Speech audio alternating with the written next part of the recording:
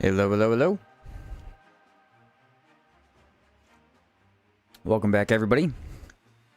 Outward Dagger Only episode number 3. Last time we got, let's see. Rondel Dagger enchanted with Thirst. So working on the Vampiric Dagger. Got the Galvanic Dagger. Enchanted our boots. So we got the Mana Regen. We got Blood Sigil. I think today we said we were going to start farming for Darkstones for a little bit. What's up, Grim? What's up, Bit? How's it going, guys? So let's go find the Friendly Immaculate. He has a recipe for the Shell Horror Tents, and then we'll use that. That should be the best way to do this. Drop off all this stuff. Alrighty, let's see. Throw all that in there. What's up, BP? What's up, Cloud? How's it going, guys? Let me double check. I've got the mask. I do need to sleep, though. Cold weather resist. Put that right here. Yeah, so goal for today is we're going to start off. We're going to go get our Scourge Tent. We're going to farm for probably half hour to an hour. Get the materials I need. Then we'll do Rust and Vengeance. I don't know how long Rust and Vengeance will take. Probably a while with this specific run. Just because daggers don't instantly kill stuff if it's groups, and there's a lot of group fights, but should go well. Should go well. Got the Blood Sigil, so we're kind of OP, as long as we use it correctly. What's up, Dark? How'd your KOA stream go last night? Really well. Yeah, Kingdoms of Amalur. It was the second episode last night. I had a good time. I beat my second faction quest. I gotta tell you, that game is long. Very, very long. The content is very fun. Note about Scourge Tent with Nightmares passive. You get no burnt mana while sleeping in it. Ah, okay. No burnt mana sounds good to me. Devin, thank you for the super chat. You should do a gold weapon item only run. Let me think. Which gold weapons are there? I know there's the gold machete. That's probably the best one. I think there's a golden polearm. And then there's a golden hatchet, maybe? I'm not sure. I don't know how many there are. Could we use a golden weapon in a challenge run? I don't know. I think they have enchantments to make them not utterly terrible, but they're not very good. Very hyped to see you playing Reckoning. Nostalgic gem for me. Yeah, I've liked it quite a bit. As an RPG guy, I definitely think I should have played it already, so nice to be getting that done. It's really fun. I enjoyed it a lot. Do not want to engage them. They are guarding this area very well. Yeah, it's a really fun game. It's just, I mean, it's an action game. You're just fighting stuff constantly, and that's kind of my jam. That's why I liked Remnant, so. Fighting cool mythical monsters. That's why I play video games, really. It is long, yeah, but I'm glad you're enjoying it. Would have watched it, but had some tabletop stuff. Yeah, all good, all good. We should be playing it tomorrow. I got to do some yard work tomorrow, so if I get too hot and tired, I might not be able to stream, but I'm planning to.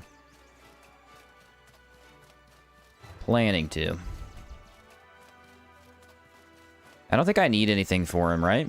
I just walk in, I ask him for equipment. Or no, I ask him for place to sleep. I'm not sure what I ask him for. Something. The gold shield is a pointless upgrade?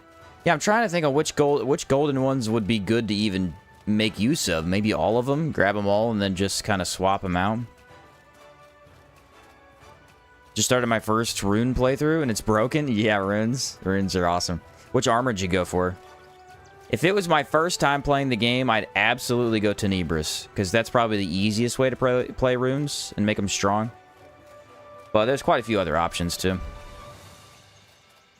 Yeah, runes just have ease of access. Super easy healing, high defense, great access to magic. So you're never really hitting the enemy with something that's weak. It's a pretty powerful tool. And it's a build on its own. It's one of the few things that's a build by itself. Yeah, obviously you can buff it, but Rune Sage alone is a build. Stumbled onto it looking for something that was similar to Fable 1. It's absolutely similar to Fable 1. I mean, it has the vibe of it, the combat at least. It's just a little bit more. Fable's kind of simplistic in that way. I mean, that's why it's fun, because the magic is really cool, but it is very simple at the end of the day. Today's the day we joined the Legend of the Dagger to see him fulfill his destiny. Yep. We're about to see how well this does. We have our full armor, finally. I'm going to switch to Daggers later, but right now this is best. So we come over to the Friendly Immaculate in the Antique Plateau. We ask if he can help us. I have no special gifts for you, friend, but allow me to freely share knowledge with you instead. And he gives us the Scourge Cocoon recipe. Go ahead and read that, and then we'll take a look at it. We need occult remains, 2 Weber's eggs, and a horror chitin. I want to say I probably have occult remains in my chest. I could probably kill the ghosts just in case to get it. Horror chitin is often dropped by Sublime Shell, so I could go kill Sublime Shell and the Minotaur. They're not a guaranteed drop, but it's a good chance. If not, finding a shell horror here is kind of tricky. There's 2 of them in one of the dungeons, but it's kind of far away. Kind of far away. Got my butt handed to me trying to use the miner pickaxe into the mantis pickaxe. I never used the mantis pickaxe much, I don't think. Does it do anything cool? Does it inflict confusion? Probably should. Is Rusted Sword worth it to use before I make it to Brand? Yes and no. Largely, Rusted Sword is more of a, I'm using a lot of magic option. I need elemental vulnerability to throw into the build. It works for that. As a weapon in and of itself, it's not super amazing. Just because it can be a lot better the other way. I mean, its damage is just not... It's just real weak, you know? It's mainly the status that you're using it for. So if you use it a lot of varnishes, maybe other magic sources, yeah, then it's good. I don't have any good buffs yet. I do need to make... Yeah, I need to stock up on rags, too. Somehow I ended up with no rags. For my rune playthrough, I'm trying to cosplay as the Gold Lich. Yep, that works. That absolutely works. Gold Lich set is amazing anytime you play mage. That is the basic Rondel Dagger, not the OP one. Honestly, pretty decent damage.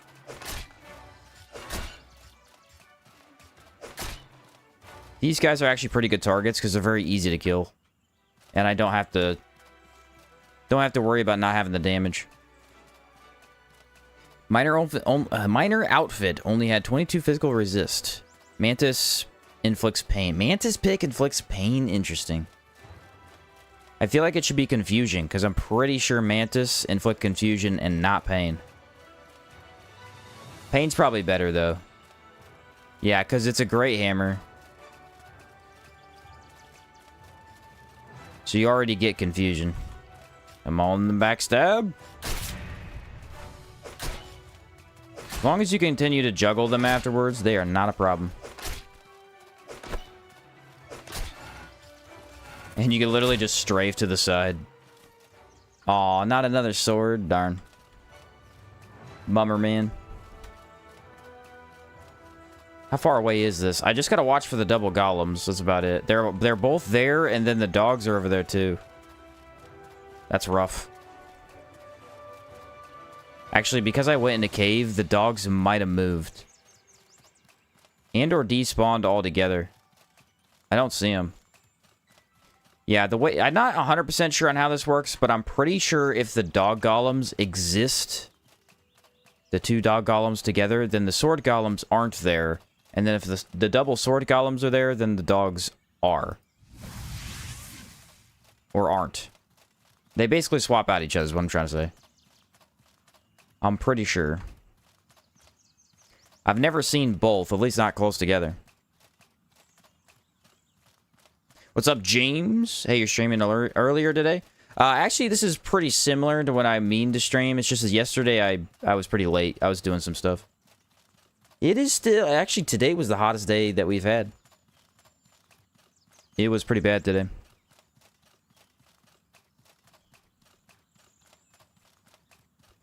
But like I said, only during daytime. At nighttime, it is not nearly as bad.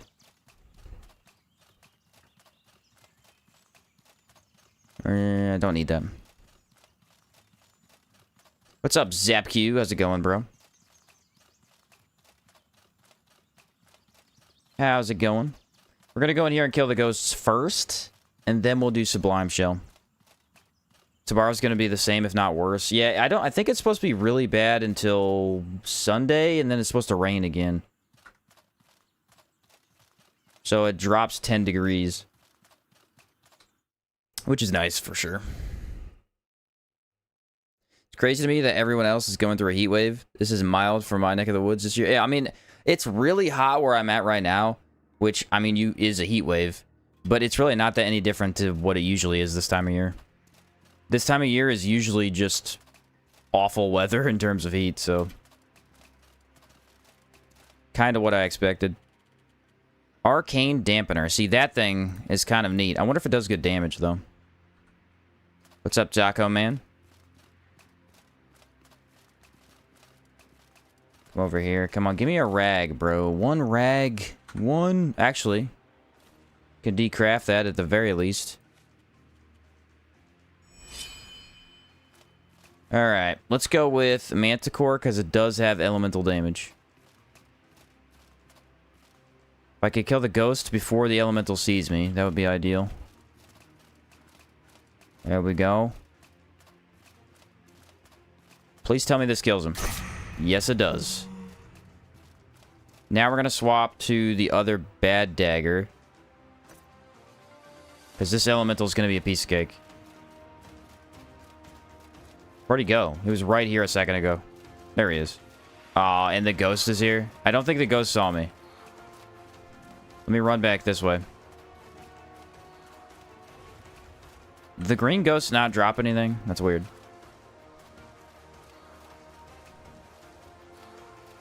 What have I missed? I just started. I haven't done anything yet. So the ghost did see me. I wonder if the elemental alerted him? How's that work? Let's swap back. That damage was trash. That damage was bad. Come on. Nice. One more hit and we're good. There we go. Let's go, wrong button, mobby. Let's go other dagger, like I said. This one. Need to get behind him. I could probably parry, actually. They're not that hard to parry. Got him. Can't really get the backstab because he somehow got himself cornered onto the barrel. Got it anyway. Quartz? No way this guy dropped quartz. Come on, occult remains. Ah. Oh, man. Not lucky enough. That was the only reason I came in here.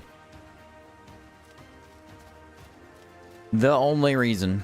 Where are we even at, Sorborians? I'm trying to do the Darkstone farming first. I gotta find occult remains and a chitin.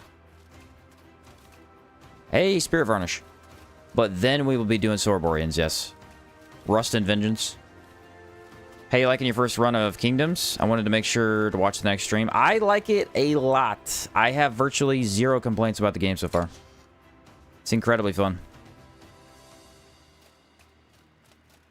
I don't want to jump the gun and say it's one of my favorite games that I've ever played, but it is definitely a really solid game. And it is very fun. The gameplay is just very addicting, because it's the kind of game I like, where it essentially is just Here's a simple quest description. Go do it. Get XP. Boom. Done. Do that over and over. And the quests are really good. You stream on Twitch or just YouTube? Just YouTube. If I ever get big enough, I will stream on both. But right now, I'm still kind of a smaller niche YouTuber, so I just stick with YouTube.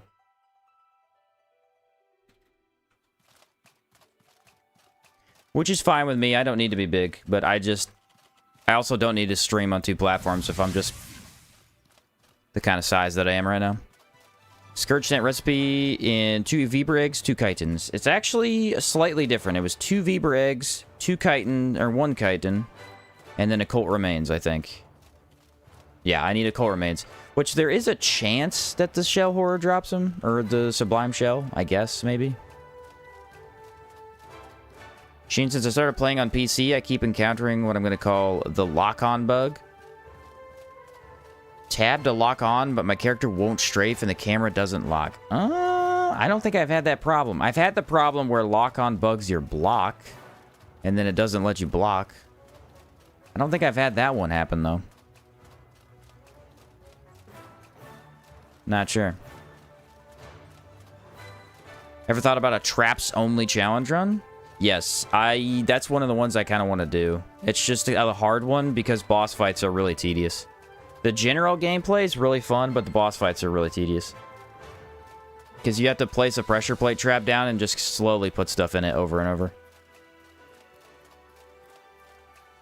What's up, Chandler? What questions you ask? Yeah, I didn't see it. What armor would you recommend for a Rune Sage fist build? With cooldown enchantments so I can always have Wind Infuse or my Czar fists. I mean, if you're doing cooldown build, Wolf Chestplate's the best. Scholar Circlet is the best for cooldown. Those 2 are hard to pass up. Is it almost at 100k subs? You're not small.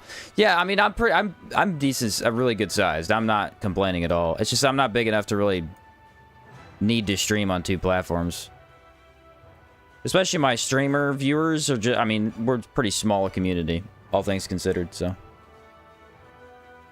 I don't need to branch out too much. At least I don't think so. Should I go Galvanic and then into Rondel? That's probably the best bet here. They're going to have a lot of damage. It's going to be hard to move into them, too.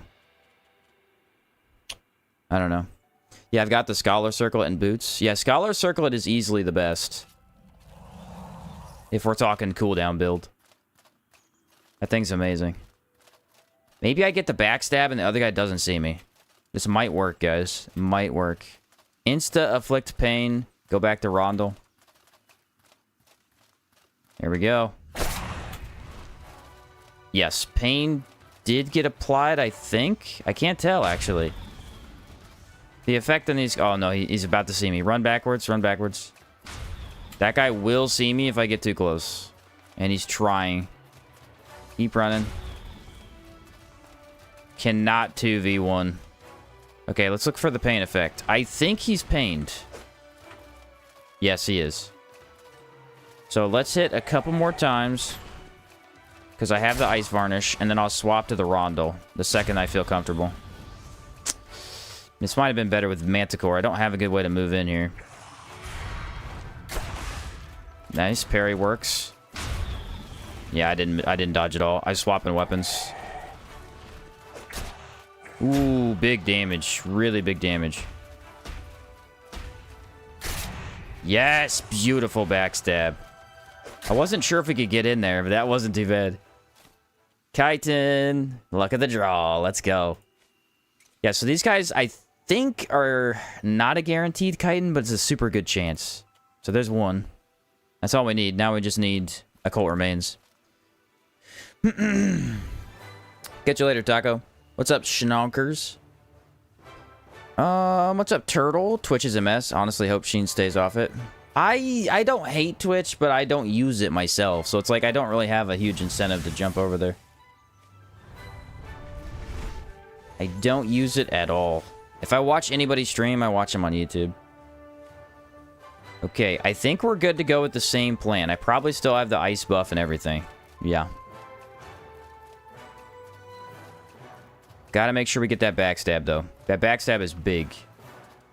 It does instantly inflict pain, so I can always just swap the varnish onto the other weapon.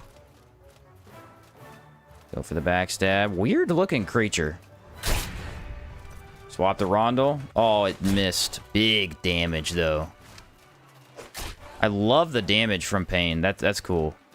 Pain and rondel dagger pair very well together. So this is the worst attack we're going to have to deal with. If I can parry him, it would be great. It's hard to parry these guys. They don't like the melee. Oh! Got him. Got him. Another chitin. No occult remains, though, so I still got to find that. Anybody got a good idea for one? I probably have an occult in my chest.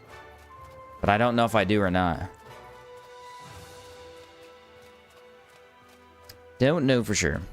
Jade Lich Sword, any enchantment? No, because we're going to swap the Damascus later, so I don't really need to enchant it much. What's your strat for Crimson Avatar will be? Had to change my dagger build on the fly and went for the Zara Great Axe. Yeah, daggers for him will be tough. It'll mostly be just use a cold varnish and kind of weave in and out. I think it'll be okay. I mean, Blood Sigil will put in a lot of work, obviously. So probably just Blood Sigil, Ice Varnish might be able to carry. He's immune to pain. That's the sucky part. What's up, Sonic? Glad to catch you live. Been playing a sidearm only run with Master Trader's Scaled Buzu Backpack. Nice. Master Trader is quite nice for the hit and run. Quite nice. If Caravanner's traveling to Berg or Abrasar, it's the quickest way I can think of. Yeah, but I feel like there's another way I can get it. What's up, Lone? You ever going to try Lords 2023? Yes, I have played Lords of the Fallen. I briefly covered it when it came out. I think I made 5 videos-ish, and then I quit playing. I've played it off and on with my brother while it was getting updates, and now it's fully done getting updates, so no more. I'll probably play it some more before I play 2, but 2 comes out in 2027 now, so I'm not too worried about it. I'll get around to it eventually. There's another cave with ghosts. Let's go check my chest. If I don't have it, I'm going to go to the backside. The red ghosts, I think, have a way better chance of dropping a cult. How's Kingdoms of Amalur? Loving it. Loving it. Having a great time. I've done 2 really big quests. Both quests have ended with insanely cool boss fights. So I am having a great time in that game. Absolutely amazing time. And confusion. Yeah, he's immune to confusion, too. Crimson Avatar is kind of rough for dagger builds. It's really all about using Frost. That's really the main thing with him. Though we don't have Brace, which is going to be kind of difficult. Because Brace is the best way to just stop him from barraging you with magic. Is Outward fun to play blind? Seems like it requires a lot of knowledge. Yeah. The first time you play Outward, not knowing anything, and not really looking at the wiki and stuff, it's more of an adventure. It's more of a... what kind of enemy is in what kind of cave? Let's explore this cave, see what loot we can get, you know... explore the factions, the different quests, see what they offer. Then after you play it maybe once or twice, if you're real crazy about it, do all 4 of the factions. Then you can start looking into build crafting, and then you get all into the wiki stuff. But yeah, the first time is really just all about the adventure. Friend. That guy has nothing. I will say your first playthrough, you die a lot. If you watch me play the game, it's a little disingenuous because I very, very rarely die. But that's after 6 years of playing the game. It's just because I know what every enemy can do and I know what stuff they're weak to. The first time you play, you don't know any of that. Aha! Occult remains. Let's go. Are we ready, gentlemen? We're going to craft the Scourge Cocoon. Where is it at? I need 2 Viper eggs. I think I have 2 on the ground. There they are. Ta-da! Scourge Cocoon.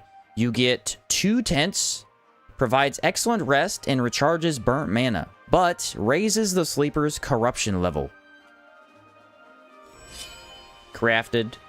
Now check this tent out. If you've never seen this, it is insane. Absolutely insane. This is a Scourge tent. It's basically like a mucus sack that you sleep inside. And the weird thing is, it's even bigger than the monsters that are the Scourge. It's gigantic. Freaking crazy. So the idea is we sleep in this an hour. It raises our corruption level by 10%. So we do that over and over. We can farm dark stones. The only thing that matters is I need mana stones. Do I have any? I have 6? That's not enough. Okay, can I get any in this region? I don't know. Yeah, it's a really cool tent. Said I played blind. Still play basically blind, if I'm being honest. Don't look things up. Yeah, I look it up a lot just because I go for the big builds. Yeah, that's not a lot of dark stones. Kind of a bummer. The other thing I need is bandages. And it'd be nice to have mana ward as well. Can I buy mana stones? I don't think anybody sells them.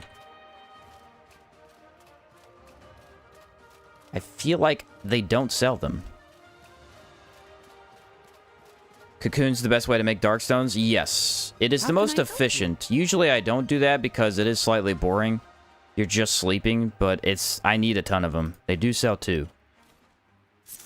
I need basically 50 dark stones. So it's like, I kind of need the most efficient way. You could just go play the game in this area, and you'd get quite a few, just because it's corruption.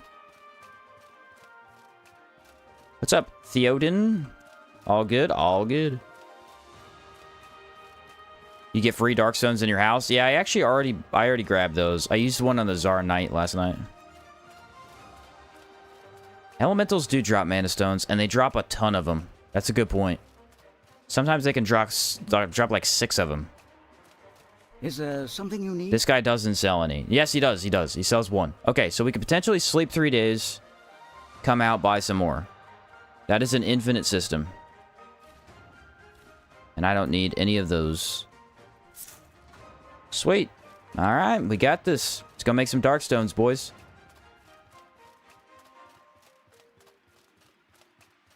Dark stones, here we come. But yeah, really cool looking tent. It's kind of wild because it's probably the coolest looking equipment you can find in the game. And nobody uses it. Because, I mean, if you're playing generally, it doesn't help you. It just raises your corruption. Nobody wants that. Nobody wants that. Look at that thing. What the heck? It's crazy. How do we want to do this? I don't have mana ward. I don't have mana ward, but I don't think I need it. Because I have 140 HP. We'll give it our best shot. Check it out. I'm entering the cave. Gross. Gross. How dare I sleep in that? Had to plan out the routes and resets to get all the skills, blacksmithing and similar, to max levels in Kingdoms. Yeah, there's a lot of skill tree trainers, apparently, in Kingdoms of Amalur, and I have only found 1 of them, which is crazy. If you come over here and check our corruption level, we're at 46 now. Go ahead and sleep another hour and see what we get up to. Should go up to 56, but I do have the passive from the Speedster. I shouldn't have bought that. I didn't think about it at the time. That's one of those passives I just naturally buy. Increases your corruption resistance. There we go. Now we're corrupted. What'd it go up to? 56. Okay, so it goes up by 10% every time you sleep. Once you get done up to about 50%, then you can start making dark stones. So in order to make a dark stone, we come over here. We're going to use this skill right here. Requires 50% corruption and a mana stone. Creates a dark stone, removes 30% corruption, suffer extreme bleeding, and 65 decay damage. So you take a bunch of damage, you bleed, which is why we have bandages. But we get a single dark stone. Then we drop the backpack, sleep, which will regen our health. And it will also give us more corruption to do that again. And then I think, as I said, every 3 days... Yeah, every 3 days we need to go to the shop. If you have like 30 decay, it should lower damage by like 50%. On what? You're talking about defense, maybe? I believe it goes up by 10 every time, so I need to sleep 2 more times. But yeah, it's pretty cool.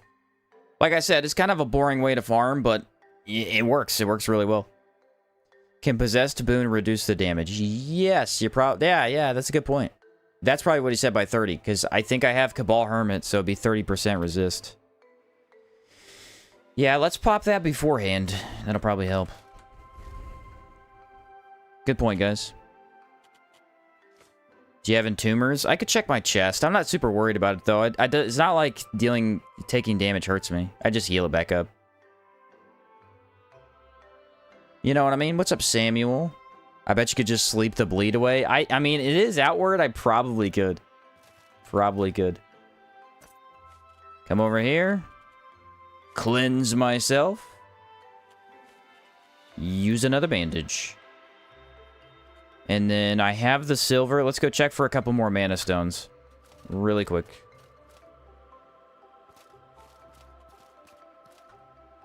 Because I need quite a few. It's not like taking damage hurts me, right? Are you going to pick up an astral dagger? Man, that was hard to say. No, I'm not going to grab an astral dagger. I don't know what hexes they do. Maybe if they do a good hex, if it's decay, maybe it's good. Or maybe chill, but I doubt it. That'd be the only case. The impact on them is pretty bad. The bleed does the damage mid-sleep, but you also heal. If you get like an hour of bleed, you might die. If you sleep only an hour. Okay. So probably don't want to risk that. That guy didn't sell a mana stone that time. I wonder if it's not guaranteed. Is it a random chance they have it in their loot pool? Is there something you need? Really? They don't always sell it? That's weird. Okay, what we could do is farm for a little bit. Then go do the dungeons, collect all the elementals' mana stones, and then do it again, because we're going to get a bunch while we do this quest. Astral Dagger inflicts Haunted and Scorched. Ooh, actually, Scorched would be really good for Red Lady's Dagger. That's not a bad pick, guys. Not a bad pick. Did I check the Alchemist? I think I checked there, okay. So we'll just check every 3 days, see if they restock it. What's up, Rusi? How's it going?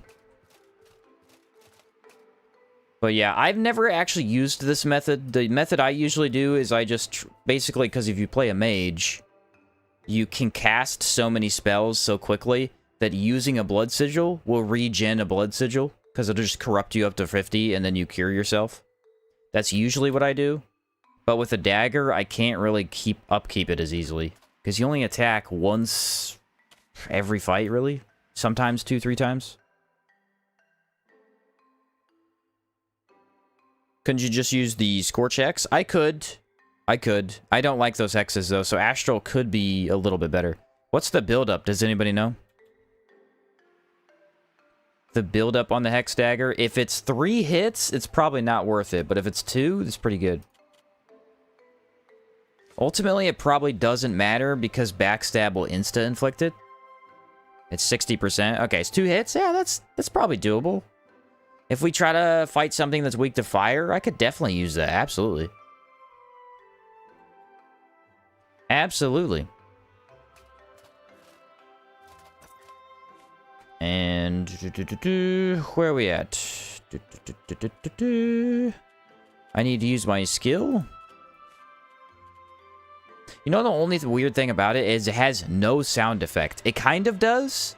It's like a small wind effect of you pulling it out of yourself, but it's almost no sound at all. It's very quiet. I think Corruption Resist probably would help from Cheesecake. But I don't know. Alright, how many more do I have? I have 6 total mana stones. Sheen, go find some Illuminators, use Elemental Immune Pot, and stand in there. Yeah, stand in the Corruption. That probably would work, actually. That does corrupt you pretty quickly. Pretty darn quickly. Like I said, I need 50 stones in total. I'm not going to do that right away. I'll probably do like 10 or 15, however many I can, and I'll just go play for a bit. Come back and do this. I need food. What do I want? I have... Those cheesesteaks are about to rot. Should just eat those. Slayer gear gives status resist. Is status resist good for... I don't think it affects corruption, does it? I feel like corruption is its own thing. You know what I mean? I think when I finish Master Trader Run, I'm going to do a dagger only with Mana Ward and Wind Rune. Funny thing about Mana Ward, I don't know if you... I've used this and talked about it in the past, but Mana Ward's actually really cool for a variety of builds. It is a skill that makes you completely immune to all damage for 4 seconds. 4 total seconds. And that might not sound like a lot, but I have used it in the past, back when I wasn't as good at the game. What I would do was, before I run into combat, I would just pop Mana Ward, and then if I got hit, it didn't matter. And then I just kind of wait until it cooled down and do it again. You can cheese basically every enemy that way. It does work. Just go for high damage stuff, try to get hits in, make yourself immune. Very nice. Come over here. Here we go. It works really well with the, what's it called? Antique plate armor. Because you have the economy enchant for a lot of mana. How many do I have now? I have 5 in total. Cool beans. Keep on going. What's up, straight? How's it going? Status resist does affect corruption. Oh, okay. I feel like... How is that helpful? Can you make a build that helps you? I'm not sure. In Caldera, it doesn't matter. That's the thing. I feel like that's one of the biggest flaws with Caldera. There should have been at least one dungeon. One tiny spot on the map that had corruption. It doesn't make any sense. Why would there be no corruption there? Especially because you fight the grandmother over there, and the grandmother went to Caldera to defeat the Scourge as penance. So why would there be no Scourge? There's no way she wiped them all out. And if she did, how'd she get rid of the corruption? I feel like, you know the area behind the Mimitura Hive? It's got a bunch of gastrocines. That would have been a really good location for corruption. Nobody goes there anyway. You could have just had a throwaway zone.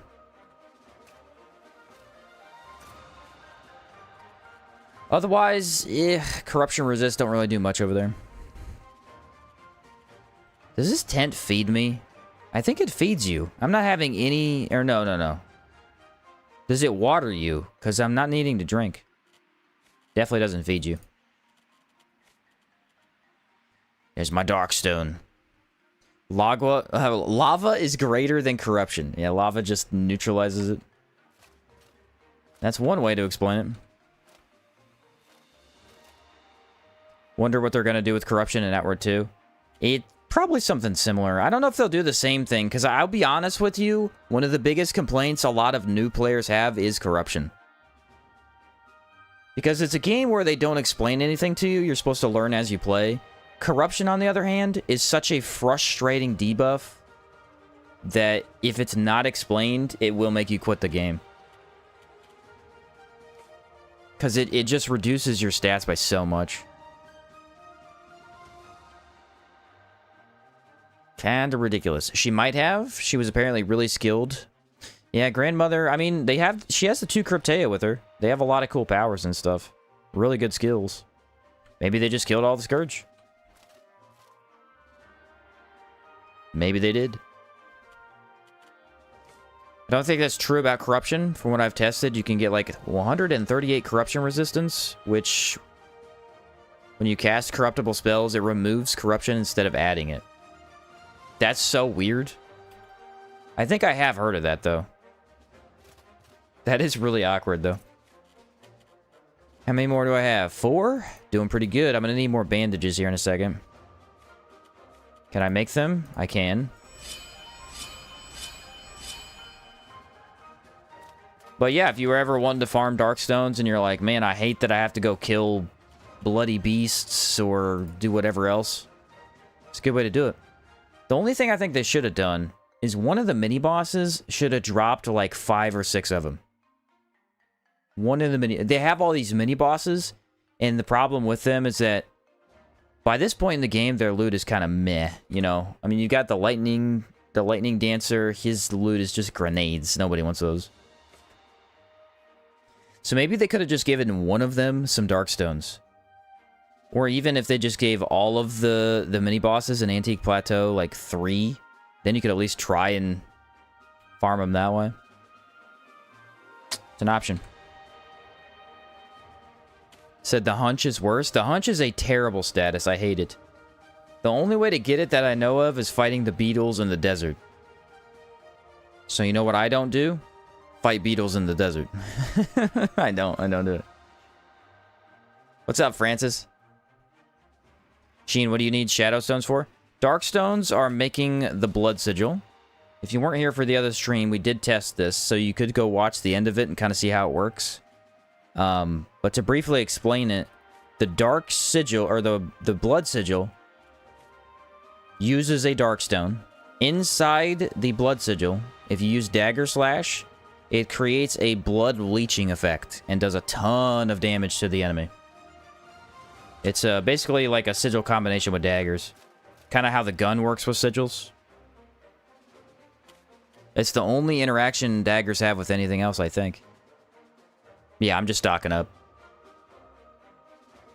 The bloody stegosauruses sometimes drop them.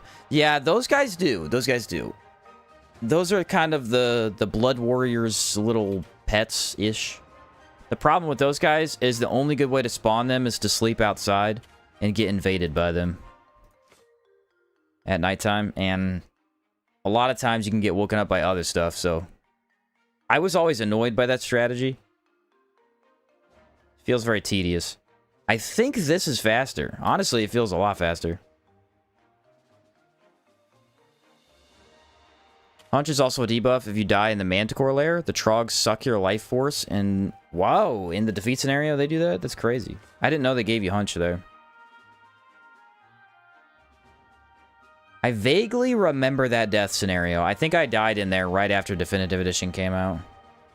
They added some really cool ones that changed stat. I mean, the statuses that they give you aren't cool, but the defeat scenarios are. Pretty nifty. And I am almost out of mana stones. Isn't there like 1 million of those dinos in the Bloody Mage hideout? There are 2. There are 2 of them, and you can find 2 of them on the way there.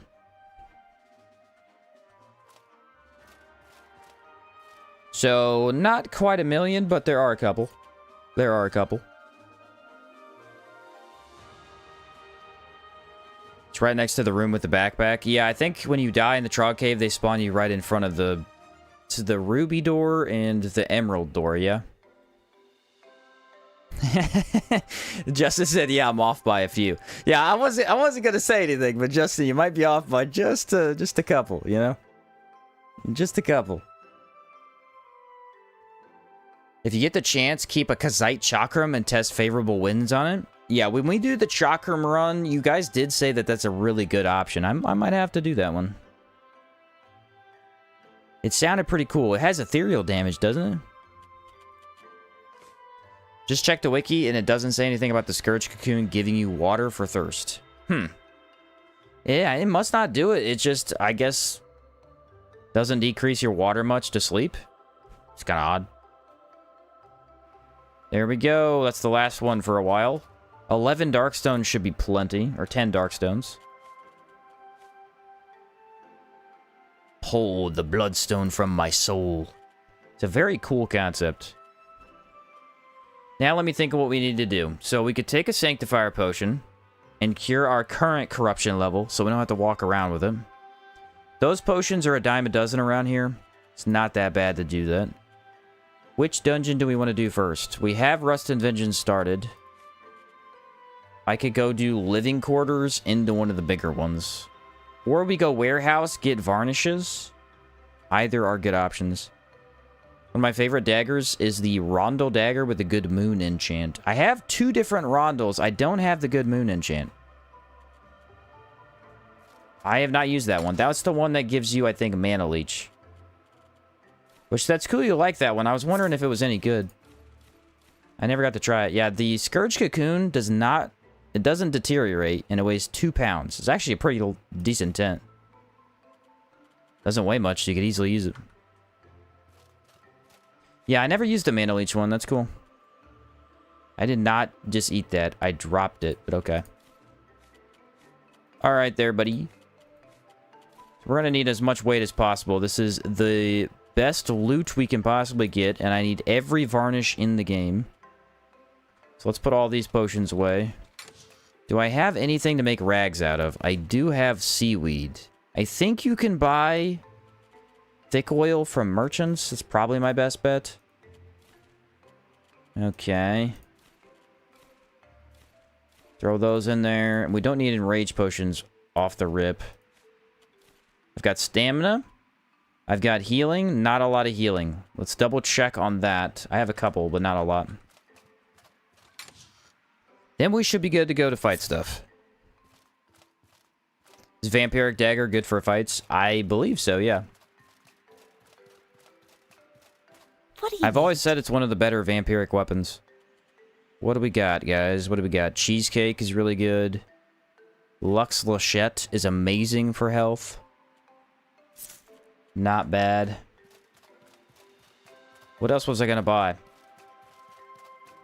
Something very specific. How can I help you? Potions lady. Can sell the beaver eggs. I don't need those. What else do I get? What else do I get? I swear I needed money for something. Did you complete heroic yet? Yeah, the faction quest is done. Usually combine it with infused blood to get both mana and health leech. Oh, I never thought of that. That's a cool idea. That's a really cool idea. How much mana does it leech? Is it a good amount? Thick oil, thank you. Cannot remember. I knew I needed something. Thick oil is sometimes sold from these guys. Not today, it seems. Maybe the general store. The general store has some weird stuff. 0.2 leech. I mean, it sounds low. The problem with a lumber like that is it doesn't really mean anything. It sounds like it's super low, but it really isn't, because you're leeching way more than that in actual practice. Can I help you? Probably depends on damage, too. Dang, this guy's got nothing. Yeah, trying to make a bunch of rags. Where's the Zaggas armor? Zaggas armor is in my chest. Basically, what happened was we got to the Antique Plateau and it started snowing. And it turns out that Pearlscent Mail has cold resist. Have the money. Thick oil. Oh, this guy actually sells rags. I didn't know that. But yeah, so we're wearing this until it's not cold anymore. And then we'll swap back to Zaggas. I don't think anyone else would have thick oil. I could check, though. Wolf Gauntlets. There you go, boys. Marble Morningstar. This is a dagger's best friend. If you can't get Maelstrom. Can I help you? This guy doesn't have any. Is there something you This need? guy does. He has 2. Does he have any other rags? No. Oh, I'm out of money. How'd that happen? That should be plenty. Now I need the linen cloth that's in my chest. It depends on damage, but if you go under 50% durability, the mana leech is not that good. So you gotta stay kind of higher. That's fine. Not too hard to do. I have 55 linen cloth. It's almost as if I was prepping for this moment. And I knew that I would need a buttload of rags. There we go. Now what are we looking at? 9 ice, 6 fire, 3 bolt. Okay. Much, much better. Let's see what the debuff is. Stamina cost actions are -5. The Scourge Cocoon's tent buff is trash. I think I already knew that. Yeah, that is a trash tent buff. It's mainly about the corruption. It's really all you care about. I should probably repair my weapon, too. Am I the only one that doesn't like the greatsword moveset in this game? I like the greatsword moveset. I think it is the most basic, though. Here's what I'll say about it. The basic attack set, really, really good. The combos, terrible. I absolutely hate the greatsword combos. They are the worst part of that weapon. The weapon is so good that you can avoid using them and just swing on repeat because it has a lot of impact, reach, and and damage. So you can just avoid it, but it's annoying as someone who likes combos to not really be able to use them because they are bad on that weapon. They still do good damage, but they're too lengthy. I don't have a ton of room, but I'm gonna have to make this work. So, do I have my basic rondel dagger? Let's throw that on, have enough silver to repair, and then we're finally ready to get this going today. A lot of prep for the day. Never wrapped my head around the spinning. Yeah, that spin move. It's just a really goofy spin move. I don't like it very much. Love the heavy, the sidestep on the combo. I like the basic heavy. If you don't use the regular attack and just press heavy, it's really good. Just a sweep downward. Does a lot of damage. Want to buy something? I need to give you this gold bar, sir, so I can give you the money right back. Buy something? All right. All right. More of a gauntlet combo enjoyer. Gauntlets are pretty crazy when it comes to combos. You like the pistol moveset? Samuel's a higher class, guys. He's a higher class of human being. You know what I mean? This guy, he gets it. He gets it. I think the Gaberry Tartines, because I have those, I don't even need the Warm Boon. That'll be a breath of fresh air. Rondo Dagger. Enchanted with Thirst. Let's go use a bunch of rags and get a vampiric weapon. Yeah, the heavy chop. Wah! It's really good. Really good. Moment of Truth is goated. Moment of Truth is busted, bro. It's more than goated. It's completely broken. That skill is really stupid. Very fun. Should have got a quick reload skill. Quick reload in Outward 2 is awesome. Hopefully pistols will end up... I liked pistols already in the playtest. They're already quite good. This guy's probably looking at me, yeah? Backstab. Oh, that is trash damage, even with an ice rag. Did not expect that. Man. I tried to rush it instead of wait on the timing. Should not have done that. Oh. Come on, backstab. Oh, dude, I was totally behind that. Come on. It's one of the few enemies that if you try to strafe, you will get hit because they attack horizontally. And I kind of forget that. Let me see. I need healing. There we go. That's fine. I don't know about moveset, but the halberd plus sigil combo is something I enjoy a lot. Halberds are great. Halberds are awesome. I would go as far as to say that for more of a non-traditional type of weapon, like when I play other games, I usually go for sword, hammer, things like that. Outwards halberds do feel very special. They feel very special. Can I kill these Vebers? They look very killable. The more small stuff I kill, the less I have to use this dagger. Oh, come on. He input read me. How'd he input read me if he didn't see me? Some baloney right there. Get over here. Not great damage. I could always inflict him with pain first and then use this dagger. That would help. Alright, now we backstab the other guy. Honestly, Souls has the best greatsword combo. I'd love to see the thrust poke. Oh, yeah, the thrust poke in Souls games is amazing. It sets the greatsword apart for sure. It's a really good move. Where's this guy at? Like, how is he doing that? He juked me. How are they seeing me, bro? What do they have? 360 vision? Maybe they do because they're ugly eyeballs. They're a little bit easier to strafe. Oh, no way you did that. Let's try backstabbing this one again. I think they have more of a radius of vision. Because I can get right behind them, but then they always see me. Maybe not. I don't know. I have no idea.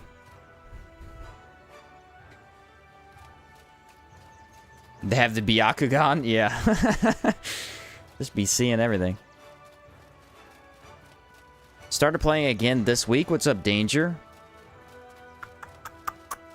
Regretted going for Heroic Kingdom. 3 chapters with no home. Yeah.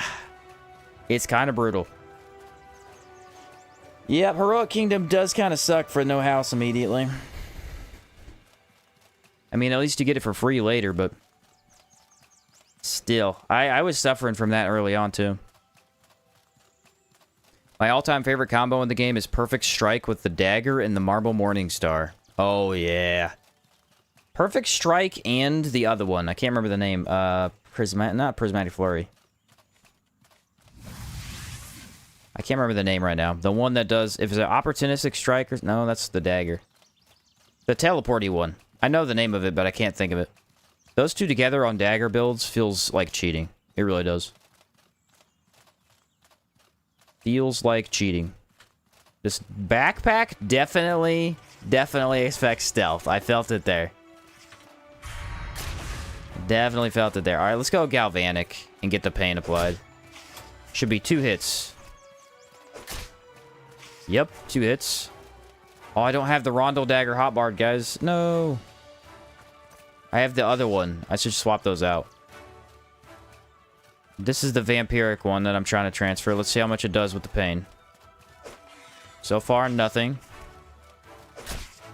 That's better, but it's not very good. Jeez, that's bad. What a crazy bump. I should have done a rag. A rag would have helped. But I felt like I didn't need it. Always use a rag. If you don't need it, you're wrong. Yeah, you do need it. Dang. Their moveset is really aggressive. That is weird. I could go for a backstab, but if I miss it, it's a bad opening. Come on, dude. Work with me and just die. See, I should have waited right there. I wasted it. The thing is, you want to dodge once and then attack, but you have to dodge twice so they catch you. Ugh. That was a gross battle. Let's use a rag next time, otherwise it's going to take forever. Flash Onslaught. Thank you, guys. I knew the name of it, I just couldn't think of it. Flash Onslaught. Which breakthroughs did you pick for this build? I went Rogue, Hermit, and Hexmage. Rogue, Hermit, Hexmage. I think I have all my skills by now.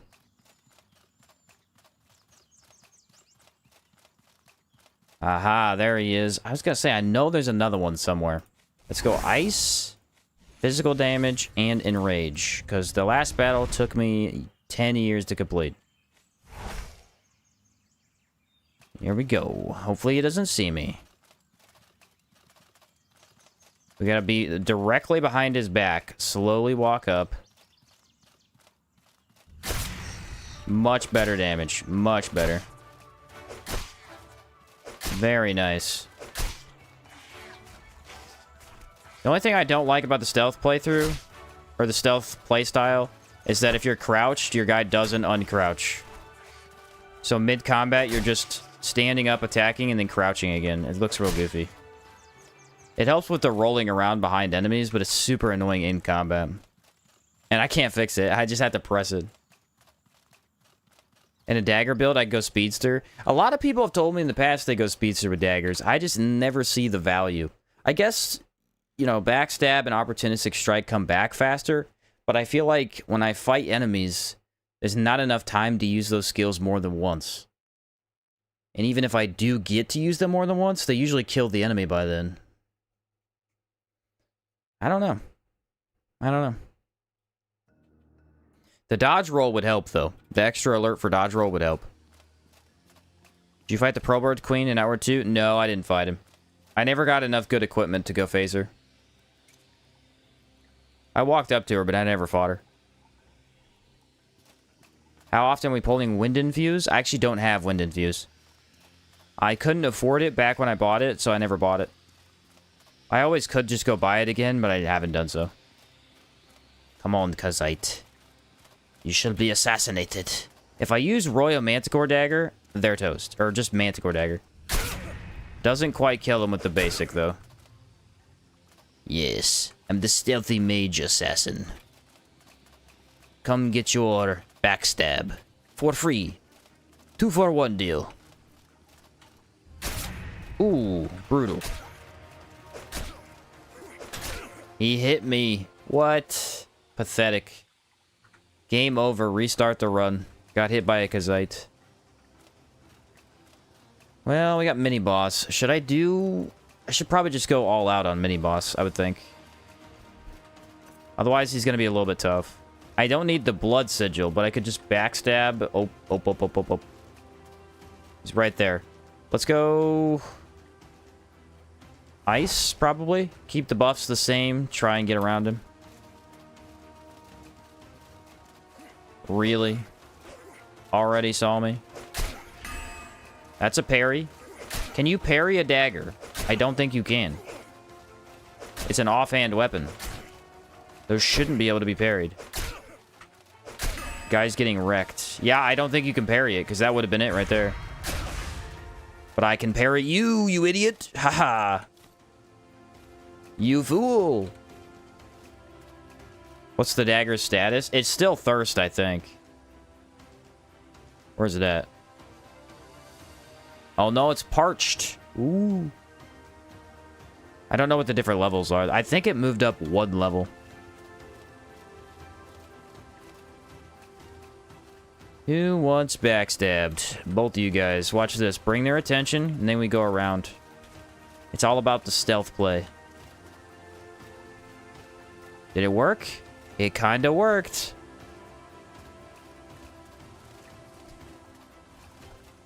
Gotcha.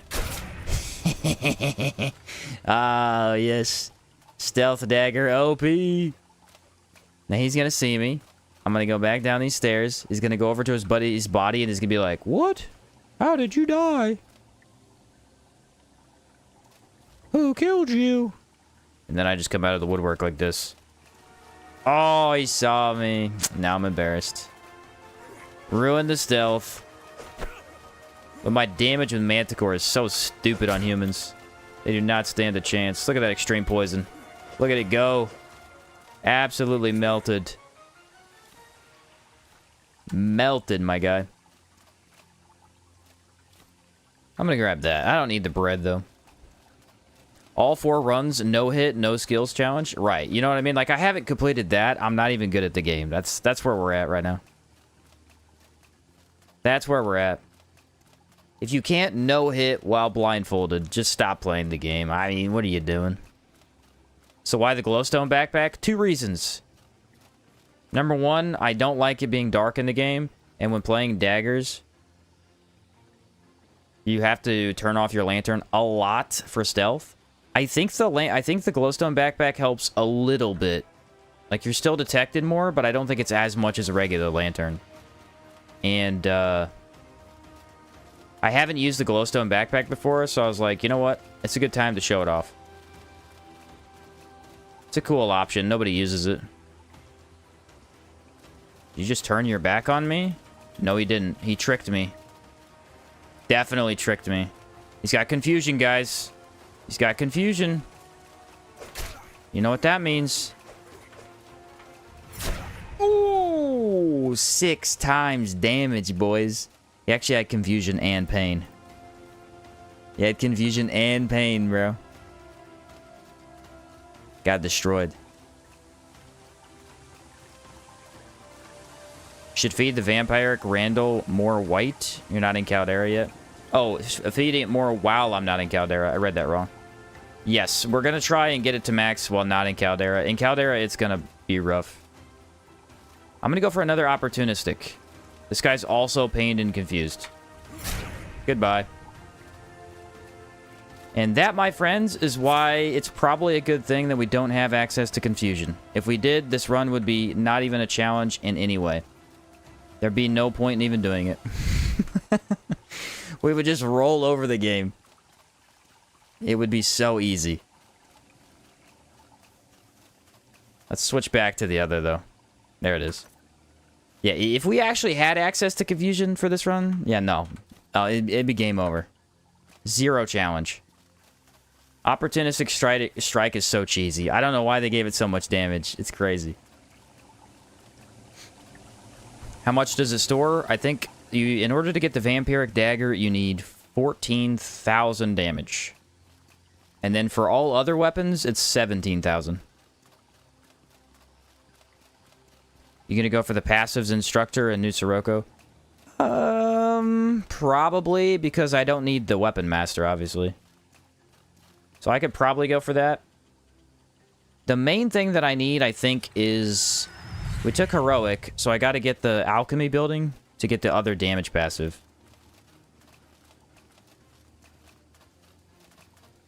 Oh, he saw me. Wow, even that doesn't kill? That is kinda bad. I thought for sure that would kill with a backstab. Patience for 30% more damage. Oh yeah, attack skills do more damage, but your basic attacks don't. I kind of forgot that was a thing. Yeah, we'll definitely grab that. We'll have to. Like, that's so good. That's so good. What's up, Jinx? Does it count overkill damage? I'm not sure what you mean by that. It basically calculates... Like, if you use skills that have a damage multiplier, you get way more damage out of it. The easiest way to get a vampiric weapon is to put a rag on or a varnish and then use skills. And then it basically builds up a lot faster. Trying to stealth kill everybody, it's a little difficult. I think he's going to see me. I'm too close. Don't you dare hit me with that. Don't do it. Oh, almost got me. Not today, though. You want some of this? Get parried. Beautiful parry. Now you just get stun locked into oblivion. As my stats stay 100%. Let's grab mana stones. I kind of forgot I need a bunch of those, don't I?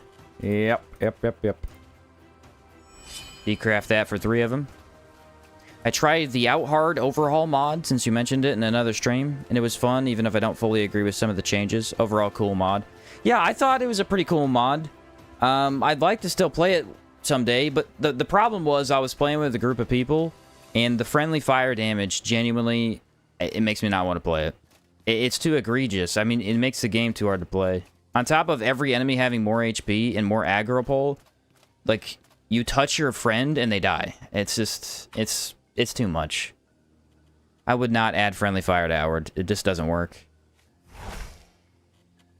Not in my opinion. He's trying to go for super realistic, which is fair, all fair to him. More power to him, but it just don't work for me. I do not like it. Alright, ready? I'm gonna go ahead and guess that they see me. There's no way they don't. Not unless I can... Okay, maybe I can pull the pink one away. No, he definitely saw me. Alright, do this, do this. So he saw me, right? They're gonna go left. I'm gonna roll right and assassinate the green guys. Almost a perfect plan, except for he turned around. Not really sure why he turned around. Dang it, that would have been so cool. Holy cow, man. How far can they chuck that? Alright, come here so you can parry. Get parried. Get parried. And this is the one that has the key for the train. Keep an eye on the sound cue for them to throw. There's the sound cue. Yep. Kill that guy. These guys are throwing a lot of bombs. I'm right in front of him and he's still throwing it. I like the Grenader Trogs the most. They're a pretty unique enemy. Instead of hitting me with these clubs, their plan is to just throw sacks of poison at me. Poison varnish. A terrible varnish, but a varnish nonetheless. Said friendly fire in this game doesn't really work. It's, yeah, like if you play solo, the mechanic doesn't exist. You add any amount of players, so you could probably do it with just 2 people. It'd be really tough, but you probably could. You play with more than 2 with the raid mod, and it just feels... it's just too many. Me and Probueno were playing it. And it was me and him doing melee, with the other guys doing some other stuff. Archery and magic, and me and him just constantly hit each other, because horizontal attacks just hit your teammate too easily. Let's go grab this chest. Howard's one of those games where the player does tons more damage than enemies, but they have more health, so friendly fire would be brutal. It was, yeah. Honestly, if I played it with co-op again, I would just turn that off. With the mod manager. Does not feel great to me. There's all that linen cloth. I should get more HP regen. Get a Damascus weapon? Yeah, we'll get Damascus and Patience. So we do 55% more skill damage? That's crazy. That's insane. I went the musket skill tree with my friend being a berserker in melee. My own pain point was not being able to use the copper coins for ends. Yeah. The economy in the Outhard mod is also really frustrating. I think the economy system is an okay change. It is frustrating, but it's interesting. And it does make the game more difficult. It's just that it makes the early game a lot more tedious. Okay, I only have to kill the red one. I don't have to go back into the cave. I guess I just face him right out. I thought for sure he saw me there. I thought for sure he saw me.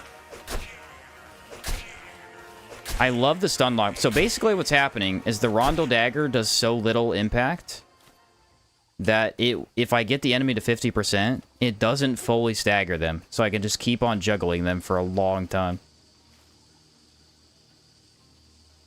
Thirsty. Okay. So we're not quenched anymore. That's good news. We are going to go to the Foundry.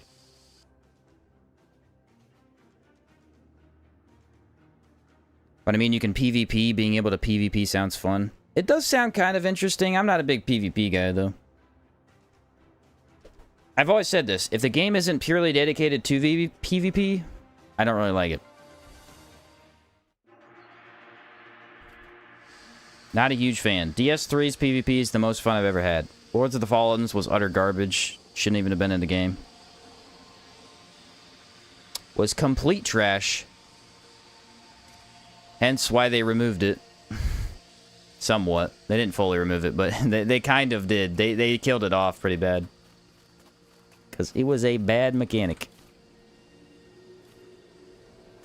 Okay, we got Lightning Dancer, guys. Do we want to fight Lightning Dancer with Manticore Dagger? I feel like that's the... No, because he's a golem. Golems would be resistant. Let's do physical. Are you going to see me? Vaguely get their attention, draw them somewhere, and then I can get behind them. Doesn't quite work in this dungeon because the enemies are holding a hallway. Oh, and my damage is so bad. So bad. Let's go with pain. Nice. That's instant affliction, or do I need to hit him again? Hit him again. And I got my health back. Nice. Oof, it's already half depleted, too. That's kind of rough. I'll have to make sure I repair that back in town. Don't let me forget. We'll probably go back to town after 2 dungeons-ish. So we can go rag, and I can definitely backstab this guy. Blood sigil him? Oh, yeah, I could use blood sigil. He's a mini-boss. Yeah. I'll do that. I got behind him, boys. I got behind him. Don't mess it up now.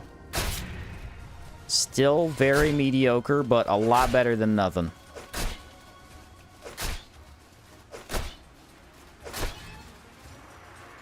And you're dead. One more. Now you're dead. Yeah, we could absolutely Blood Sigil him. I kind of forgot. With Howard's build viability, PvP is a very bad idea. Yeah, because pistols are the best build. They auto-track, very, very rarely miss, and just do so much damage. What's up, Chand? How many dark stones do you have? I only have about 10, but I needed more mana stones, so I went to go collect some. Does enemy resistance affect how fast thirst fills up? It affects your damage overall, and damage is all that matters. So, like, if you fight a lightning enemy... Actually, that's a good question. I guess you're still dealing high damage. It's just that they're resisting it. I don't think it affects it. I would have to say no, now that I thought about it.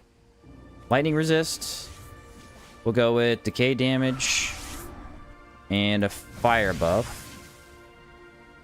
I'm going to rock... Rondel Dagger.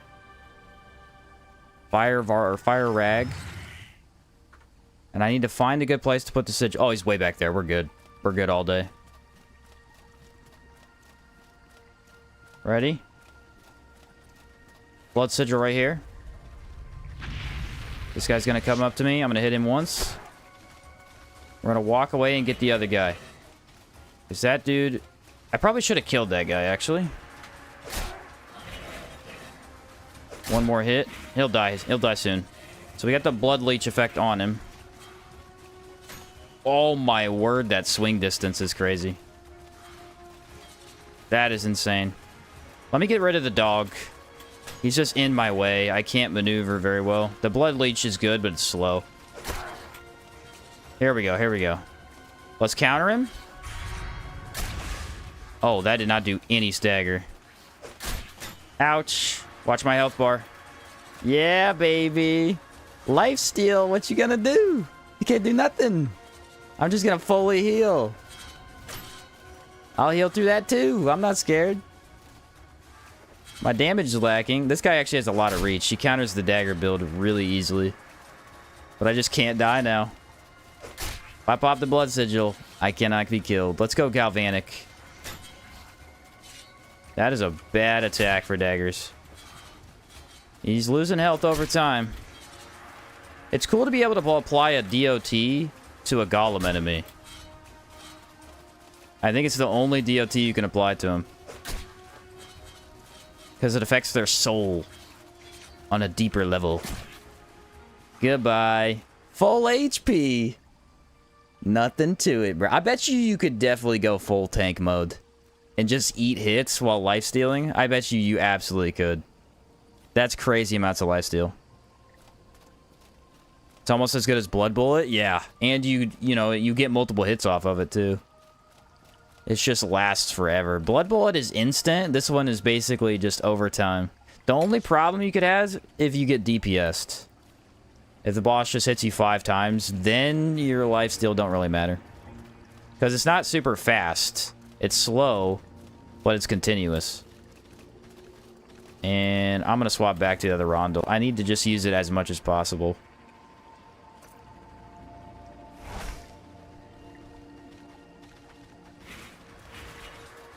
It's not as effective as Blood Bullet, but you can definitely tank a lot. Gives me some ideas, I'm not gonna lie. It sounds pretty fun. That's a neat build idea. Mega Infinite Life Leech build. Do I still have the buff? No.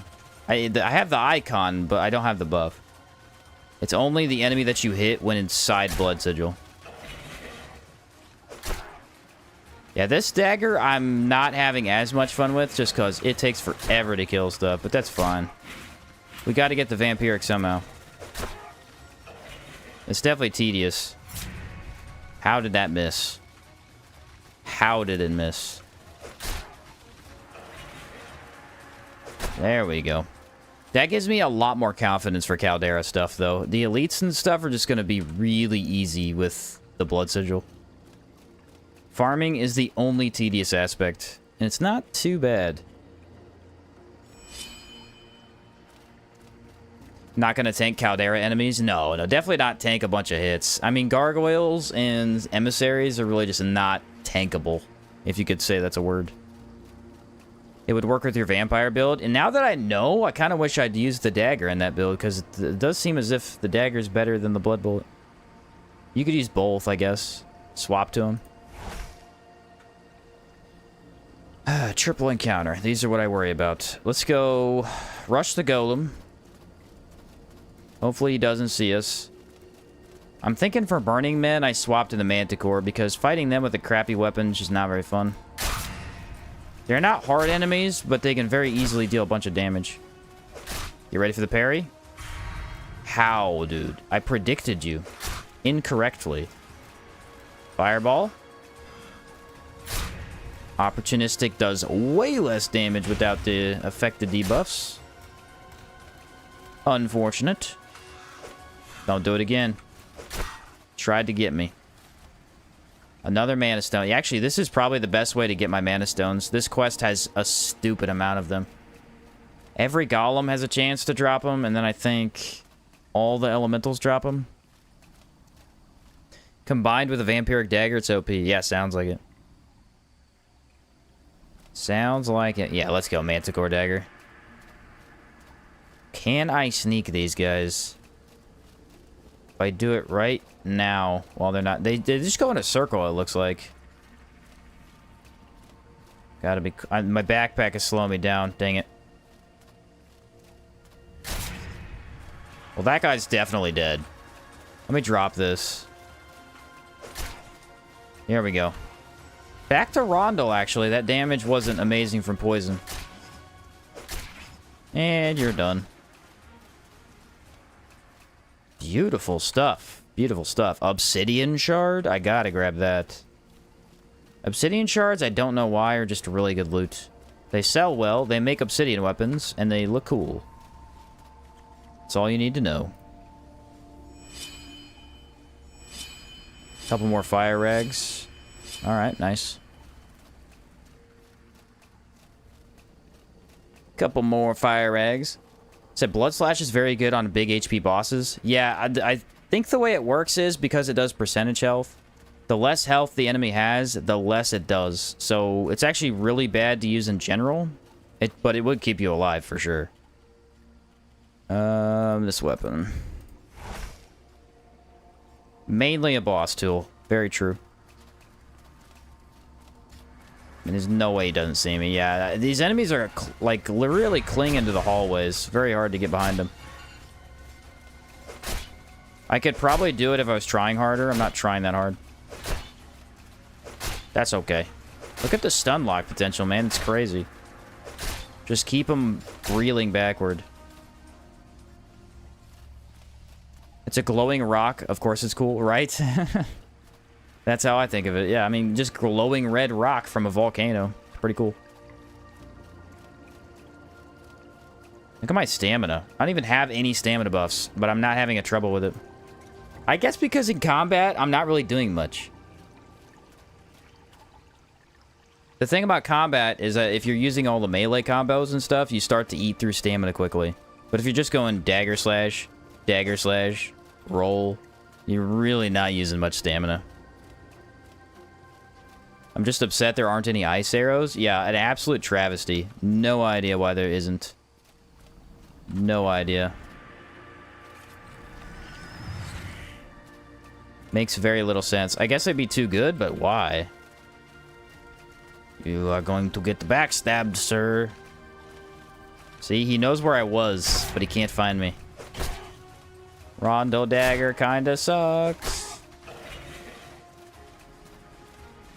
Now the other guy definitely saw me. I think some enemies have a radar, or not a radar system, but an alert system. So if the enemy that's near them sees you, they also kind of just auto see you. Parry. Nice. Would have done cool damage if it wasn't broken. But he's dead now, and now we just hit this guy over and over. Or we could go Pain. Let's do that instead. Dude, their moveset is so easy to strafe out of. It's insane. Aw, did you deal damage to me? Sorry, I'm a Hex Mage. I'll just steal it from you. Lower Foundry Key. I feel like life-stealing games is always pretty good. Sometimes if they don't let you build around it, it can be bad. But if you're able to build around it at all, you can usually make it really decent. Kazite pistol. Okay. First time seeing the creation of a vampiric weapon. Excited. I actually haven't made one on stream ever, I'm pretty sure. The only time I ever made one was for the videos. Where I did the tutorial on how to make them. Good night, dudes. Catch you later, Grimblood. Ice dagger? We do have an ice dagger. There is the Gilded Shiver. Being good at Outward made it less fun. That was something I noticed about playing Outward 2, since it's mostly the same. There was no... I have no idea what I'm doing. I could see that, yeah. I could see that. There's not as much of the thrill of being terrified by every enemy, I think is what you're saying. I don't really mind, but I understand it. These guys I would like to kill as quickly as possible. Hello?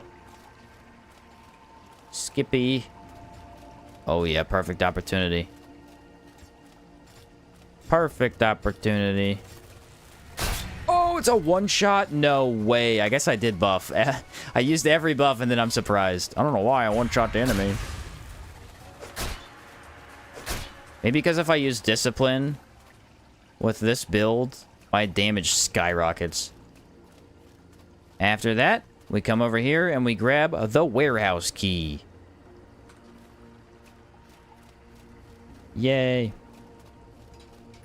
I've never seen people say, I'm going to use vampiric weapons unless it's legacy chested. Yeah, this is probably the first time.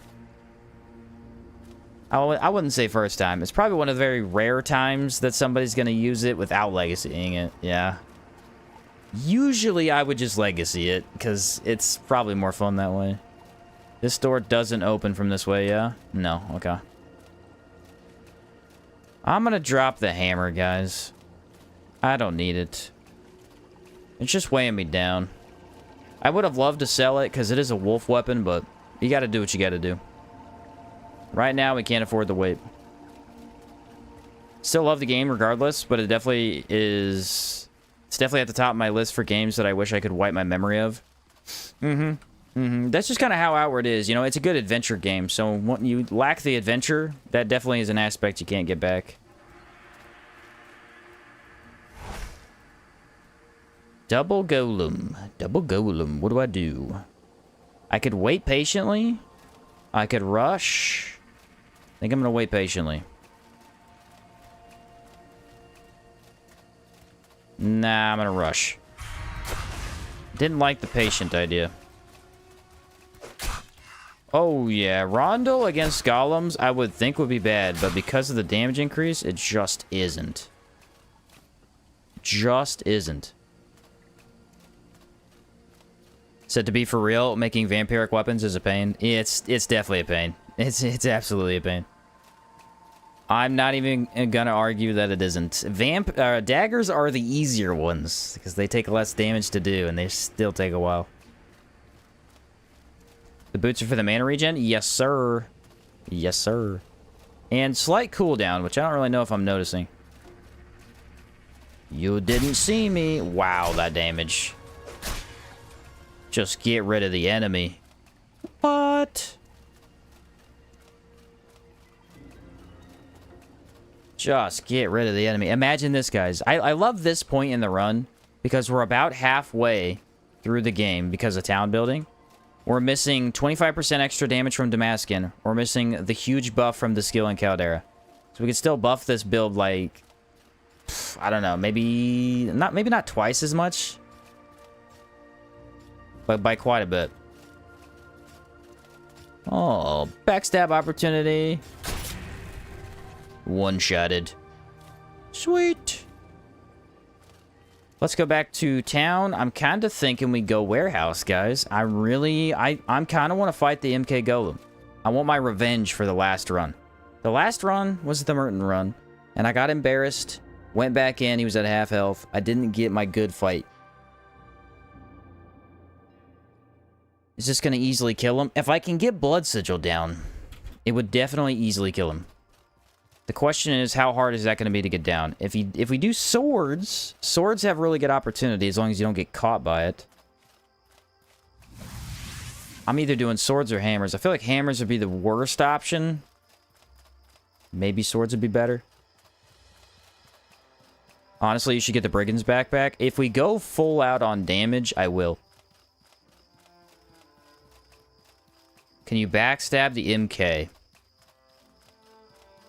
Yes. Now that I'm thinking about it, if we choose hammers, there's one attack that he does that's extremely slow. You should be able to backstab him after that attack. Should be able to.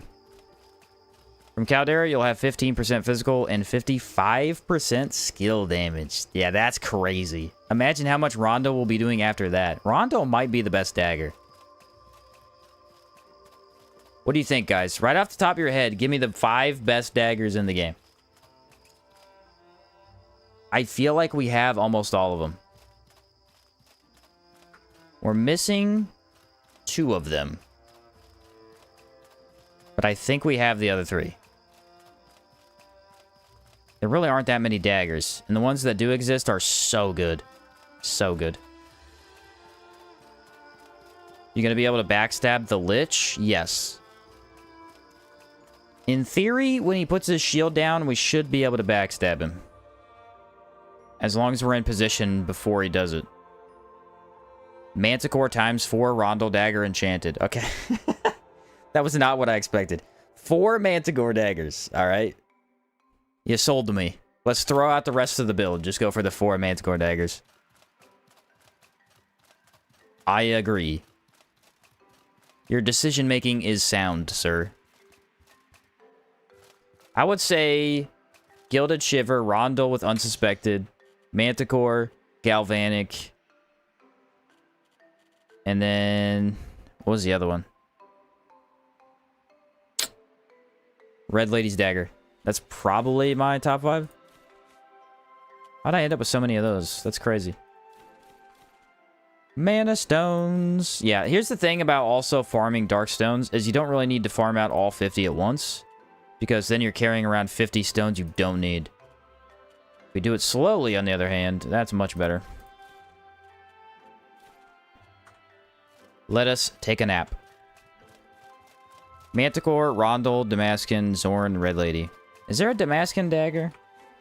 There's a Smoke Dagger. Smoke Dagger is... ugh. Kind of bad. Kind of bad, not gonna lie. Manticore, Gilded Shiver, Rondel, Galvanic, Red Lady. Yep, I think you nailed it. I think you nailed it. I don't even need to sleep, really. I just need the tent buff. I just use whatever used the most DOT. You know what I found? In my own experience of playing games for the first time? If I can get access to DOT damage, I take it. Damage over time is such an easy way to apply damage that's really good, and then learn boss moves, or learn enemy moves, things like that. Because you can focus on the fight, and not worry about dealing damage, because you already are. It's not usually the best type of damage, because you can, like... It's really weird how video games work, because you would think that magic is the best, or you'd think that using certain combinations are the best. Often, just basic melee damage is the best. If you can use it correctly, it's often the best. I don't know why that is that way, but it seems to be. Especially in RPG games. If you can master the melee combat, sometimes it's better than the magic. I don't know if I'd say that about Outward. I think the magic is definitely overpowered. It's just... melee also is too, if you know how to use it. Current Outward playthrough, I'm using a bow, and I love using burn and poison with the enemy. Yeah, you just wait them out. Just pew, pew, pew, and then walk around. Wait for the status to burn them. It works. Smoke Dagger looks like a plug. A nasty one. Yeah, it looks weird. It looks very weird. It doesn't do good damage. Doesn't apply anything good. I mean, I guess Blaze could do something if you really wanted to use Blaze. Anybody a Blaze fan? I hate Blaze. I do think Gilded is the best because of Pure Cold. The only problem with a Pure Cold dagger is that daggers, like the armor set that buffs daggers, isn't based around rogue gameplay. That's the only problem. You have big tank and you have mage. And neither of those are stealthy dagger. But ultimately, I think Gilded's base damage kind of makes up for that. At the early game, I just get a Fang Spear and Poison Varnish. Oh yeah, that works wonders. Because, I mean, you could just go with the Fang weapons because Bleed, but Bleed is just... It's too slow. It's too slow. If you're really, really a beginner, yeah, you can wait it out. But any player who knows kind of more about the game is going to want to speed up the fights. So Poison helps a lot. Favorite way to play bow is a cooldown build. I never did use a cooldown build with the bows. Bows actually have some really cool niche builds you can use. I only ever did the one. Burn is way better than Blaze in a 1v1. It feels that way. Okay, folks. We've got lots and lots of Immaculates. So, if we play our cards right, we should be able to do Galvanic Dagger into Rondel and win every fight easily. Is that what's going to happen? Ugh, I don't know. I don't know. Maybe, maybe not.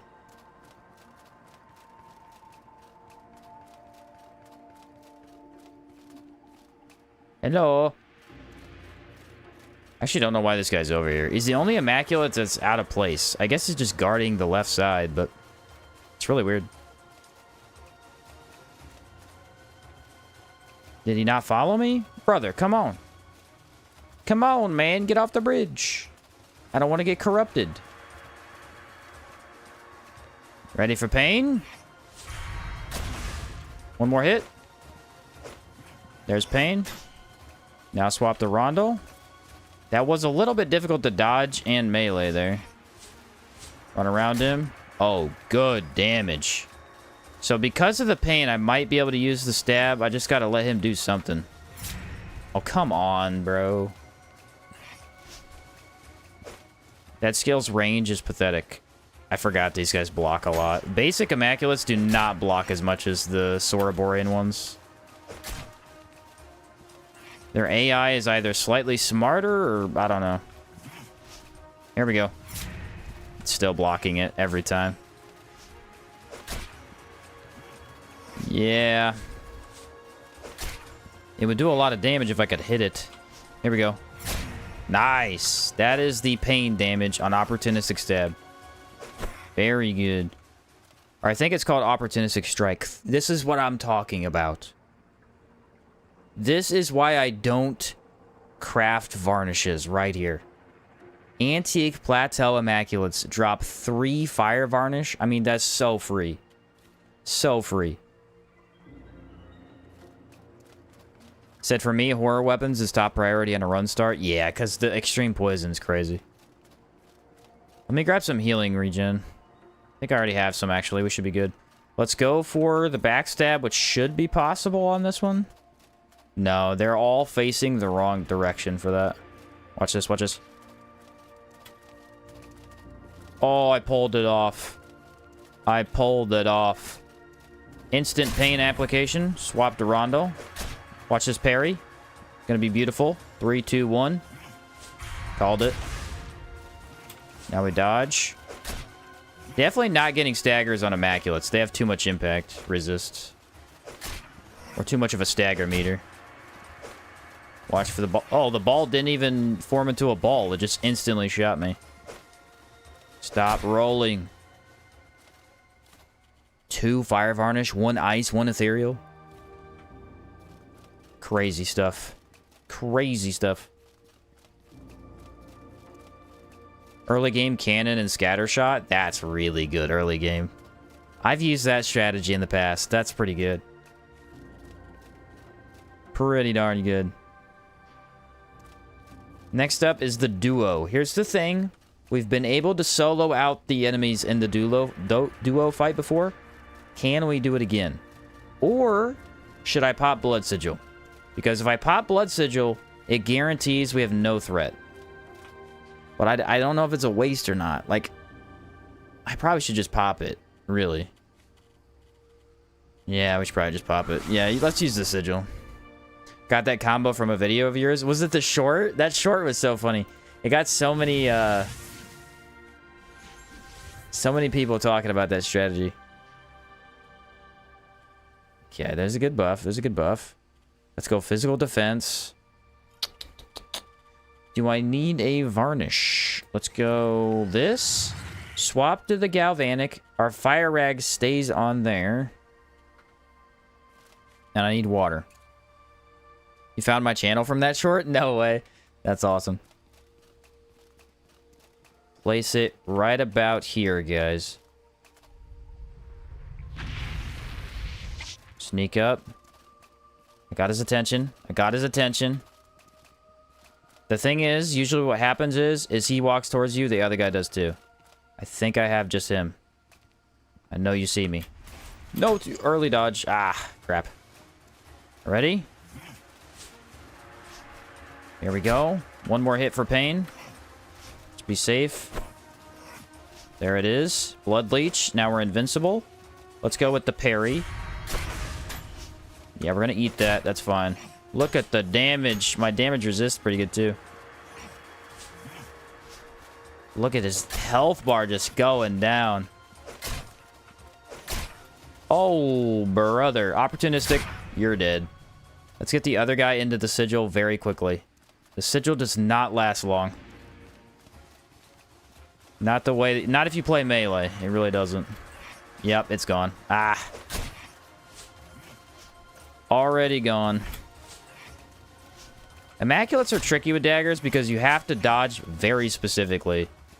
And the way the dodge works is you can't stay in close to counterattack. I hate that they block so much. Maybe one more attack would be good. Look how much longer this fight is already than the previous one with Blood Sigil. It just does so much damage. Okay, let's try the strike damage if I can pull it off here. Nope, still blocked it. They honestly probably block a little bit too much. Yeah, they definitely do. It's the ones with the glaives. They just kind of spam the block. It wastes my skill. Here we go. Gotcha. Destroyed. More potions. More potions. I'm in potion heaven right now. To min-max your DOT potency, use fire on the Manticore Dagger. True. Fire damage and extreme poison? That'd be crazy. What's up, Billy Bob? How you doing, dude? Just started this one today. Just wanted to stop by and say hello. How's it going, man? Hope you enjoy. I've been having some pretty good fun with it. There's been some interesting challenges with the dagger run, but I think overall we've been crushing it. Let's go varnish, guys. Let's go fire varnish on Rondel Dagger. It's gonna be the best thing we have for this specific encounter. You gonna get the faster sigil passive? Probably not, because it reduces your HP. But maybe, depending on what the chat thinks at the time. Because it is a good buff. It makes the sigil last longer. Okay, please don't see me. Please don't see me. If I could backstab the elemental, that would be beautiful. See you later. Oh, he didn't see me at all. Nice stealth. Just as long as we stay behind him, we're undetectable.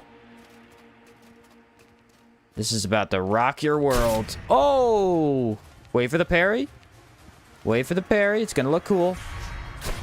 It did, in fact, look cool. Yeah, you're toast, bud. Wonder if that second one would hit me if I'm too close. Probably. Ooh, clean dodges. Fire varnish.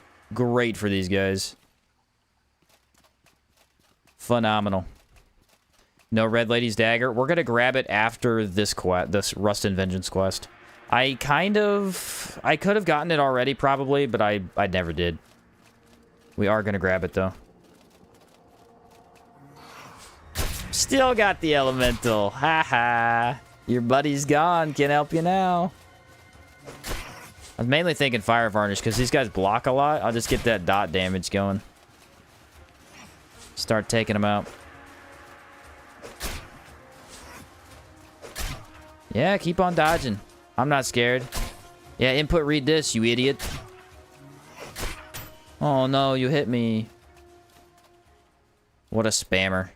What an absolute spammer. Pathetic. 6 mana stones. Beautiful. Imagine if there was a passive that made sigils explode when they end. Here's what I always thought. I always thought it'd be a really cool perk if there was a passive for sigils that made them follow you around. So basically how it would work is it would be a specialist passive from Caldera. You'd have to give up something probably based on how they did it. But it would allow the sigil to, once you throw it up, it just literally, as you walk around, it moves with you. And then you're a walking magic cannon. I mean, that would be so cool. Feels weird to see so much gameplay of dodging instead of blocking. Agreed. It feels weird to do it, because I am a block fanatic in this game. MK Golem. Let's think, guys. What do we want?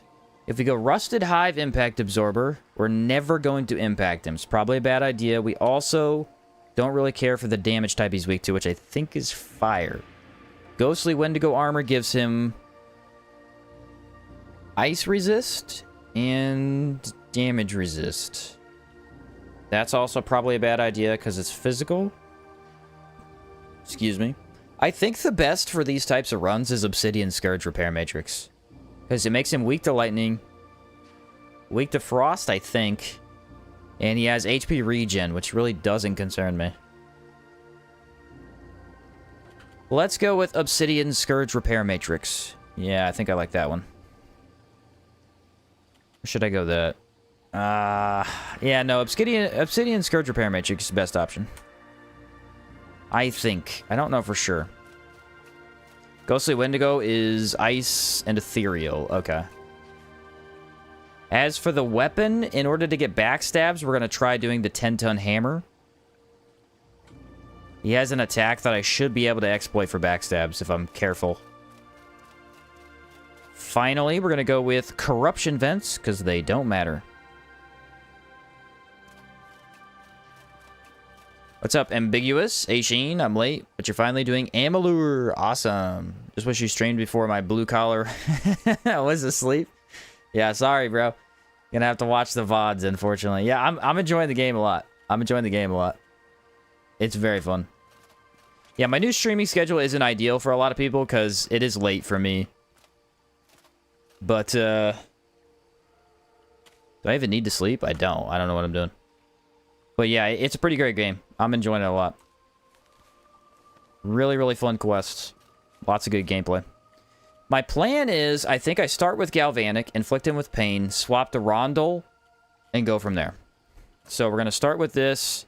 We're going to end with this. I'm going to need the Spirit Varnish on that specific weapon.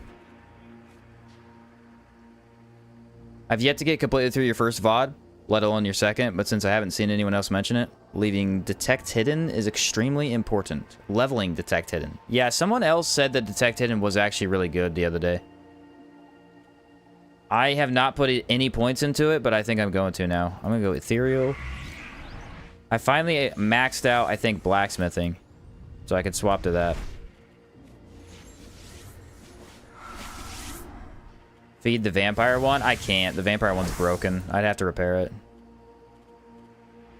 Gathering Wine for the physical defense.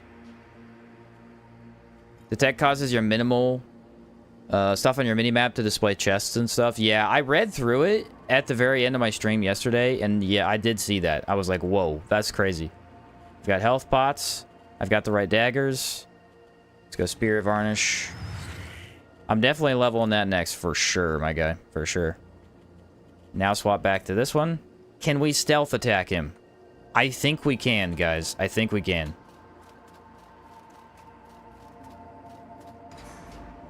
He's looking directly at us, but I think we can.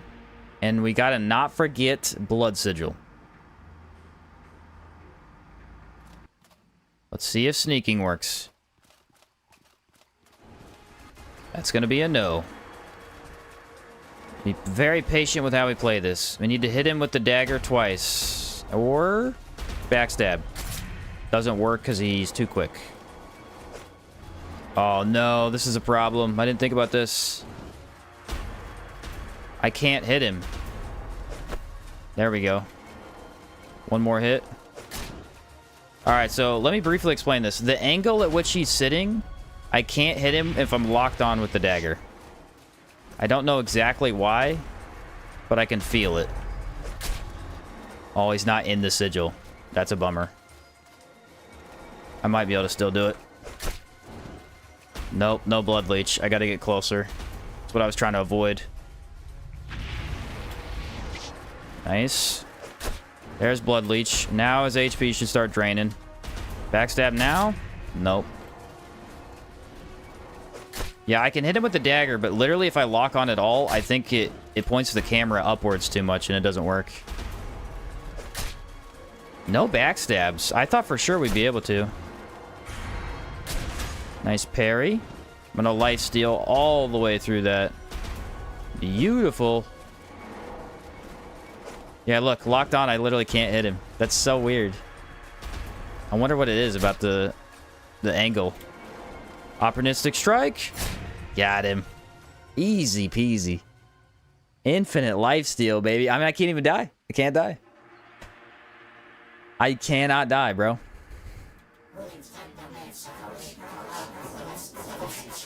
As long as I don't do anything super stupid, the lifesteal is just going to keep me alive through everything. What a crazy ability. And that gives us Gemstone Key A. Sweet. We can also create a Mana Stone. Or Dark Stone. Because I did get corrupted. Great fight. I like those little gimmicks. You try out a new weapon, you get to a boss fight, and you go, huh, well, this doesn't work at all. I can't even hit the enemy. I wonder why. Maybe don't lock on. What's up, Far Cry? Vengeance is yours? It is. That was a way better fight than Merton's run. Merton's run was rough. The lock-on centers you, the slash is from the side. Yeah, that's gotta be it. That's gotta be it.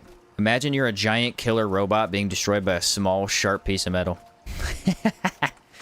So true. Let's go, Pain. Don't you dare turn around, you son of a gun. Insta pain application. You'll love to see. Yeah, you're not getting out of here. Stay right there. Oh, now you're pinned on a wall, buddy. Parry. Nice. Doesn't do as much impact, so that is a little bit harder to use on these. I think Red Ladies would be really good for Immaculates because of the impact. What are you aiming at, idiot? What are you aiming at, bro? That's the wall. Turn around, stupid. Have you checked out the Gothic remake yet? I had mentioned that Gothic was one of Outward's inspirations, so I'm pretty sure you would like the Gothic games. I was going to, but I promised, I don't remember who it was. I think it was Kevin. Kevin wanted to watch him. And Kevin something. That I was going to play Kingdoms of Amalur before I knew I was interested in the Gothic remake. So I got to play this first. But I do plan on playing the Gothic remake as soon as I'm done. I don't know if I'll do challenge runs in Kingdoms of Amalur yet or not. I got to see what...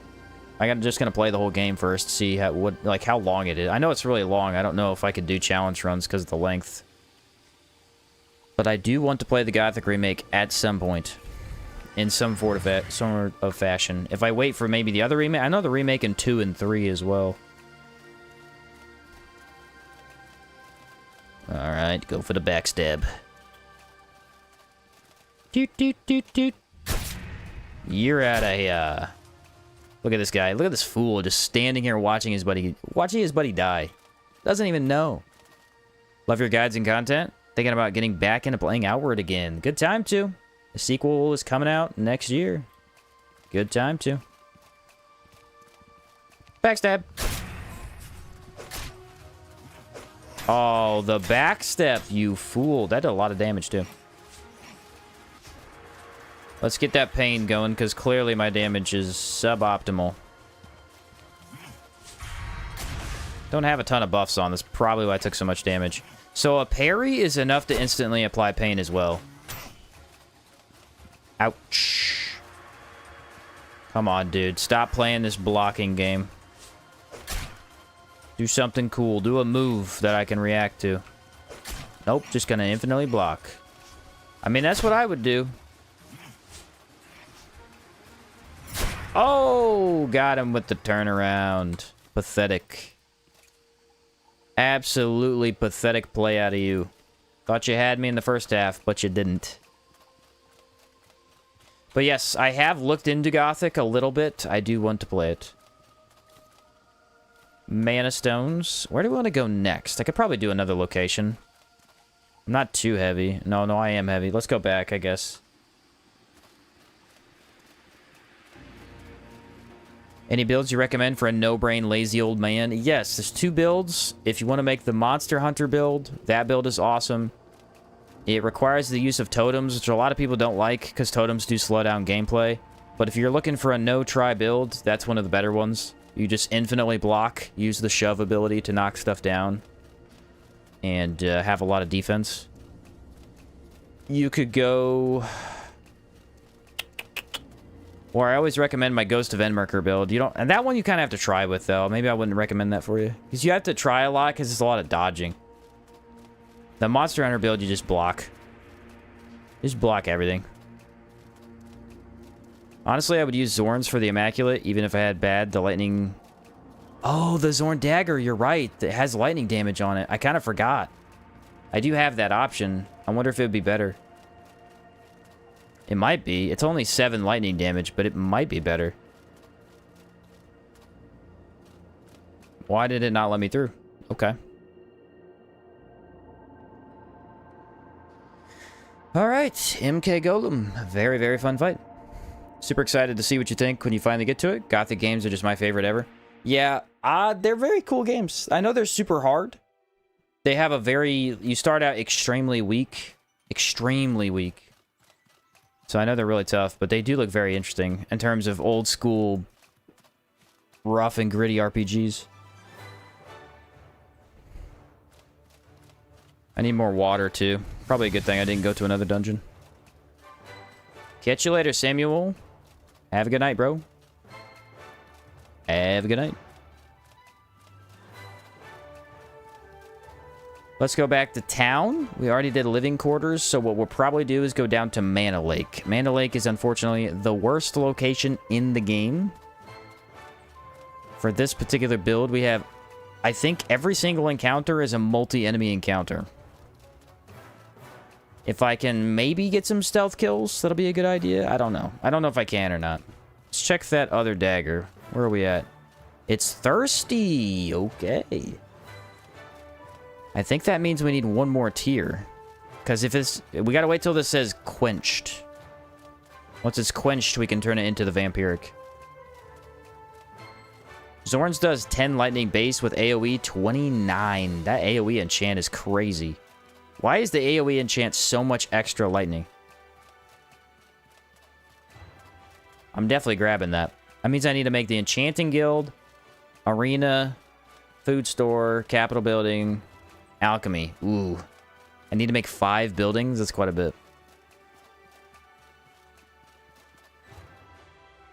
That's quite a bit. Oh, well.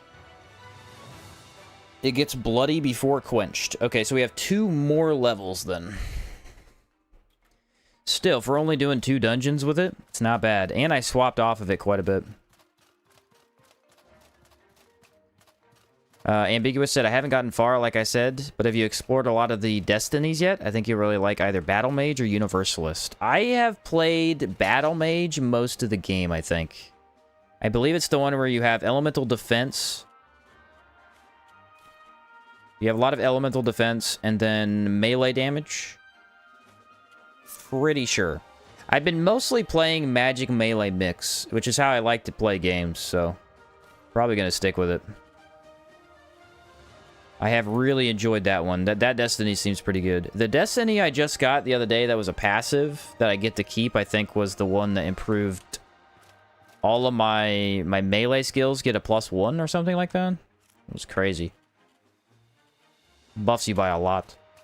My might skills. They're called might skills. Don't need any mana potions. I have so many stamina potions. That's insane. Look at these varnishes. That's why you gotta go do that cave, bro. You gotta go do that cave anytime you don't have potions. Because you will get 1,000 varnishes. It is beautiful. Absolutely beautiful.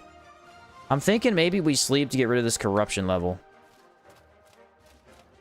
By just a little bit. Or no, it doesn't get rid of it fully, does it? Never mind. I have enough darkstones. Let's just repair our equipment, which I should do at the blacksmith, because it'll be faster. I need 50 silver. 50 on the dot. Battle Mage and the Rogue Mage hybrid change your dodge into a teleport. Yeah, I've been playing with the teleport. I didn't get it till, I think, really late in the first stream, but I had it for the whole second. The teleport's fun. It's really good for getting behind enemies, Want too. to buy something? All right. Ta-da! All right. All of my equipment is repaired. How did I do it? I don't know. Now we go all the way down and fight some trogs. Because why not? I need water and a gabberry sandwich. Pretty sure a trog wife would try to eat you. I don't know how that question got asked, but yeah, probably. I think she would eat you. And not in a good way. Why did I read that? Oh, it's funny. Take an elemental immune in case you see the immolators. I could. I don't know if I had one. It's okay. Should really look into your lore stones. Hunting them all down is a massive amount of XP. I have quite a few, but I don't have all of them. I gotta level into that thing, like you said, to get them showing up on the map, and then I'll get them all. Did you like Outward 2? I liked parts of Outward 2. I like the general idea. I like what they're going for, but it is got a little ways to go. Got a lot of improvement that needs to be made. I like the lore, I like the world, I like kind of the new weapon combos and stuff. I don't like performance, and I don't like no weapon skills. Nice. Swap over to this. I'm gonna go for the parry. Saw that one coming. Wow. I can't believe that missed. Unbelievable. But yes, I liked Outward 2. I just think that it is a very, very early version. Way too early. Amalur is a collector's dream, and the collectibles all give you bonuses. That is what I've been told. I liked all of the collectathon stuff so far. Come on, get the backstab. Oh, he turned around, he turned around. Another one. It's going for the spin, probably. The damage is phenomenal. No rag, so I'm missing elemental damage. See you later, bud. Yeah, I don't really know how to describe it. It's almost as if you get kind of the... You get the action gameplay of old God of War games. In Kingdoms of... I'm talking about Kingdoms of Amalur. Like, kind of describing how the game plays. You get the old combat of God of War games in terms of the melee combat. You get a WoW... Yeah, you get a WoW-like feel in terms of the world design, the way the graphics look, and the skill system. And then you have... I don't really know what to compare the quests to, but the quests are all really good. Highly aggressive gameplay, but also methodical gameplay. A lot of blocking, a lot of correct timing on your dodges. It feels good. And they played it on hard. I didn't choose very hard. Very hard said it adds level scaling, and I don't like level scaling. I would have preferred they kept the same engine as Outward 1, even if that meant more limited features. Agreed. Agreed. They got away from Unity because, remember, Unity did that whole thing where they improved prices for devs and stuff. They, like, took bigger cuts out of their games or something like that. So they switched to Unreal, but you want my take? I don't like Unreal Engine. I don't think the games look as good as games that came out 20 years ago. And they have a lot more performance issues. A lot of people say it's not Unreal Engine's fault, and I understand that, but too many Unreal Engine games run like garbo. WoW World, God of War Combat, Fable 1 style quests, and Deep Lore. There you go, Dark. That was what I was missing, was the Fable 1, yeah. Said it's definitely Unreal Engine's fault. I agree. I think it is. Some people say it's not entirely. It's on the devs to kind of make it run well, but I do think Unreal Engine's just a flawed product. A very flawed product. It has a lot of advantages, but clearly, because everybody uses it. But it is quite frustrating in the modern day. It's not a one-shot, right? It is. It's a one-shot. Roasting me up some bugs, guys. Roasting me up some bugs. I'm waiting. You think I'm not going to one-shot this bug? I'm going to. And you're dead, too. Goodbye. They could have made a better game in Unity. Well, here's the thing. You got to think about this. The advantages of them sticking with the old engine would have been twofold. First off, they would have been able to reuse assets.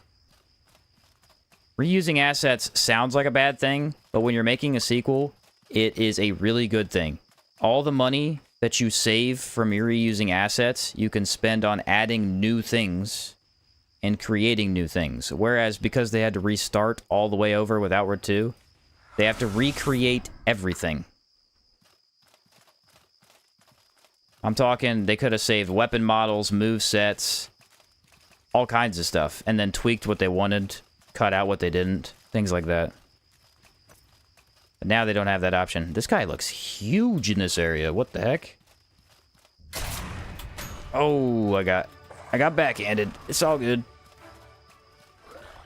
This guy was tricky last time. Oof, the damage. Go for the parry. Not yet. The backhand is very hard to dodge. Come on. Dodge it. Oh. Your character after that animation will not dodge. Oh, I could add the back or the backstab. That would have been perfect. I can't quite get behind him. I'm having a little bit of trouble here. I was close. Do something. Goodbye. Goodbye, laser face.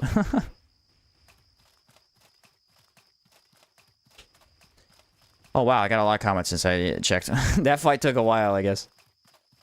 I just really like Outward 1's art style. It's realistic, but still has that fantasy feeling. Yes, and I also think... They're both down here? No way they're both down here. I have never seen that. That's insane. Alright, I guess I get to fight them both. That's crazy. So I'm glad Outward 2 gets some of its magic in terms of visual compare to earlier test builds. I love the magic in Outward. I love the magic in Outward 2 so far as well. We'll see what they add, because I know chakrams were definitely a class they wanted to add, but it's weird that chakrams were in the trailer, but they already said chakrams are not going to be a skill tree we have in the early access, so it's kind of odd.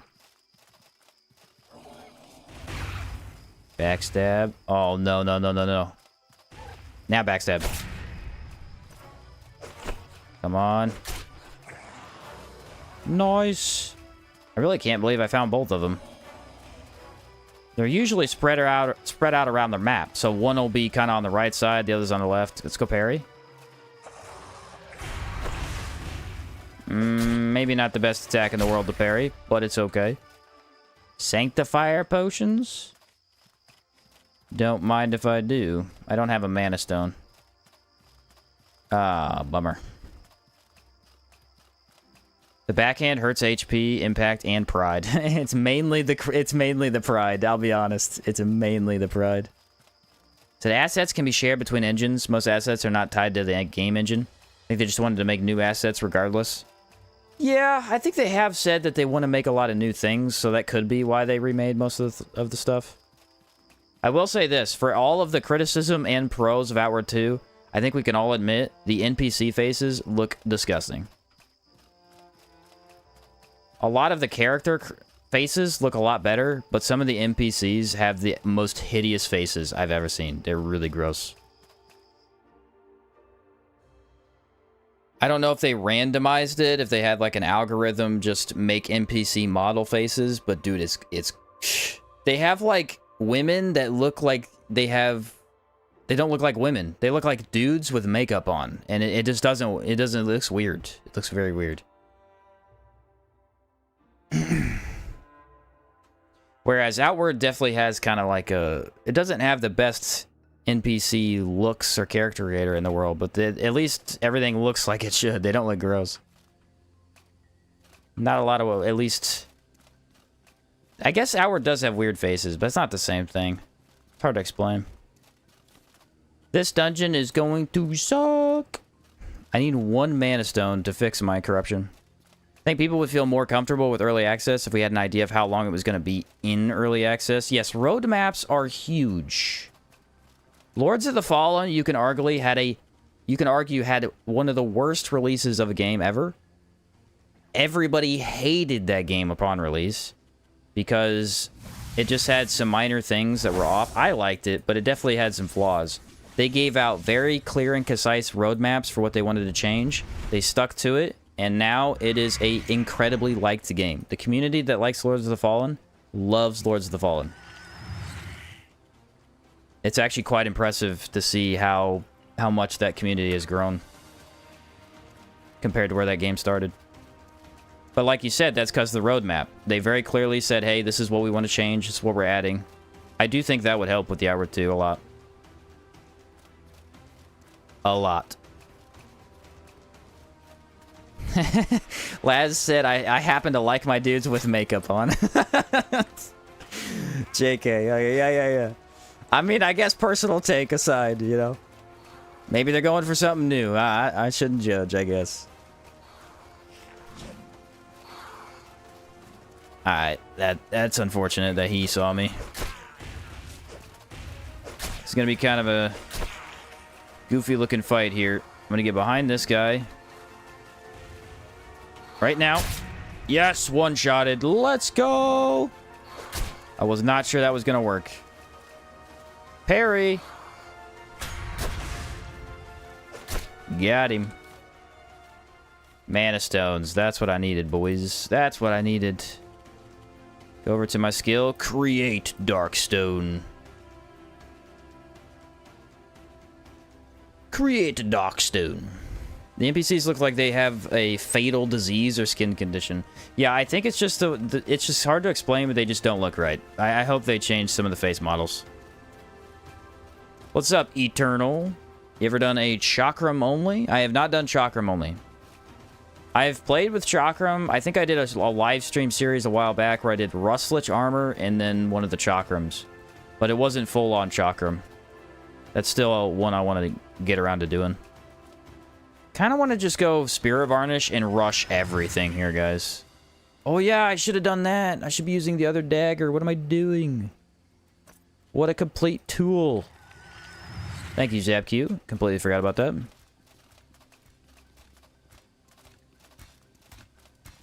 One shot. No one shot? Oh, this Rondo dagger is weak. The golem still didn't see me? Crazy. You want some of this? I mean, the Spirit Varnish is just going to have to heavy carry. Heavy carry.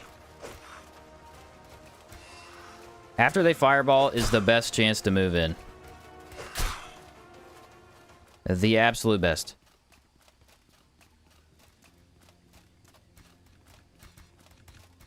I'm gonna walk right into the middle of everybody. Nobody saw me. They all saw me. About that nobody seeing me thing, it did not work out. It did not work out. Should have been more careful. Uh-oh. Don't fireball. You fireballed. I don't know, man. They're very hard to fight with dagger. What if I just go for the other guy while they're in here goofing around? That'll work. Just gotta not get hit by too many fireballs. That's really the main thing here. So many projectiles in this fight.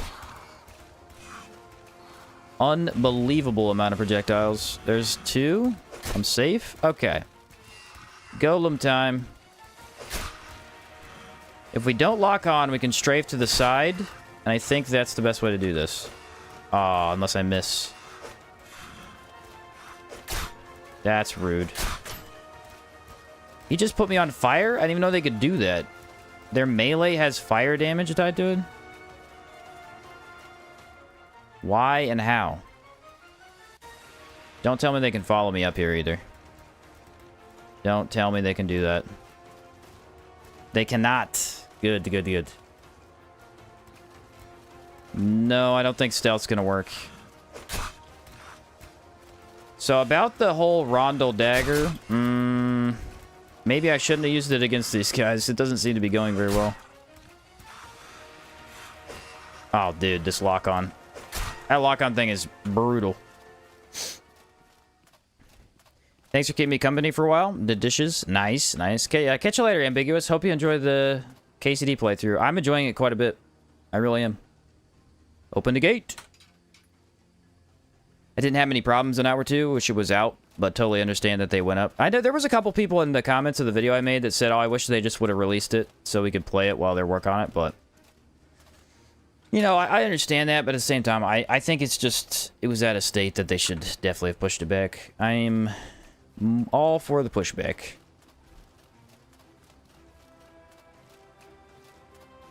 All for the place and not well. Bruv, you've got full stats. Yeah, but there's a difference between full stats and having demolished my enemy. You know what I mean? And I didn't quite demolish my enemy. Still thirsty. That's fine. I think I'm missing palladium here. What do I want to do? Let's go lightning since they are trogs, and then I'll buff the lightning damage. And make myself resistant to fire and decay. No way I get down here without being seen. 0 chance.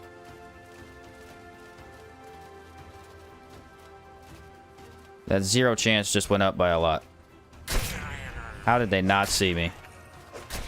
I walked right in the middle of... See what I'm saying? Stealth is so weird in this game. The times at which you think they shouldn't have seen you, they see you. And then randomly, you're invisible. Oh, he's coming back down. That's fine with me. I said KCD instead of KOA. Yeah, sorry. I just think it off the cuff. KOA sounds really weird to me. I would just say the full name because I can never remember the acronym. My bad. I guess maybe I could get the backstab. Didn't know I was over there, did you?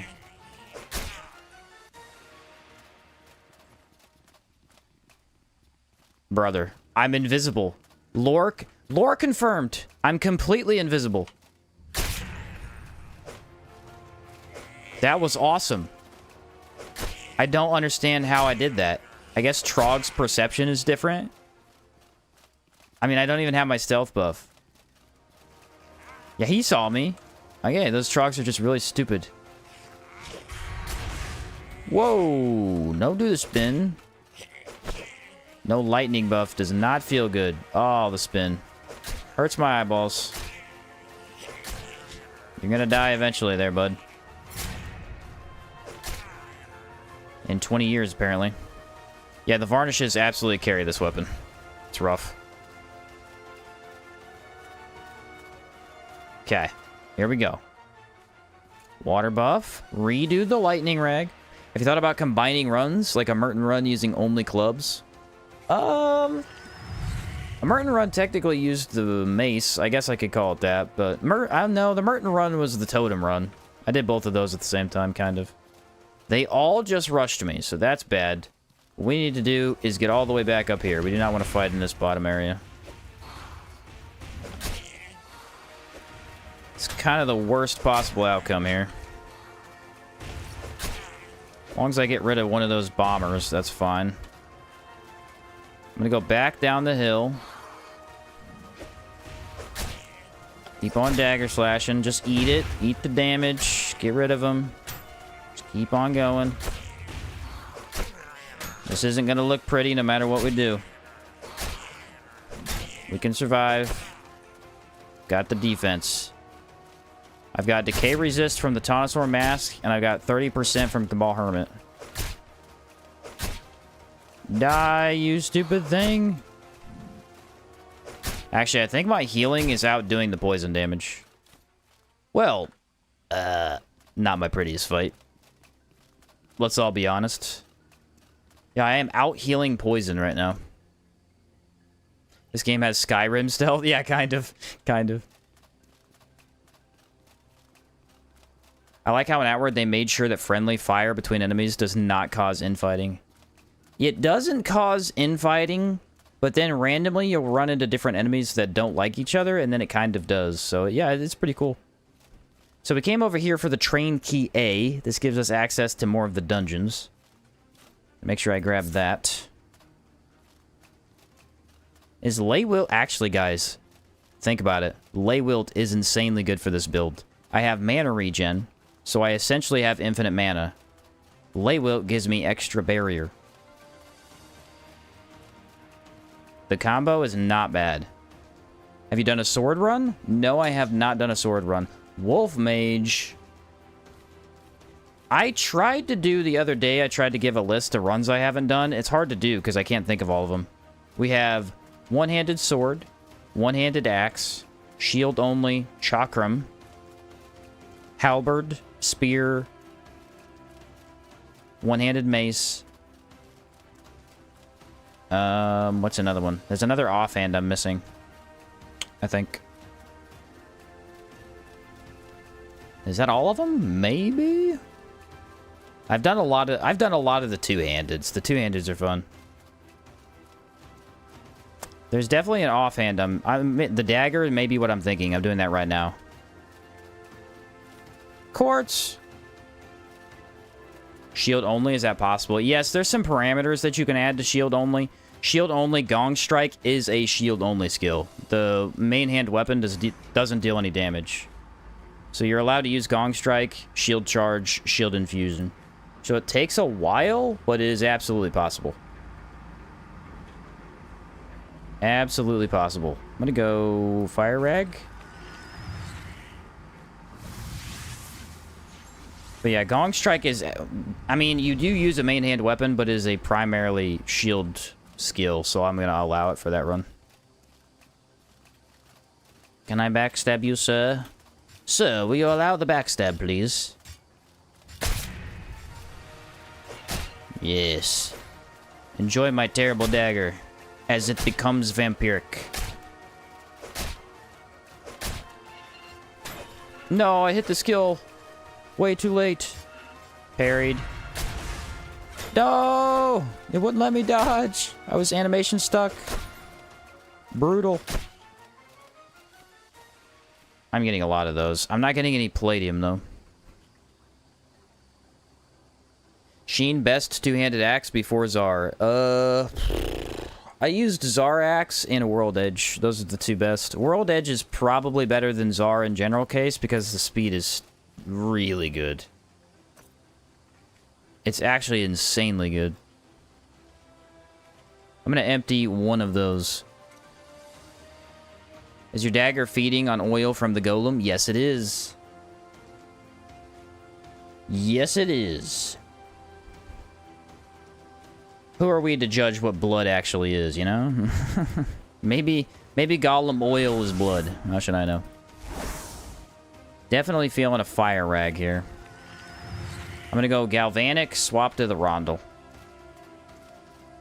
Because I don't trust this guy. He already saw me. I don't know if you could stealth him. He's on a very tight bridge. Let's get that pain applied. One more hit should do it. There it is. Swap to rondel. See how much damage we do now. That is pretty good. I've seen better, but I've seen a lot worse. Range of that must be a lot more than I thought. Back up a little bit further. Oh, yeah, that's pretty good damage. Let's parry this time. Parried. Get out of here. Stop spamming the same ability. Not allowed to do that. Only I'm allowed to do that. It's called a challenge run. Don't you know what you're doing, brother? Come on. Get with it. Dagger slash. When that white bar below your character, don't recall ever seeing that before. The white bar in the middle of my screen is my stagger meter. You'll see the white bar in all other enemies. That's their stagger meter. This one is mine. So if I block too long, I essentially get knocked over. But I don't block in this run, so it's not really doing much. You've probably seen it as a bronze bar, because I think when you block, it gets covered up by bronze to show that you have the extra stability. And 90% of the time, I'm blocking. Well, well, well. We're smart, are we? That plan didn't work out. I need some health regen for sure. Ice Elemental, gonna be weak to fire. Be fun to legacy the Zorn Dagger after enchanting it. Oh yeah, start the run with an AoE dagger. That would be awesome. Now I tricked you. Pulled the wool over your eyes. You're dead. See you later, Skippy. Saw me. What a bummer. Goodbye. Another quartz. So now that I did all my enchanting, the game's throwing quartz at me. I don't like it. That happens way too often. Is it the wrong rondel? Oh, it is the wrong. I hate having two rondels. I'm like, wow, my damage is pretty good. Yeah, because it's the good rondel. Dang it. I don't know how I keep doing that, guys. I don't know how. Catch you later, Eternal. Have a good night, man. Have a good night, man. What the heck do I do, bro? It's a triple encounter. What do I do? I could go... I could hope for the best.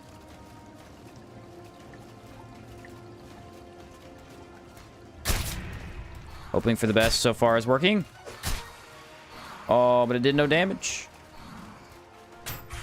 Get parried. Get parried. One more hit, one more hit. Okay, now the golem is faster than the elemental. So look how much defense barrier gives you. It's crazy. Oh yeah. Pathetic damage. Ouch. That's my face. The golems are tricky because they actually are kind of like a dagger, at least the way they attack. They very shortly poke and then back up. It's exactly how I use the dagger. Don't you dare hit me. Don't you do it. Yeah, infinite stagger. Get the backstab. Opportunistic doesn't really do anything. There you go. Cold stones. Ice shard. And now we come over here with the train key A, and we can gain access to the advanced or hidden dungeons. Ta-da!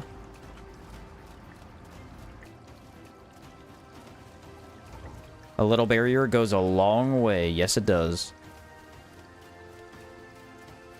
Enchanted Zorn plus Sky Chimes? Oh, that does sound fun. Doomed and then the lightning AoE? That's pretty cool. Does the AoE hit the totem? I want to say no. I'm already full. Let's see. Living Quarters is done. Research is later. Foundry's done. Warehouse is done. Manufacturing facility is something we can do later. Or, actually, we could go there now. And then gain access to the new area. Let's go manufacturing facility. That's where I want to be. Hear me out. A pizza run. Oh. I looked into it. I'm not even joking. I looked into it. a pizza-only run would be the most torturous thing you could possibly do. Because not only would you be limited on your blocking, because you wouldn't be able to do it, because you have no main hand. You'd be limited on your incredibly terrible damage, because the pizza chakram is awful. You'd be limited on no status effects to carry you, because the pizza doesn't do a status effect for some weird reason. It should do burn. And then you need to build into heavy amounts of mana. And oh, the other thing is that Chakram's main advantage is stagger. The pizza Chakram has terrible stagger. So yeah, that's a very that's a very tricky run. I don't know how you would do that. I mean, you could probably beat the main game, but doing arena bosses would be so difficult. Do I let them fight it out? I can't really loot anybody, so maybe I just go... Actually, I have a better idea. Let's use this rondel. Put on a spirit varnish. And then I'll drop the bag, that way I can get rid of my weight. This might kill him if I can get behind him. No. Not quite. Not even close, actually. I'm helping him out. And then he betrayed me.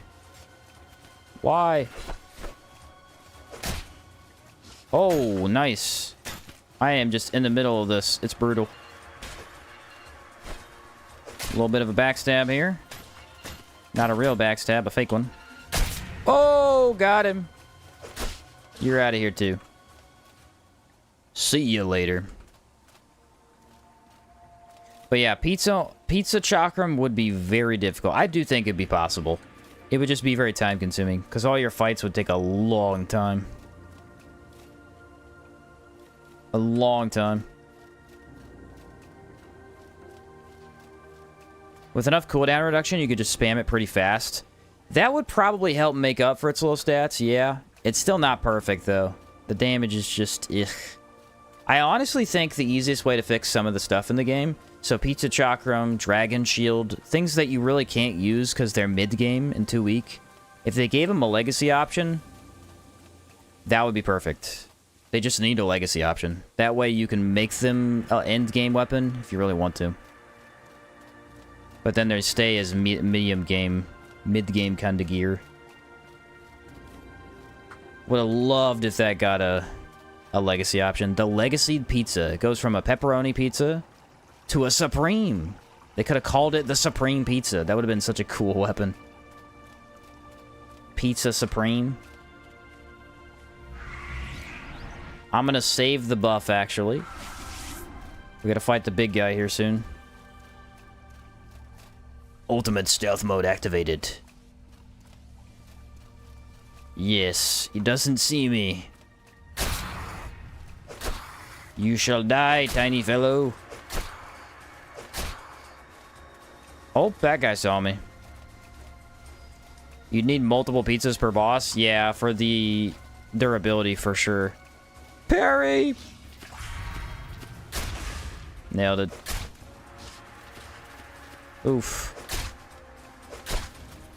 Went inside the wall there for a little bit. Did not like that.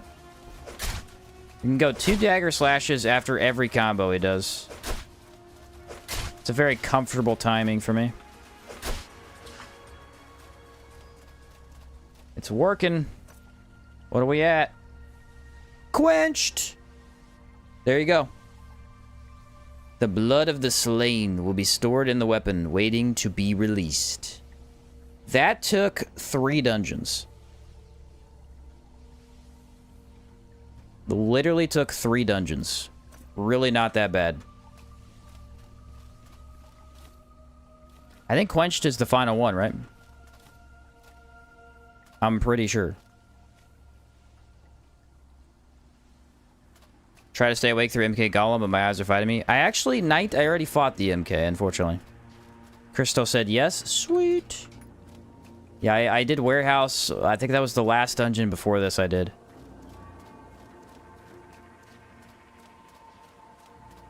I haven't done the Giant, though. Which a Giant should be easy if I could get the Blood Sigil down. Nah, the big guy I was talking about was this guy right here. The Glowing Illuminator. Let's see. I'm gonna go with a fire varnish. Kill him real quick. But yeah, the dagger took, what, 3 dungeons? I mean, the dagger, like I said, the vampiric dagger is the easiest one to get. If you want to try vampiric weapons, just go for that. It's really not that bad. Yes, it's rough because you have to have varnishes and rags to make it work. But that wasn't bad. That wasn't bad at all. Oh, I am heavy. Drop the bag, please. Goodbye. Sheen shots. Yeah, boy. What's up, Captain? Got myself lightweight pot and chem station on. What? No way you did. That's crazy. Still can't find them. They don't exist. 2 attacks in between, maybe? Yeah, 2 attacks works. If you wait for that, I should be able to get another 2 off. Burning's gonna put in work. Let's go with the pain. So it's applied. And now I go with this. Oh, huge damage. Huge damage. Should be a 3 times multiplier, I think. Amazing. The only worthy vampire weapons are dagger and claymore. The rest are, eh. I liked the sword, kind of. It wasn't amazing. I think the one-handed axe could be good. I might try a build with that one because of the combo on it. What's up, Anne? First time made it to a live stream? Heck yeah. Welcome, welcome. Vampiric bow is essential for bow builds. It is also very good. Vampiric bow is great. Top 5 bow for sure. You can get a lot of health back from range. Very nice. Oh yeah, the sword, moment of truth. Whew. How much health do you get back? It's gotta be a lot. We gotta fight a couple more illuminators and then this dungeon is over. And then I'll go back to town, drop loot, and then go over to the giant boss. We'll fight that guy. Vampiric Fist? Vampiric Fist could be good. Maybe the Vampiric weapon class is a lot better than I thought. What the heck? What? No way there's golems down here. What? I guess I never come down here, because I did not remember them. Stealth. Stealth activated on the other guy. He's going for my backpack. What the... He turned around. This dude got 6th sense or something? Got ultra instinct, bro. I went to hit him, he said, nah, my body moves on reflex. I don't even have to think. I just do stuff. Possibly the worst explained Super Saiyan form of all time, but it is still cool. Get out of here. My body, it just does things. I can't explain it. That should be fine. Let's just open this up. I just used Poltergeist on the Vampiric main weapons. Poltergeist on it, yeah, that would be good. That is probably a huge help. They're still a little slow, though. Do they heal you by damage dealt or number of hits? It's by damage dealt. So the amount you do, I think if you raise your physical damage by a lot, the Vampiric weapons get way better. Can't believe I watched you deal 1,200 damage. I think it was 1,400 damage, actually. 1,400 damage in 2 hours? Really not that bad. Vampiric steals health based on percent of damage you deal. 10%. There you go. What do I do for these guys, though? These guys are rough. I could probably just fire rag and then buff.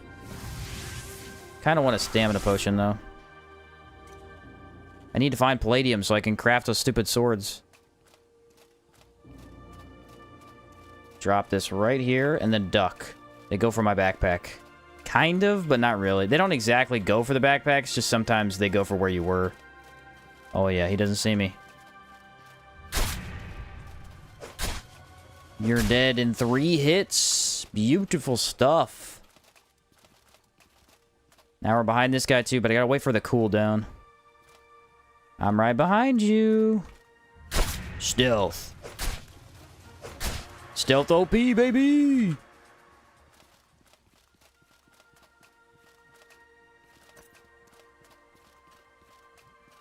My mouth just says things. I can't explain it. People with Tourette's. Is it the Ultra Instinct thing? That's funny. Man, I'm slow. Can I just get some palladium, please? I could just drop the swords, but it feels like such a waste. I need all those mana stones for my dark stones. I don't know. I'll just walk back to town. Not a big deal.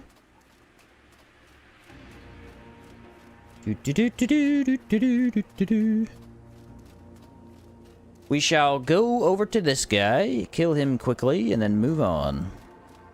The Rondell's so strong, I'm not really needing to use pain that much, and that's kind of what I like to see, because I did not expect that. I thought for sure we'd have to use Galvanic a lot. As long as you rag or varnish it, it's just good. Watch this, watch this. How did he see me? I was 1 foot in front of him. Bummer.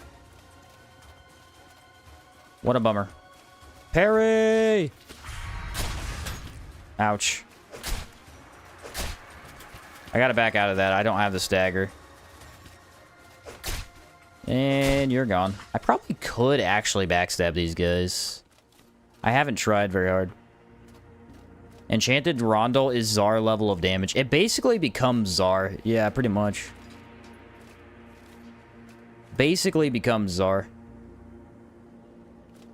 Because there's no Czar equivalent. Which is fair. They didn't give us a Czar gun or a Czar pistol or a dagger. And there's good reason for that. Those two weapon classes already break the game by themselves. They don't need Czar. I think the main reason they didn't do it is because the downside of Czar is the weapon speed. Your offhand weapons don't have attack speeds. At least they don't have changes. Like, daggers are all 1 attack speed. The chakram and the bow got Czar because they kind of needed it. They needed a couple more good options. Can I instantly kill one of these guys with a backstab? No, stop. Stop, stop, stop. That guy almost saw me. Nice. That guy looked right at me, and I was originally not going for him, and then I kind of turned to, and that's when he saw me. Come on. Dang it. If I'd had backstab, he'd be dead right now, but I didn't have the skill. 2v1. My favorite. Everybody will tell you it's my favorite. You're dead. What if I parry you? You want to get parried? I'm enjoying the parry skill quite a bit. I didn't think I would. Because without confusion, it is a lot weaker, but it's still really good. Goodbye. Imagine you could craft Czar bullets like the one Zeph got shot with. Yeah, and then you miss. You have a total of 5 Czar bullets. They one-shot the enemy. It's like Dragon's Dogma's super cool arrow that one-shots anything in the game. Yeah, I think this is our second key, yeah. For our second key of the run, we have the Gemstone Key C. Snatch. The Godfinger, yeah, that arrow's fun. Just insta-kills anything in the game. Except for, I'm pretty sure Death doesn't die to it. And there's one other thing that doesn't die to it. No, it's called the Something Maker arrow, I thought. Something Maker. I don't remember. But it's really cool. You can one-shot pretty much everything. And there's 2 things you can't. I know Death is one of them. I can't think of the other one. I'm pretty sure you could use it on Daemon, but Daemon has 2 phases, so it doesn't fully kill him. It's game-breaking with the confusion. Oh, yeah. Free backstab opportunity. Free just freezing the enemy. Nuts. The dragon? I thought you could use it on Grigori. Maybe I'm wrong. Maybe you can one-shot Grigori. The UR dragon? It definitely doesn't work on UR dragon. Yeah. UR dragon, I'm pretty sure it doesn't. The Widowmaker? I can't remember the name of that. It's bothering me. Let me look it up. Let me look it up. Dragon's Dogma One-shot arrow. It is called the Maker's Finger. There you go. We were like way off with all of our guesses. The Maker's Finger. Could not remember. I used that arrow a couple of times. It's pretty fun. So we're going to go back to town. Then we're going to go back through. Probably go warehouse because it's the fastest. That will lead us to Giant. Then we need to do one more dungeon after that to get the 4th key. And Rustlich is our next target after that. Unfortunately, it's a bit of a walk because I need everything in my inventory. Call it the Delete Noodle. You said Niddle? Delete Needle sounds good. Delete Noodle sounds funny. I'd be fine with either. Well, guys, do I need to do anything specific to get the vampiric weapon? I think I just walk up to it with the weapon in hand, and then it just changes, yeah? And then I can enchant it with some sort of enchantment later in the game. Probably decay damage. I'm pretty sure it's just the blood altar. So I have to kill, I think, a blood warrior? And then 2 of the bloody dogs. The razor horns. Definitely have to grab that, try it out. If I remember correctly, which I did testing with the vampiric dagger. I never made a build with it, but I did testing. I think it is top 5 dagger. I think. I'm not sure how the damage is, but I know that the leech effect is amazing. It's just 2 dogs usually? Okay. I have a literal Noodletron in Warframe. The Mana Lake? The Mana Lake does have the best... Oh yeah, let's do that, guys. Let's go Mana Lake. Or, actually, hold on. There's a better strat. We could go top of the left of the map. There's Living Quarters. There's a Blood Altar directly behind Living Quarters. And I already cleared it, so I could just instantly walk through the whole dungeon and get on the train. I believe there are 4 Blood Altars in the game. There's a Blood Altar in the Mana Lake over here. There's a Blood Altar above Living Quarters right behind it. There's a Blood Altar in this little canyon right here. And then there's one right here. So there's 4 in total? I don't think there's 5. I think that's all of them. I always go Living Quarters. Yeah, I feel like it's the fastest to get to. That one guaranteed has a guy with a spear, though. The spear is very tricky. The blood spear? Oof. Can do a lot of damage. Can do a lot of damage. I think I hit all of them. I'm trying to remember. It should be. 4 total, 1 time each use. Yes, you can make 4 vampiric weapons per playthrough. I think there should be a mechanic that lets you milk Buzu instead of killing it. I agree, because getting Buzu milk is the worst thing ever. They never drop it. Ever. Why? I don't know. It's so weird, because it makes... I mean, I guess it does make one of the best foods in the game, so maybe that's why they limited it. But the problem is, it just becomes better to buy it, because... realistically, farming Buzu milk is just not worth it. Not worth it at all. Buzus would have to be friendly, then? Oh, friendly Buzu would be cool. Palladium! Where are you? Thank you. My cool Scourge tent, for anybody who hasn't seen that yet. It's awesome. Super cool.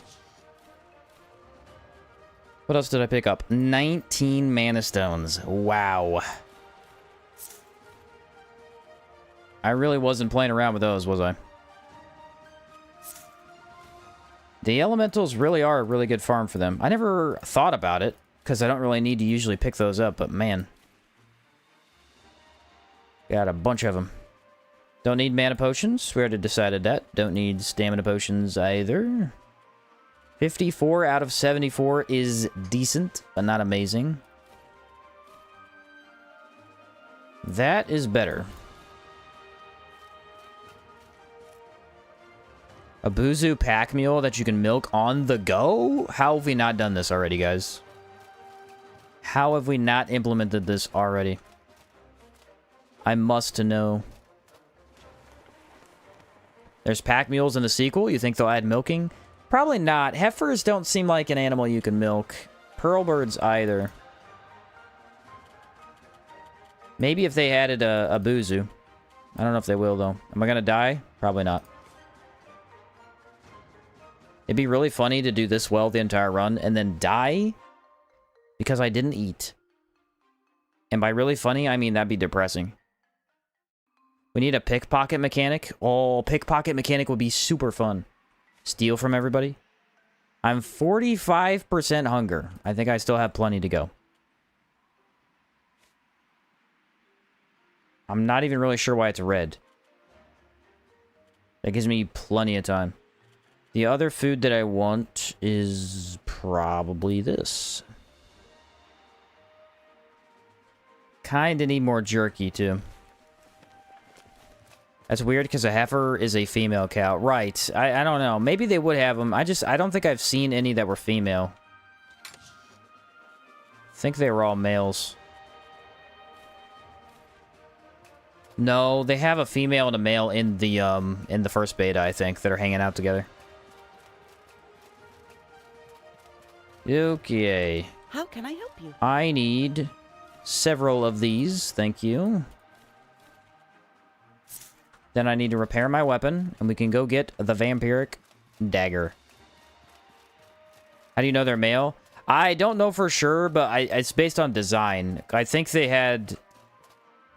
Want to buy something? A design and size. Because in Outward, there's the manticores. They don't actually explicitly say whether they're male or female.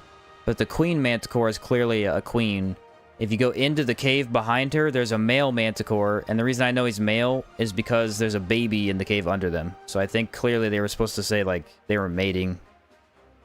Because the one underneath in that cave is super tiny. It's like half the size. All right. I think they did the same thing with the heifers. All right. Or whatever you call those boar-looking animals. I wouldn't try to milk a manticore. I wouldn't recommend it. I wouldn't recommend it. It's an activity you only try once, if you know what I mean. You're not really getting another shot. Alright, let's go this way. It should lead to the living quarters. What kind of a buff would manticore milk give? Poison immunity. No, they're not immune to poison. What are they? Because they're not immune... I guess you could get... It'd make you weak to fire. There you go, you get a debuff. It'd make you really weak to fire. Actually, are they... They're not resistant to poison at all, are they? Said donkey milked a dragon? Anything is possible. Oh, brother. Negative 50% stamina usage? It's an option. Ain't the lore for the Royal Manticore is just that? It's a female alpha looking for mates? I believe that is true.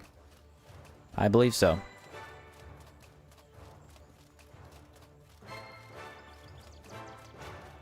Hopefully these guys aren't too difficult. I imagine they're highly resistant to physical, but I think if we use maybe an ice varnish or something, it should be easy. What's up, Calder? Hey, Sheen, what's your favorite faction quest? And any characters or references to the first game you're looking forward in the second? Yes! My favorite faction quest is Sorabor. Love Sorabor. Super cool lore, and I like the quests. In Outward 2, the coolest thing I've seen so far is the candleplate guy on the bridge. The reference from candleplate armor was awesome. I hope they talk about Soren. I want to know what happened to Soren. So GM said on a stream that the male Neffers are the ones with the horns, and the females don't have horns. Both can drop them, though. Okay, see, I thought they had a difference. I just didn't know what the difference was. If you die near the Royal Manticore Cave and be abducted by Trogs, they steal all your mushrooms. Even fungal cleansers? What? Honestly, you know what would be cool, guys? I don't know how you would do this. It would be interesting to go on the wiki, pull up a list of every death scenario, and check it out. You could definitely do... Like, using debug menu, you could race around the map and die in different scenarios. That would make for a very fun video. Every death scenario in Outward. Can you beat Outward while getting every death scenario? That's an interesting video idea. I don't know if you can do that, though. Can you get all the death scenarios and still beat the game? There might be one or two that don't, like, you need to not beat the game for. Like Crimson Avatar, if you lose to him, do you get a different defeat scenario? It's probably not in hardcore. Yeah, I don't think you're doing that in hardcore. The chances are slim. There's the hardcore death. True. You could make a different character and just show... Oh, yeah, that's true. That is a completely separate death scenario. You could kind of make that an exception, though. Never got far enough to see the candle play, dude? Yeah, he was on a bridge. Got stuck on a crash loop and decided to wait. Yeah, I had quite a bit of crashing towards the end of my playthrough. But I did get to see the candle play guy. It's pretty awesome. Hello, Dino. Goodbye, Dino. Do you have a Rust and Vengeance guide? I get lost. Yes, I made a guide, a complete walkthrough, actually. I think it's like 50 minutes long, and I walk through every dungeon showing exactly where the keys are. What was that? I think that was the attack command they do. Parried. Ow, dude. Chill. I told you, blood spears do a lot of damage. You gotta be really careful with these guys. Ooh, my damage is good, though. If I had another parry, that'd be convenient. I think I should stop using parry immediately and save it for later in the fight. One more. Why is he dodging so much? Why are you doing this to me? A dagger's worst enemy. The block button. A bonded beastmaster. Check it out, guys. This is what is called a blood altar. It is protected by, you could call it blood fanatics, blood sorcerers. And if we go into the altar, open it up, and put in our Rondel dagger that is fully enchanted with the Thirst enchantment and quenched from battle, 14,000 damage, we can transmute it into a vampiric weapon. There you go. And I got the achievement because I reset my achievements, if you're confused about that. Nah, I was going to do it for the video, but I haven't done the video yet. So if you open the altar again, check it out. Vampiric Dagger. Inflicts Blood Leech. This offhand weapon requires dagger skills to be used. So I can come over here and equip a Vampiric Dagger. Look at that thing. So now, every time we attack, we get a little bit of lifesteal back from dealing damage. Now, I was going to do a comparison. So, basic Manticore is 44 impact, 40 damage. This is 40 damage, 38 impact. So, it's slightly weaker than Manticore Dagger, but it's better than Galvanic. And it's like...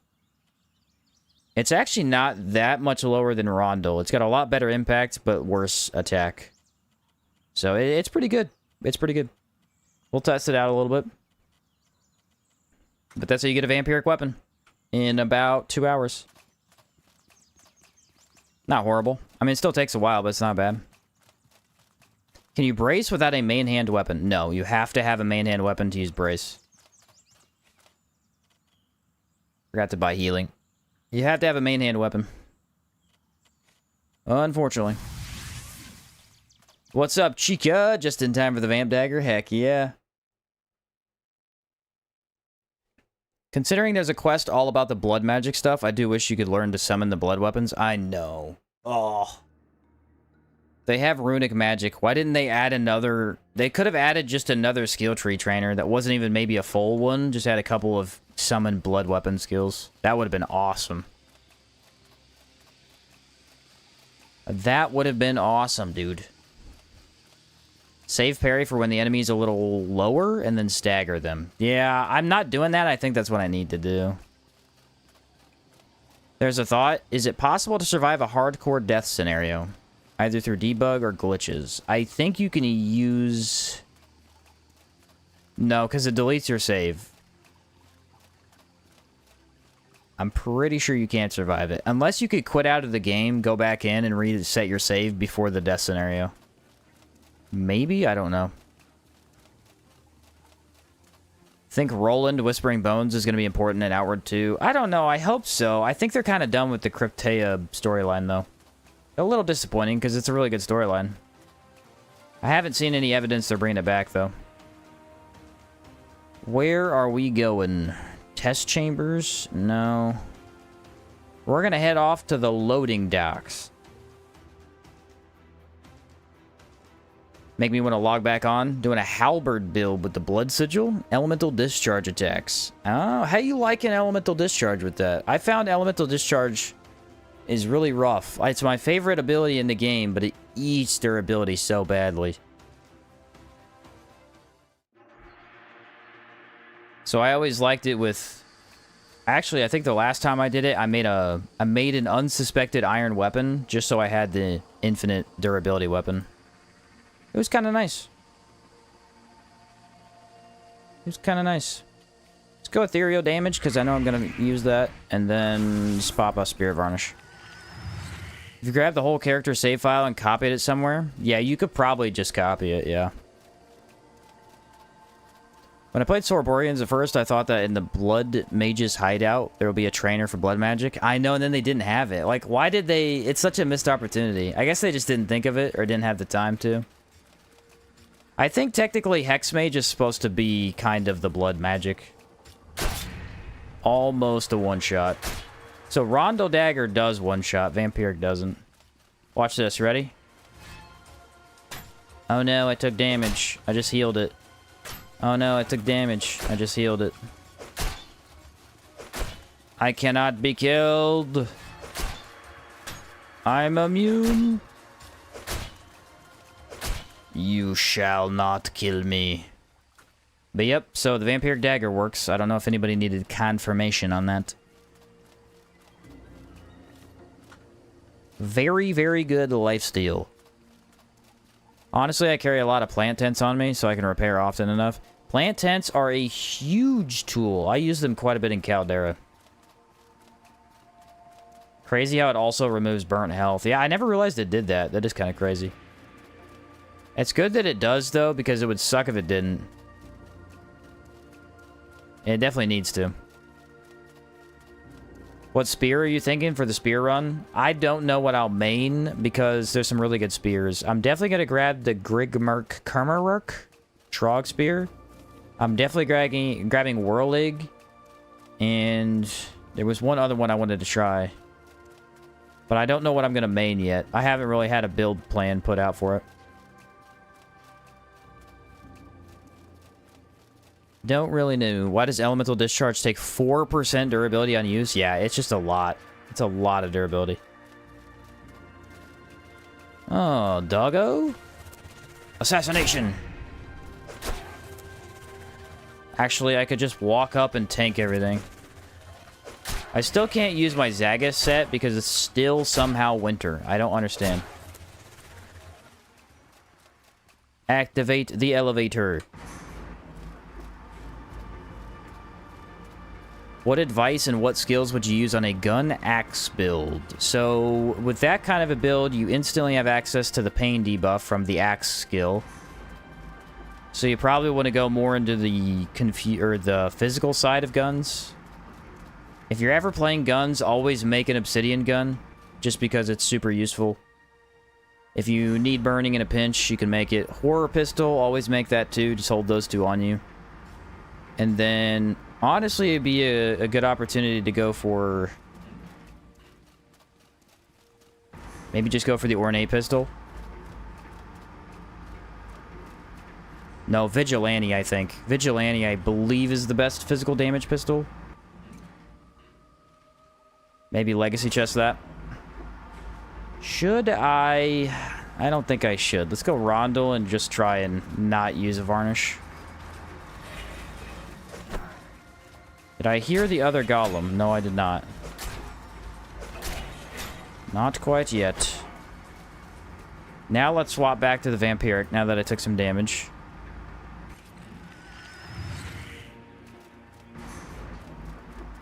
A Tsar pistol? If only, Chica. If only.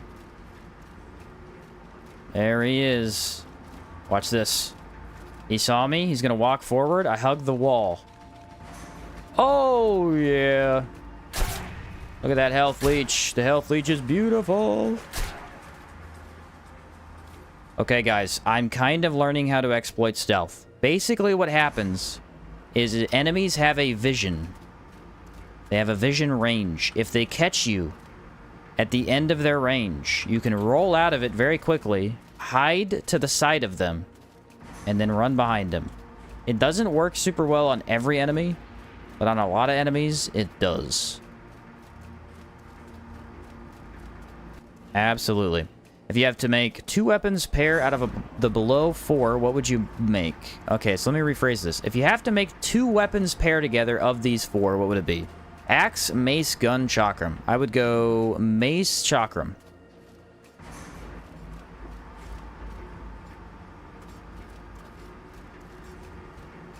Sneak attack. 3, 2, 1. He turned. I do not like him. This is the Vampiric Dagger. So our damage is a little bit less. Oh no, I shouldn't parry there. But I can heal. I should get a stagger. There we go. Just watch for the spin. The spin can come out of nowhere. The amount of healing that we have on this build is ridiculous. Absolutely ridiculous. I'd probably go chakram and mace. Or, hear me out, chakram sword. But of those options, I'd go chakram mace. Why? I don't know. Lots of impact, I guess. Really looking forward to the new Spellblade class in Hour 2. Use the debug mode to spawn the skills in. Ooh, nice. I liked the whip. I'd like to try and do... I don't remember what it was called. It was called a dancer ribbon, I think. I'd like to do the ribbon, but... the ribbon also felt kind of weird, so I got to get used to it, I think. Let's go back to Rondel. What's up, Scotty? I thought of a cool emote for the chat, actually, the other day. My brother said I should make my dog an emote. I was like, why haven't I done that already? I've had our dog for a while. Get ready. Oh, I don't have a dagger in my hand? What the heck? Oh, backstab's on cooldown. Got him. Alright, you're annoying the crap out of me. I'm about to parry you. Nope, don't parry him. Let's get... wrong button. Vampiric Dagger. Let's see how much healing I can get back. The problem is I'm pained, so I take way more damage than I get back. It works, though. It does work. Look at that. Beautiful. I think maybe we could make a high health regen build, so I could go with maybe Cali Grey Tent on top of everything that I already have. That could be cool. And we're not really using the camo tent much anymore. Not that really need it either. Can you dual wield daggers in Outward 2? Yes, you can. And it is very fun and very effective. Goodbye. Said the war ribbons. Yeah, they're pretty good. I use dual axes, and the amount of impact you get with the passives is crazy. Yeah, I think the ribbons do have a lot of potential. I tried dual wielding the ribbons. That was pretty neat. I don't know how good that is, but I had a lot of fun with it.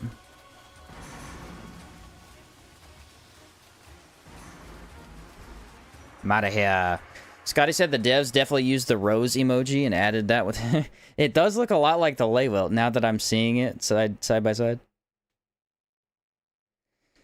I do. What's up, Blessed? Appreciate the clean content. Safe to watch for the kids. Yeah, you bet. You bet. I don't necessarily have a rule against language on my streams, but it's like my family... I live on the same property as my family, so I watch my mouth generally anyway. And, around my siblings and stuff. And I was like, you know what? If my siblings ever watch my content, I don't really want them to see me. They don't need to be seeing me using foul language, so I'm just gonna stay away from that. I don't really curse in my daily language either, though. So it's not too hard. I don't have any major slip-ups or anything. I used to say the R word a lot. The word retard, if you don't like that word. The mentally ill equivalent. I used to say that a lot when I first started streaming. But I don't have anything against saying that one, but a lot of people do, so I just kind of stopped. Just to not anger people, because people were getting really annoyed about it. Like, that word doesn't bother me, but I don't need to anger people on the internet for no reason. If I don't have to. So I try to stay away from it. What do we want for this one, guys? We want decay resist, physical damage, and then I think we're gonna go... I don't have a lightning varnish, do I? I don't. Dang. I guess I could go ice. Ice is probably... fire's probably better now that I say that. We're gonna stick with probably galvanic and then swap to rondel. So let's buff the rondel first. Buff rondel first. Swap over to that. I think we're good. I gotta try and figure out what buffs I do and don't have. I don't have corruption resist, but I don't really need it. Oh, Gaberry Wine, yeah. Because I don't need to block, so that's a good buff. Ups my physical defense. Up to 30. We're gonna walk in. We're gonna place down a sigil. We're gonna dagger slash. Get the backpack off. Dagger slash again. Game plan achieved. Let's do it. We could probably backstab this guy too. It just depends on how close he is. He's in the middle. He's in the middle. Let's pop our sigil right here. See which way he turns. Turns left. Okay. Now we go for the backstab. Let's see if this hits the backpack. I doubt that it does. No, it missed. Why? I'll wait. I'll wait. I'll wait. If I can get the backstab, it'll be big. I might unlock. Come on. Nope, backstab doesn't work. It doesn't hit him. His hitbox is too high up on his body, I think. That's okay. We get the dagger slash going. Our lifesteal. Nice. Good damage over time. I think I'm going to use parry. Maybe save it. Yeah, okay. I think that's pain. Let's swap over to rondel. There we go. Oh my word, these hitboxes. Maybe we don't lock on. These hitboxes are really goofy. Blood sigil's already gone. I still have the effect of the blood sigil on him. There we go. My damage is way better. Don't lock on. I don't know what it is with some of these bosses. Locking on really hurts you. He's taking a lot of damage. I wonder if I should just pop another sigil, guys. I'm debating on it, but I need a good opening. Here we go. Okay, yep. That's fine. We are damage resistant to that. No, I can't hit. The hitboxes are so bad, dude. I can't hit anything. Come on, come on, come on. Give me a chance here. Yes, I got him. Okay, I am defiled, though, which is bad. That is bad. Every time I use the dagger in the sigil, I get a little bit corrupted. If I do blow up, I should be able to heal it, though. Not ideally wanting to blow up, though. One guy dead. One guy dead. Get him over here. Can't hit him. There, I'm defiled. I'm defiled. My HP is draining, but I'm also life-stealing. So I shouldn't be able to die to that. Yeah, I can't die to it. The lifesteal is too good. The lifesteal is too good. That's insane. He can't kill me. There's Defiled again. It's twice.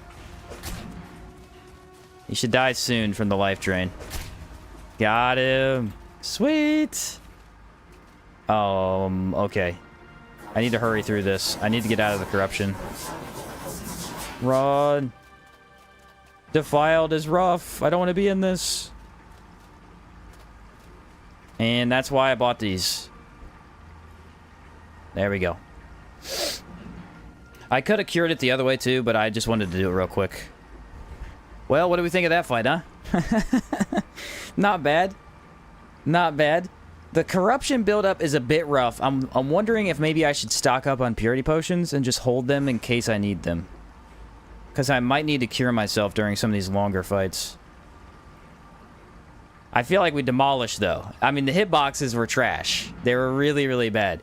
But once I unlocked and got a couple of hits in, they just died real quick. And ta-da! We can grab Gemstone Key D. So we have 3 keys of 4. Let's go back to town, drop some stuff, and then we'll go... Do I have enough room, actually? I have enough room. I could just go to the final dungeon now.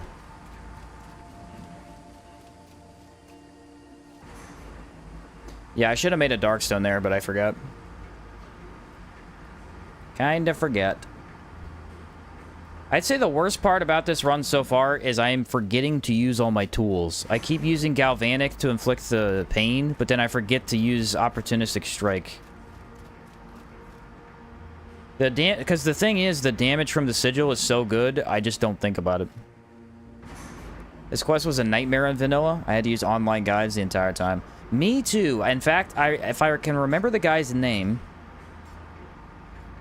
I don't remember his name, but it was Nymphari or something like that. It started with an N. Nymphari? I don't know how you say it. I don't know how to explain the kind of guides. They're kind of like Let's Play, but they're more guide style based. So he knew what he was talking about, and he was just going through the dungeons. He covered Hellpoint, and when Outward came out with the DLCs, he played through them, and I'm pretty sure he made a walkthrough. It was like a 2-3 hour walkthrough or something like that. And I watched the entire thing just to figure out how to get through this quest. It was brutal. I just couldn't figure it out. The keys, and I didn't know where they were and where they went. It was rough. It's a lot more streamlined now, but it's still quite confusing. For our second to last location, we're going to go to the Mana Transfer Station.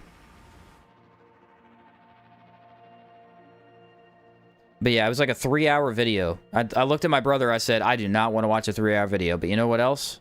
I have to watch this 3-hour video. I need to know. So we sat down and watched it, and then we figured it out. Eat nightmare mushrooms, 2% corruption. Do I have any? Opportunistic stab removes pain on enemies. It does, so it's probably okay if I don't necessarily use it. Just so I keep that extra damage. Yeah, didn't they unlock the trains or something in this version? Yeah, so to explain briefly what they did with Definitive Edition. Before, whenever you went to get on a train, see how there's a console here and there's a console here? You might be confused. You're like, why is there 2 consoles? Because you could just go in here and look at all the prompts.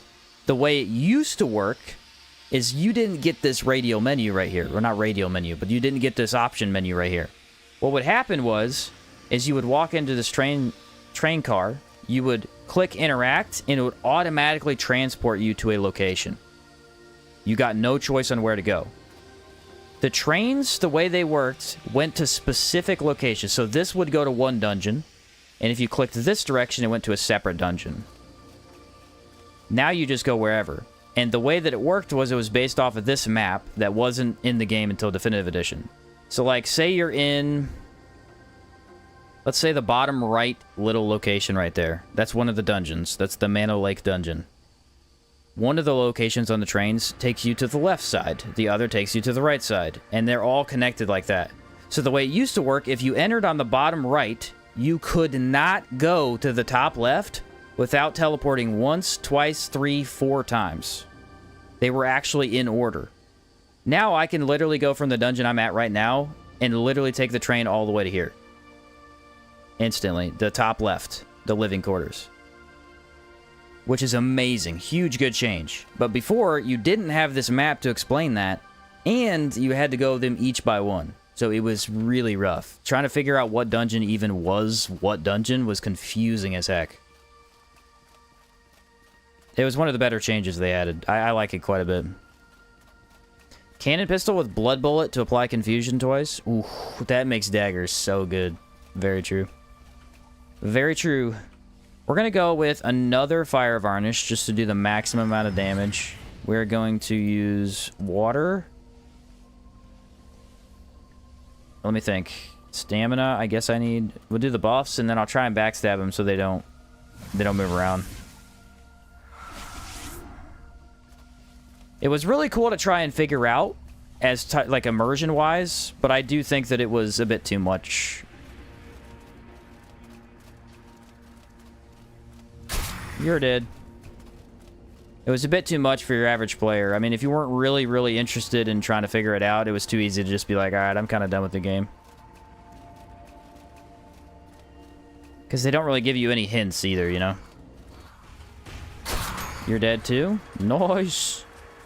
About to get parried. Oh, please tell me the parry didn't just fail. That is unfortunate. More mana stones for me. It'd be a lot of work, though, every time you do the quest. Exactly. Yeah, instead of me teleporting... The other problem that I had with it is that the way I do the quest now is I have a lot of freedom. I can kind of go to different dungeons in any order that I want. I can choose to get back on the train if I want to teleport wherever. The way it was before Definitive Edition, you had very limited choices, and there was just a specific routing that was better than everything else. The only free option was Warehouse, because that's not connected to a train. Well, it is, but you can't get there by train. You have to access it first. And we grab the mana transfer elevator key.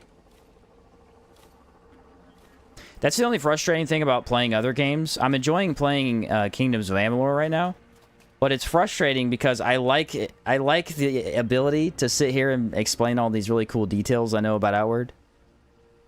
That are just wiki information that I have in the back of my head for no reason.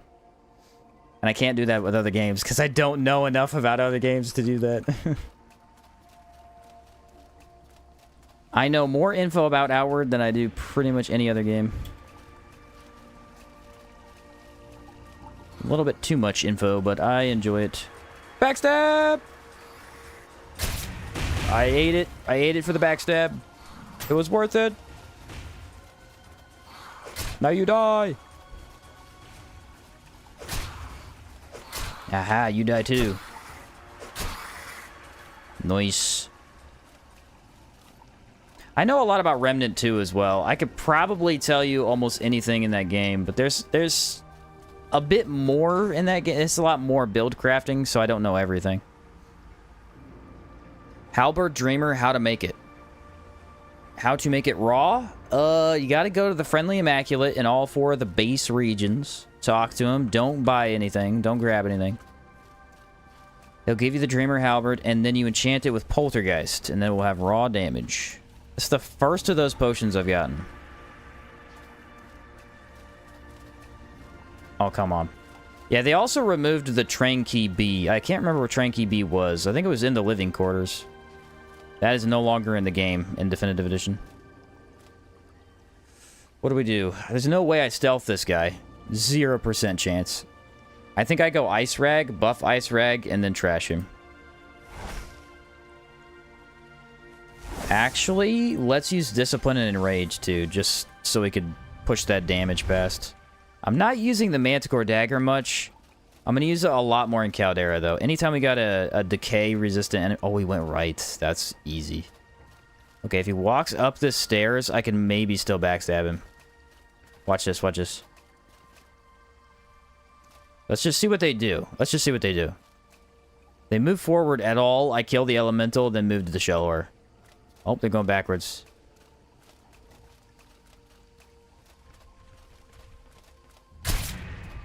I am the invisible man.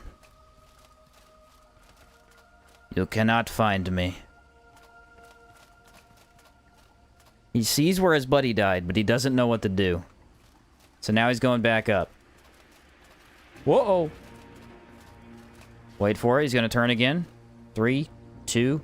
Nope. Coming my way. Still didn't see me. Aha, you had your chance, buddy. You had it. I gave it to you. You failed. Wait for the parry. Get parried. Ha ha ha. I gotta say, the Dagger stealth playthrough, I'm getting some fun moments. I'm getting a lot of fun moments. Said it's not a sheen outward playthrough without 9 water skins in your inventory. True. How many do I have? 1, 2, 3, 4, 5, 6? Oh, I'm lacking. I need 3 more. The stealth adds a very interesting aspect. I like it. Trying to manipulate it is incredibly fun. Because you do have to try and kind of trick enemies. It works really well.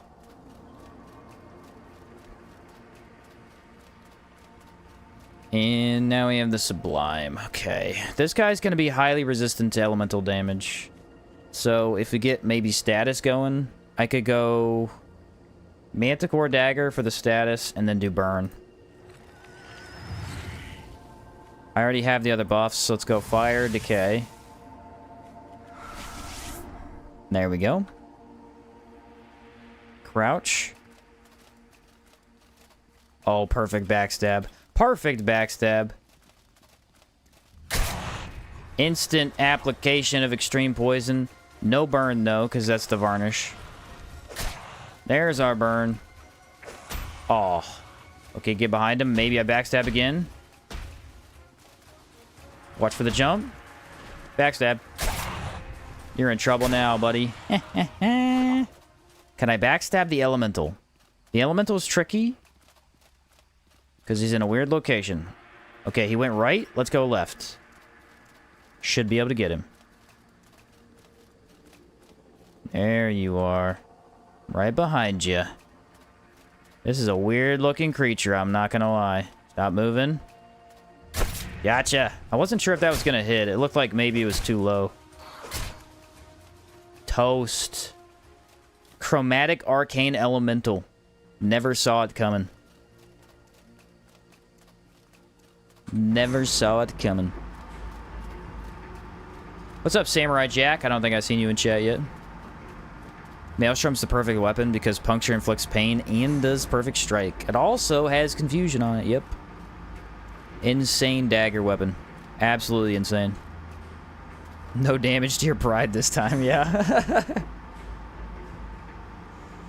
The elementals were a fun playthrough last time, because in the Merton run, they were all blocked by the totems. It was pretty cool.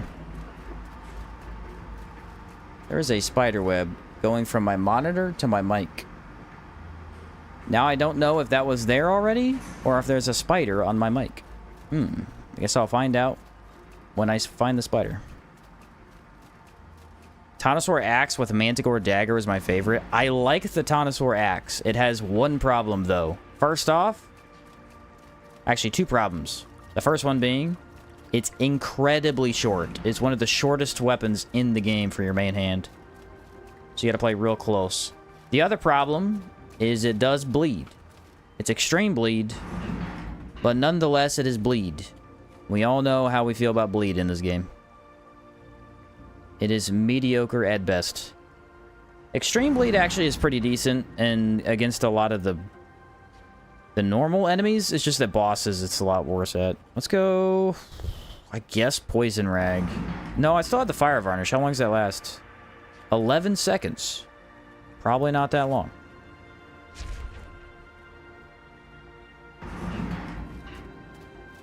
Said that's scary. I hate spiders. Yeah, I don't know where... we live out in this area. We're in the woods, and there's just a lot of spiders. So sometimes you get a lot of webs everywhere. This one, not in my favorite location. Should be able to backstab this guy. Alright, if I could pull this move off, I'm amazing. Ready? No way this works. No way this works. Yeah, I was too... It's just these hallways, man. I can't get around the enemies. And parry.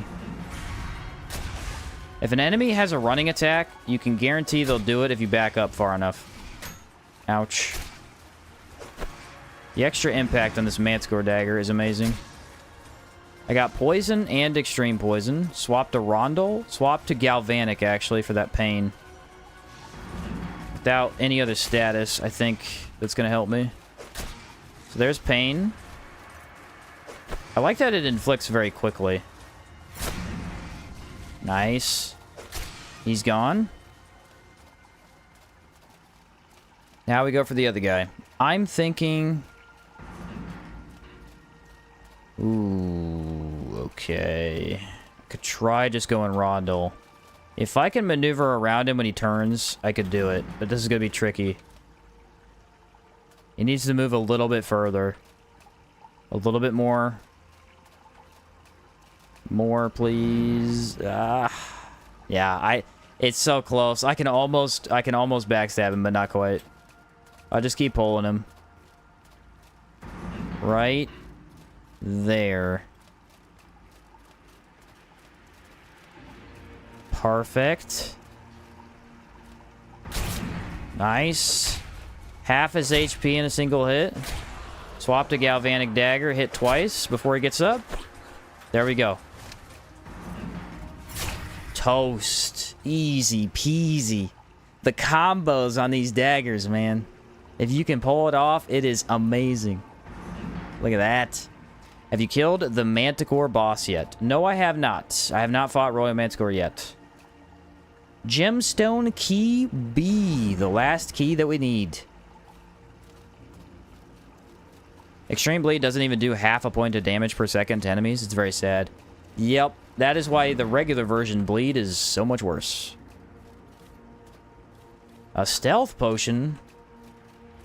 What? I haven't seen one of those in forever. An AoE enchant on virgin weapons and the Zorn AoE enchant is a lot of fun too, but harder to get confusion that way. Yeah, we're gonna definitely enchant the Zorn dagger, but I just don't know when we'll be able to. We'll get there eventually. Let's check and see if I have all my keys. Key A, B, C, D. Is this in the Antique Plateau? Yes, sir. For dual daggers, does it swing both at the same time, or do you alternate swings? You alternate swings.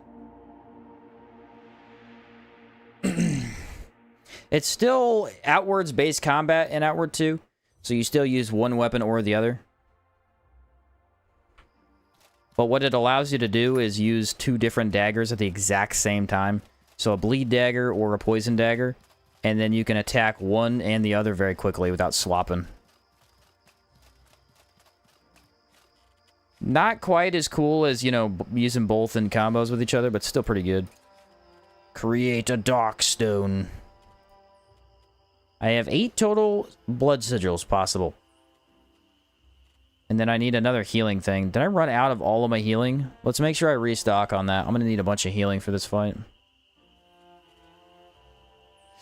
Don't want to fight Rustlich without healing. That's not a good way to go. I've done it before, and it took forever. I was in trouble the entire fight. Still, the worst fight I've ever taken with the Rustlich was the bow build. It was the only run against the Rustlich that I almost lost because I ran out of ammunition. I beat him with, I think, 5 arrows left. It was really bad. I should have just restocked before I fought him, but I rushed it, and I paid the price. Bleed is built to do half HP damage. It's just so slow. Right. Yeah, just very slow. Just took out the turncoat Yazan and his 2 cronies in the same Juggernaut swing. Nice. A Juggernaut enjoyer. My favorite. Yeah, hitting Juggernaut on humans, man. Oh, so satisfying. They just fly away. Bleed does last 2 minutes, though. Good for mitigating regen. Yeah, I guess fire and poison go away after, what, 40 seconds, probably? Goes away a lot faster. That did annoy me on one run that I can't remember what run it was, but I kept applying fire and it would just go away so quickly. Ah, yes, the mantis shrimp. The native creature. Dealing lightning damage. Having 4 legs, 2 prong thingies. A beautiful creature. That is now extinct. Yeah, get out of here. Oh, golems. Another native creature to the Antique Plateau. Metallic in nature. Half broken. Deceptively stupid. Backstab. What do you want? You want parried? I can parry you, just ask. Parry. See you later. Is there enchantment in Outward like Infinity in Minecraft? So, what does Infinity do? You'll have to remind me. I haven't played Minecraft in a while. We're talking probably a decade. I think Infinity was... No, it's not the no durability one, is it? Can't remember. Not the Jungle Tour Guide? My bad. My bad. It's the nature hike session. Look at the bluebird. You have unlimited arrows. Oh, okay. No, unfortunately, you don't have something like that. That actually would have been a cool idea for, like, a final endgame enchant. But no, you don't have anything like that.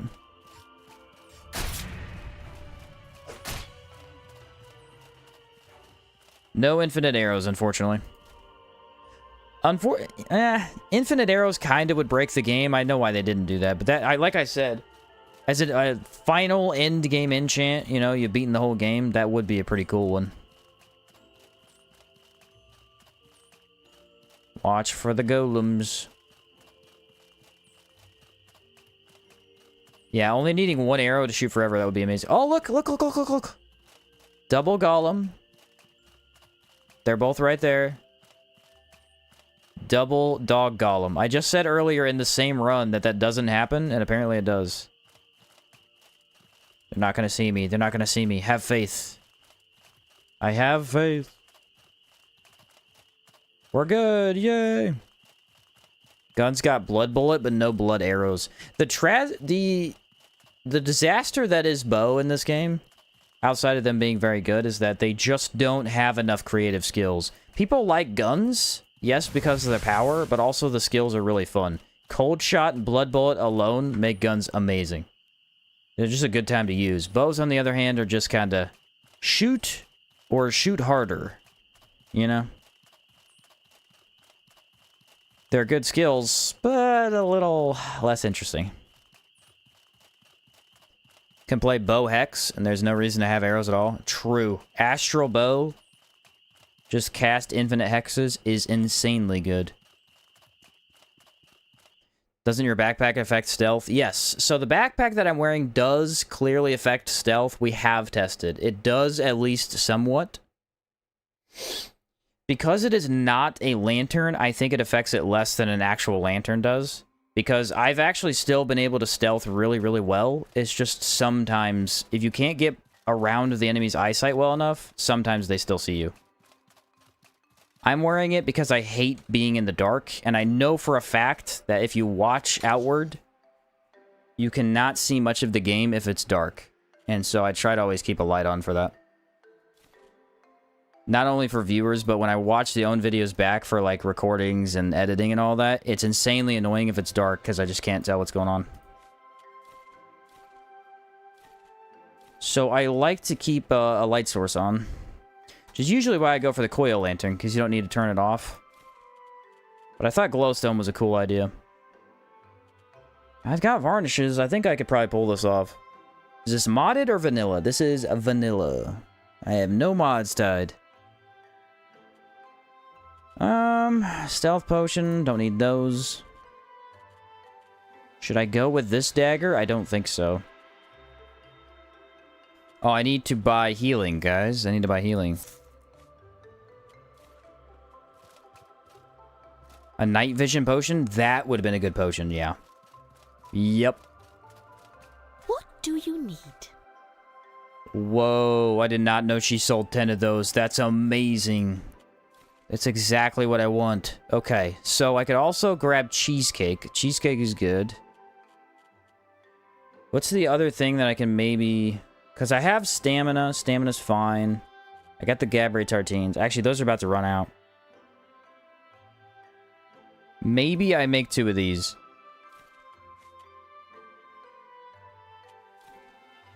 See if I remember the recipe, guys. So in order to make crawberry jam, I think it's 4 crawberries. So then I can make 9 total of those sandwiches. That'll be good. If there's one run to use this backpack, it's this. That's what I was kind of saying, is, you know, there's no reason to ever use this backpack. This is the only chance. I might as well at least try it. 3 crawberry. Let's see if I can buy another one. It's 2 crawberries and a sugar. I didn't know you needed sugar for that. This guy does have sugar.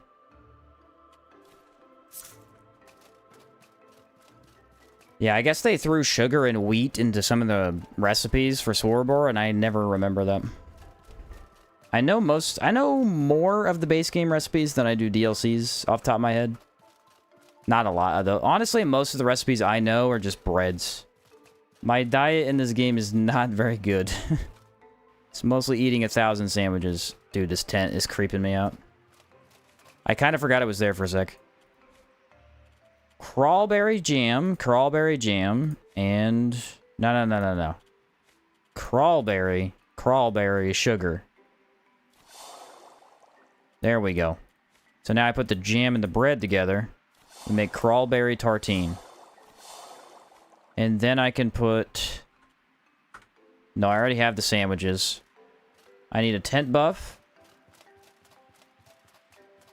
And then I need to repair my equipment, which is probably mostly repaired. It's not bad. But I'll do it anyway. That's a tent? I was going to ask what that creature was. Yeah. That is the Scourge Cocoon. I have that placed in my house because if you sleep in it, it corrupts you by 10% every time. And it's a very easy way to make Darkstones. Unfortunately, it's basically impossible to use as an actual tent buff because the stamina bonus you get from it is 5%. Which is useless. Especially compared to any other tent in the game. It's just like, you're not going to use that, clearly. Pay 50 silver to repair them all? I am. I have it, so... Might as well. If you need Darkstones, you could try to farm those Blood Mages with them. Yeah, I could. I could do that. They're a little inconsistent, so I don't know if I will, but I could. The ideal outward diet is sandwich and tartines, yeah. Double up on 4 pieces of red. Want to buy some? All right. Ladies and gentlemen, it is officially time for Rust and Vengeance. The final thing we need to do in this area. Are you ready? Let's go Wormboon and water. Our weight pack is pretty heavy, but we'll go back through the dungeon and pick all that up. I've got all the daggers that I need except for Red Lady. We got to grab that later. Should be good to go. Support your local blacksmith, yes. Got to keep the mom and pop places alive, you know? Got to keep them in business. I'm pretty sure he supplies the entire town with weapons, so he's probably not hurting for money, but just in case. Just in case. Gotta support the dude. Let's go warehouse, enter there, go to the train, and then we'll go fight all the enemies. Said, cue the Avengers music. Bam, bam, bam. I don't remember it. I mean, bread is a staple food of humanity since the immemorial. So diet could work. Yeah, I mean, bread is just, it's a filler and everybody's always eating it, so it works. Fills you up. I had steak for dinner. Steak that I bought, unfortunately, because steak is expensive. The steak that I bought, accidentally, I think I bought was a, it wasn't the right cut. There's the ribeye steak, which is the good one, but it's the expensive one. I bought the other one. It's like the butt of the cow, I think, and it was insanely chewy. Very thick piece of meat. Still tasty, but I kind of regret buying that piece. I should have bought a different one. Not my favorite. And I had asparagus, which I love asparagus. Just dropped in and I heard I bought a snake. I didn't buy a snake. What's up, Zool? I did not buy a snake. I bought a steak. Do anything for the 4th? I actually already did my thing for the 4th. So, my mom works at a bank. And her job, her boss invites her and whoever she wants to take to basically a fireworks party. And they did it 3 days ago. Because that's when he had it free. It was just on his property. He owns, like, I don't know, some 100 acres or something. It's huge property in the backwoods. They just did a bunch of fireworks over there. And so she invited me to that, and I went with them. That's probably all I'll do for the 4th. Because, I mean, it was the 4th of July party, but they did it earlier. I don't know why they decided to, but... Other than that, I don't have any plans. If my family doesn't get mad at me, I may just stream. Unironically. We now go on over to the research laboratory. It's literally tomorrow. With how chewy it turned out to be, are we sure it wasn't? Right? Yeah. Yep. Have my wedding anniversary on the 4th. Whoa.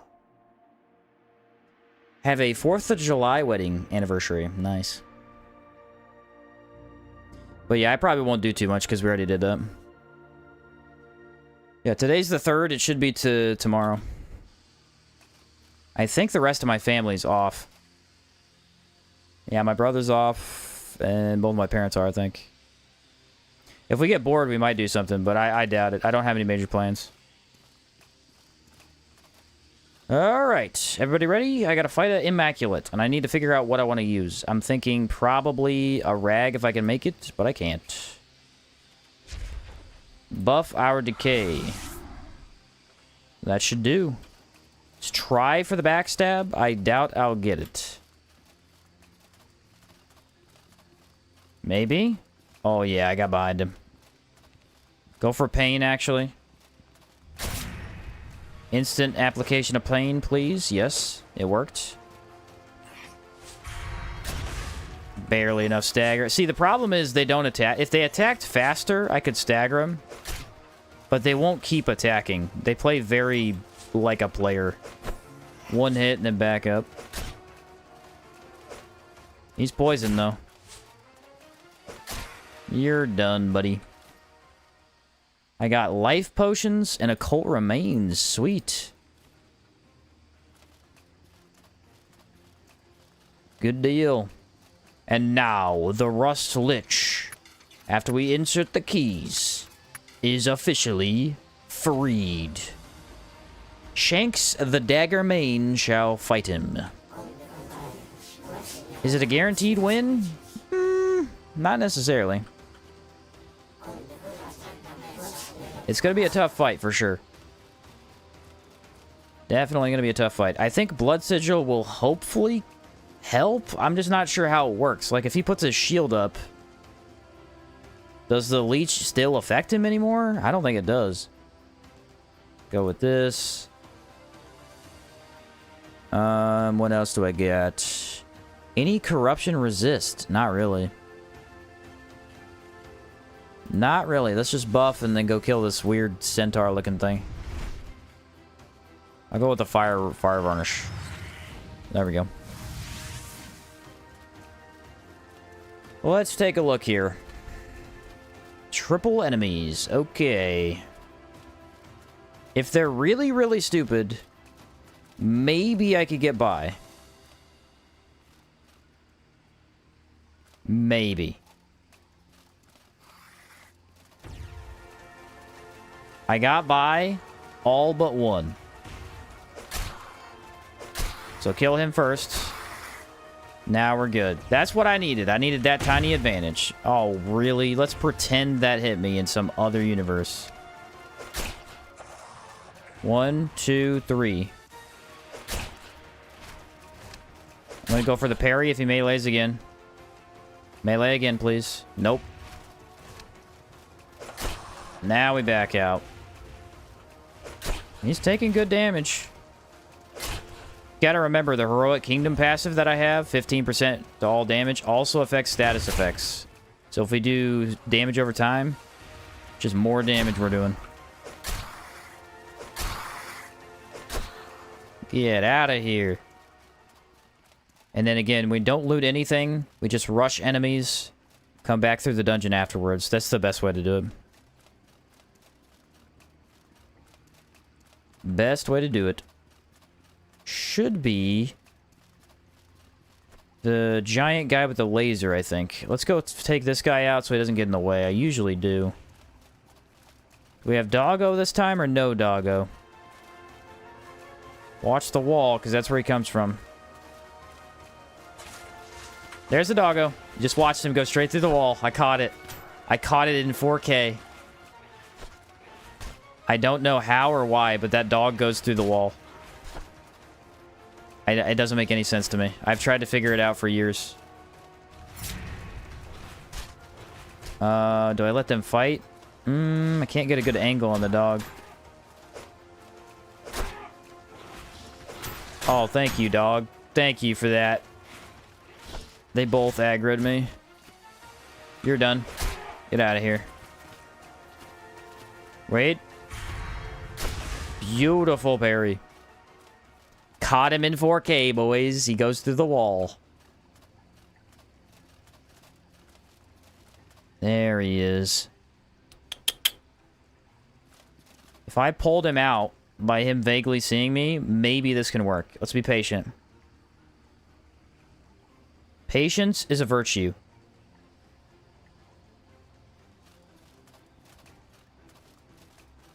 And backstab. Got him. You're always going to get backhanded if you backstab. I don't think there's a way to avoid it. But that's fine because the damage is worth it. No backstab for me this time. Right now, didn't work. I didn't get all the way around him. I need 2 more hits, and I need to not get hit by that elemental. Okay, 1 more. We got him. Easy peasy. Okay, I thought for a second he didn't see me. Look at the damage. The damage on Rondel is just ridiculous. I'm still surprised. I just can't believe it. Sublime Shell, grab the key. This guy actually does despawn, so you can drop all his items on the ground and pick it up later. That's kind of a neat little tip. That is a unique enemy, which means his body will despawn after we leave. So if you just drop his items won't despawn. I think I had that happen last time. I was kind of mad about it because it's too chitin. What's up, Shaw? Pretty sure you dodged that last backhand from the other Sublime.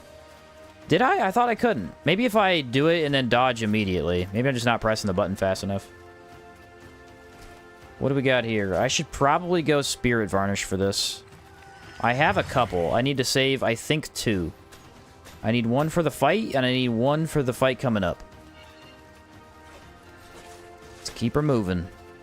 I did dodge it? Okay. So it is possible. I just played it wrong there. Hello, sir. Get out of here. Ooh, Golem? My least favorite enemy? With this build? Mainly because of the camera? There we go. Elemental, golem. Not sure how I want to engage this. I'm thinking... I could pull one, but they're both coming over here, so I can't really pull anything. That didn't work. Oh! Avoid the spin. Avoid the other spin. Kill him. Alright, now it's a 1v1. You know what I say about those. We win them. Very close dodge. Get out of here. My health and stats are full. I love to see it. Bloodlust helping with the stamina burn is just amazing. Pow the lever, Kronk. Now we have the hardest encounter in the area. After this, because these guys are somehow still fighting. They do pathetic damage to each other. Oh. Yep. You probably didn't deserve that. Oh. One more attack. See you later. Let's go for one of these. I don't have a mana stone? What? What else should I use? I want to use maybe a lesser one. I'll save the big one in case I need it for Rustlich. So we want our highest damage possible. We go Spirit Varnish. Discipline, which I have a way of getting. Then we go that. Do I need any other resistance? Decay in case I need to switch to Manticore Dagger. Stock up on stamina. Actually, hold on. If we use a stealth potion, this is going to make this way easier. So, in case you don't know, there are 2 beast golems and a regular golem over there. I'm going to go kill this guy in case I need more room. Get him out of the way. Watch this. I made him look left, and then I go around. Tricked him. There we go. This guy's out of the way. If we come over here, we can see all 3 of them. They'll move forward because they do know we're here, but they can't go backwards.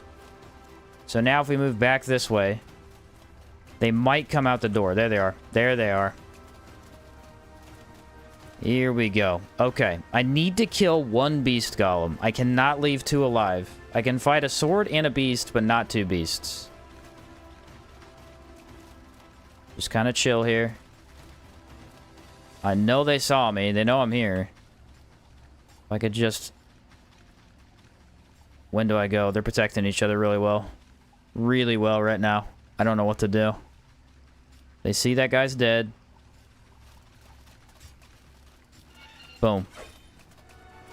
Nope, they all saw me. Dang it, I was like, maybe I'd go for the sword golem. They all saw me, brother. No. Here's where you want to fight him, because you can back out at any time. There we go. One more. Hit him again. There we go. We are pained. That's fine. We're doing really good damage. Get him. Get him. And dead. Okay. Took a lot of damage, but that doesn't matter. We have to get rid of them. They are awful. With a no block build, that's the worst enemy in the game. He didn't see me. I walked right in front of him. You want parried? Fine. Parried. See you later. Whew. Not a horrible encounter, guys. That is as good as that gets. Those beast golems are such a problem with daggers. The thing is, the way to fight beast golems is 2 things. Blocking a lot and reach. If you don't have reach, they're really tough. And with daggers, well, that ship has sailed. Been catching up on your other lives, by the way. Just want to say I've been on the edge of my seat. I got so worried at the beginning there. Glass cannon mills make me nervous. Yeah. Yeah, glad you enjoy the streams. I've finally been able to stream a lot more. The quality isn't always as good as I used to be able to have it, because I used to have it, like, never ever pixely. Sometimes it's pixely now. But it never really drops, except for once or twice a night. So, I've been having a good time with the streams again. Alright, this is another rough encounter. Do I save Spirit Varnish? Yes, I do. Because that guy just vaguely saw me. Let's go Ice Varnish.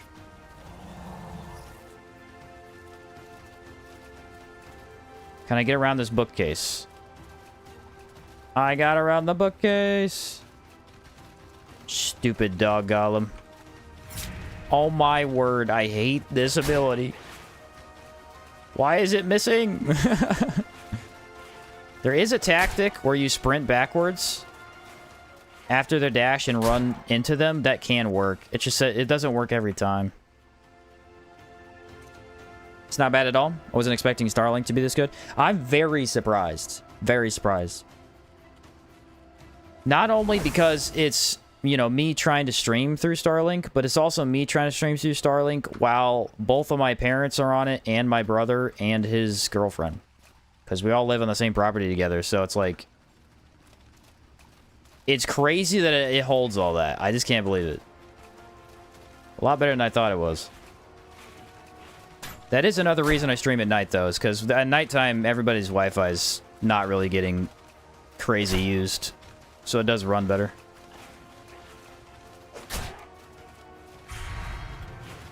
Abused my parry.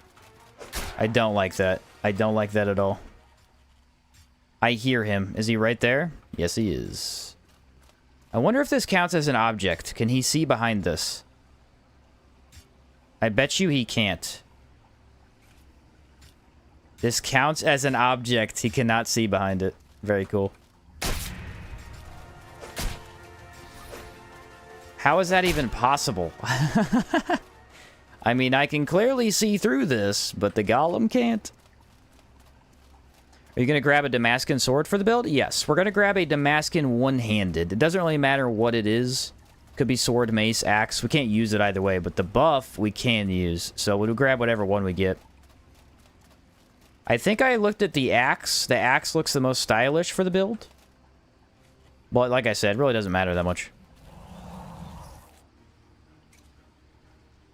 Still great service, though, from the looks of it. Yeah, no. A lot better than I expected, for sure. I've actually had quite a good time with it. Been working pretty great. I can play competitive online games on Starlink as well. Sometimes, like I played Night Rain, Elden Ring Night Rain. That game did have some lag issues with it. If it got really bad.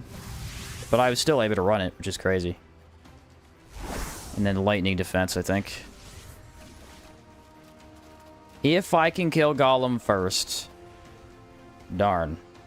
How did he see me? They might just see you automatically. They might count as a turret. The second you're in the room, they just know. That's what that felt like. Dodge it. Thank you. We can definitely stagger this guy if I'm fast enough. Yep. Watch this. If I can use a ranged projectile to parry, it'll hit him. Easy. That guy didn't even do anything.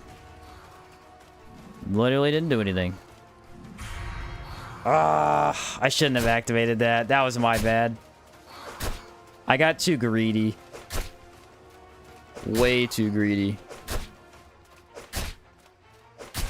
I mean, you just keep on pressing the button. And then just the stun lock potential of Dagger is better than anything. It's so good. Another quartz! Oh, I have like 5 or 6 of the quartzes. How did I get so many of those? How'd I get so many of those? What's your favorite type of mac and cheese? A Little Annie's white cheddar mac and cheese. Still can't believe that backpack is stealth friendly. Alright? That's crazy. It is weird. Yeah. You don't want me to kill you, but I'm going to anyway. I get the picture. Get a mana stone just in case. I have corruption cure potions. I'll use those instead. Alright, we need a game plan. So, there's a couple options we could do here. I could swap to Vampiric so that I have the heal. Or I could focus on inflicting pain onto the Rustlich the first round, so the second round is faster. Here's what I'm thinking instead. Let's go Spirit Varnish on Rondel. Rush him as fast as possible. Try a backstab through the chair. Maybe it works. We'll wait on Pain until second round to see how first round goes. If first round is really terrible, we'll go Pain second, and then we'll try and trash him after that. Annie's the organic brand? Yes. Yep. Annie's white cheddar mac and cheese. Delicious. I am going to take this, though, because lightning, I need my resistance. So I'm going to go with the water buff first. This gives me my enrage for free. Cheesecake has insane healing. And then I need my Gabbray wine defense. After that, I think we can go with all the other damage buff stuff. They deal fire, ethereal, lightning, and that's it. Could take that potion. Then we go with this. And we sneak. I believe, because of the way this fight starts, we should be able to sneak. Let's find out. Yep, if I can backstab, at least... Nope, they saw me. So, I think because the Rustlich is in charge, once he saw me, he aggroed them immediately. But that looks promising for a second. Okay, really good damage. I just don't one-shot them, which is unfortunate. Kind of wanted to one-shot him. Here's what we do. We get over near the Rustlich. Then hit him. Now he's dead. Try backstab. Try backstab. Backstab works! Backstab works. We're in. We're in. I got him under half health. Dodge away. Dodge away. Lock-on's really bad right there. As the teleport. Okay, good opening. This is way better already than I expected. I expected to have a lot of trouble here. Be patient. Avoid the balls, then attack. Yeah, I ate one because of bad dodge, but that's okay. Doing all right. Stay unlocked, though. The lock-on... not great. I got one down. Let me get this guy down. A lot of projectiles. Bring him closer to the Lich. Can I do that? There we go. Wait for it. I'm just going to go dagger spam this time. No backstab. See how many hits we can get in. 2, 3, 4. Got him in 2 rounds with the dagger. That's insane. No blood sigil. But I didn't really think... The thing is he teleports, so blood sigil is kind of a bad idea. 2 rounds, guys. That's awesome. I fully expected 4 rounds. Fully expected 4 rounds. But nope. With all the golems defeated, we can come over here and destroy the Rustlich's phylactery. Skadoosh. And then he yaps about he's a sad, poor man. Yada, yada, yada. We did it! Rust and Vengeance, dagger only. Completely busted. This was the easiest Rust and Vengeance of my life. Ridiculously easy. The only trouble is the beast golems. That is it. The stealth was nuts. They don't attack because no one controls them now? Correct. After you defeat the Rustlich, he'll summon the golems one more time. But he won't control them, so they just stand there around and walk. You could just have to attack them. Say keep the boots? I will. I'm going to go back and get them.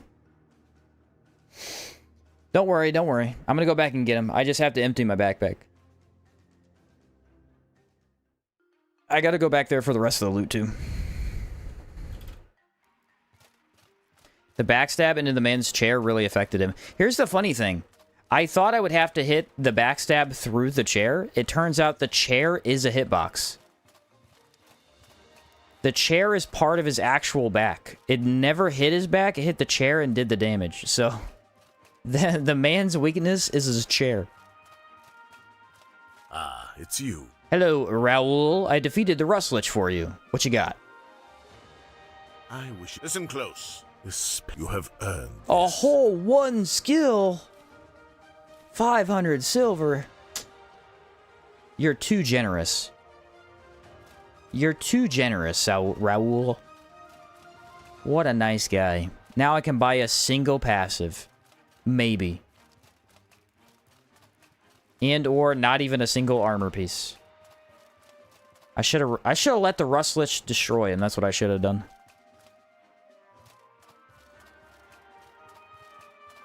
Best reward. Yeah. Totally. Totally a really good reward. Turn those particles into incense. Could sell for a pretty penny. You can. I can. I have a lot of resources. I think the only thing I don't have is tourmaline. But I have plenty of quartz. I could just make the tier 1s.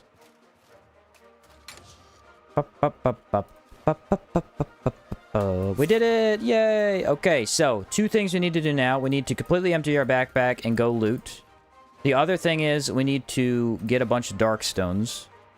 We gotta go do mini bosses. So it's 1 dark stone per mini boss, essentially.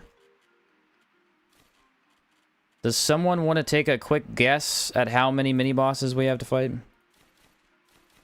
I genuinely don't know the exact amount. I think it's like 5 per region. It's got to be close to that. And I'll use the bird mask to make me fast. Okay, that's a good option. It said 10,000. Maybe I don't need 10,000. Your guys' numbers are way off. I don't know where you're getting that many, but I don't think so. Put that in the pocket. Now we can go get all that loot. And we should be able to wear our other chest plate after this. Go back to Daggers. I think there are 5 mini bosses per region. So if I count just Endmerker has 2. No, that's not true. There's the 3 big elites. There's the 2 smaller humans, and then there's the 1 at Cabal Wind Temple. So there are actually 6 over in the Cabal Wind Temple, or Endmerker. Hallowed Marsh has 5. Definitely has 5.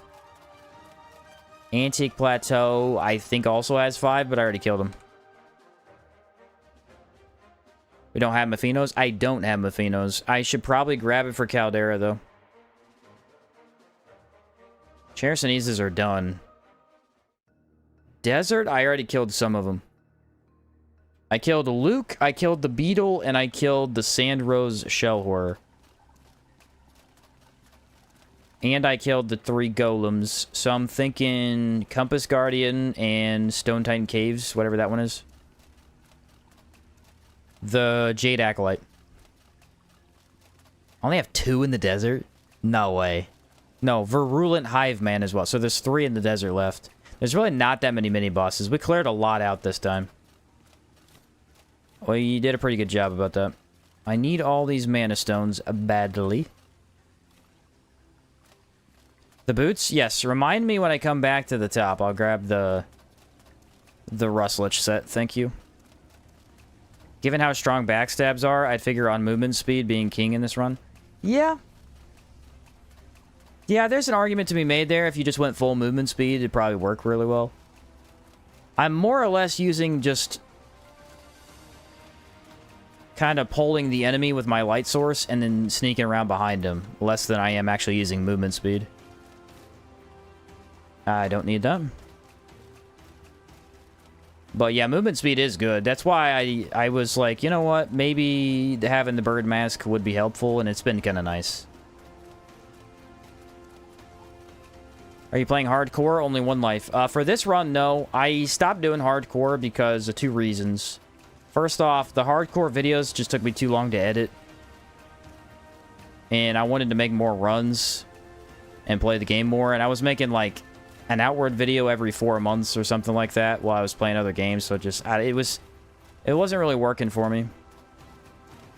And I also, the other problem with hardcore is I have to take my time with every single enemy encounter to make sure I don't die. And so the runs end up taking twice as long. And they're, I don't get to play as many cool builds. So I decided to stop doing hardcore very often anymore. I don't know if I'll ever do it again. Maybe, you know, maybe in sometime this year I'll get bored and try it, but I already beat hardcore 5 different builds. I think I kind of proved that I could do it. I'm just kind of playing through the game now with different builds. It also hindered, like, the Merton run. If I'd played hardcore Merton, I wouldn't have been able to do the whole Mediz thing. So it's kind of fun to do some of those other mini quests if you want to be able to. I don't have anything against hardcore, though. I had a great time with it.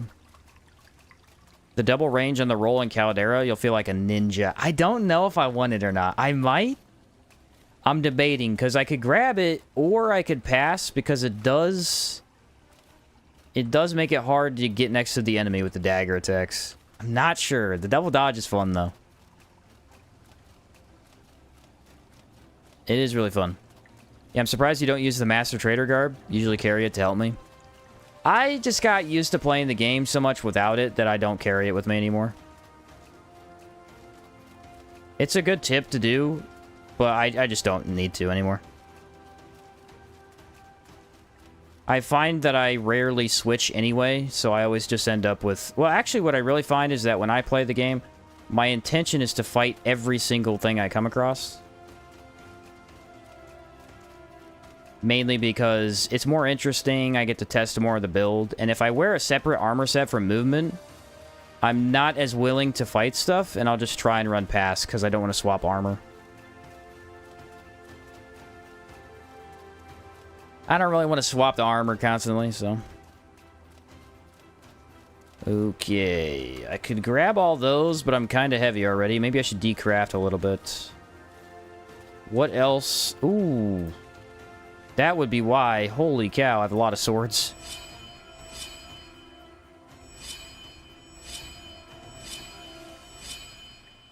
One, two.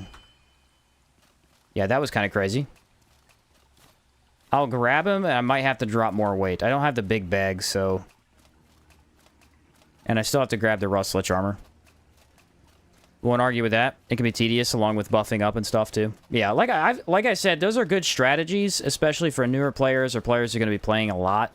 Like, if you do a 100% run of the game, you're just trying to be efficient, that would be a good idea, but... I play more as a build testing kind of guy. And we don't really need to fight that guy. We already beat him.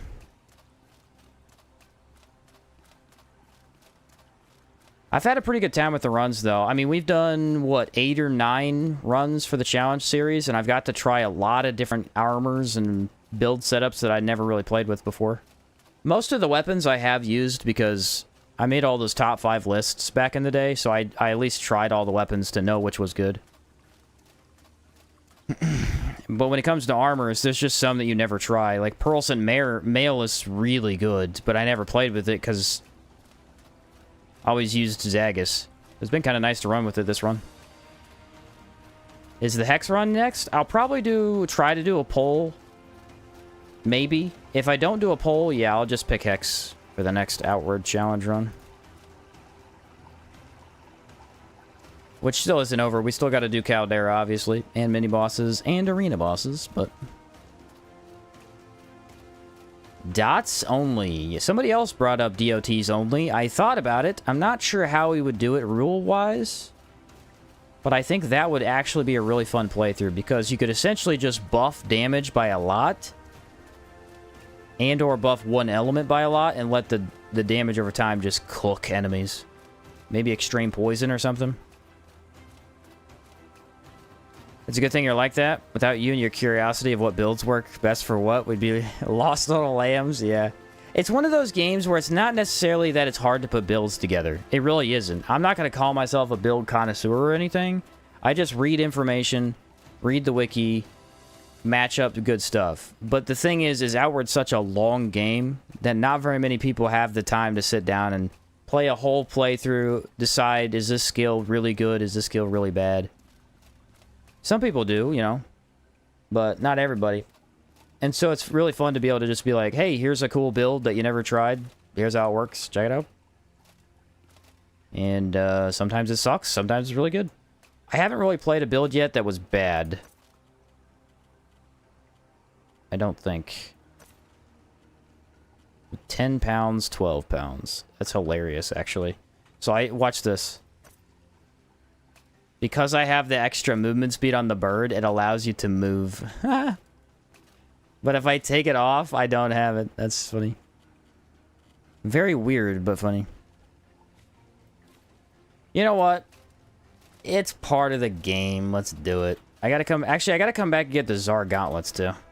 Let me drop, chitin, I guess, and I'll come back one more time. Yeah, that's fine. Tsar gauntlets. Touch this painting. It moves. I'll go back and get them here in a sec.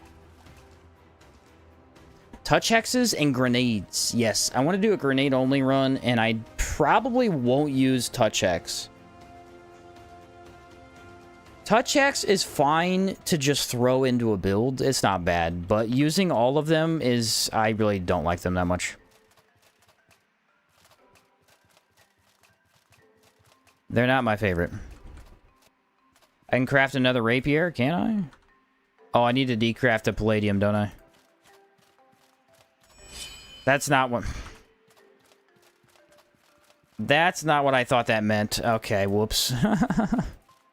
I meant to decraft. I crafted. Did you make a legacy system in this run? Not this run. I just had a build in mind that didn't use it. Don't you hate grenades? Oh, yes, I hate grenades, absolutely. Not a fan, but hear me out. They would make for a very fun video.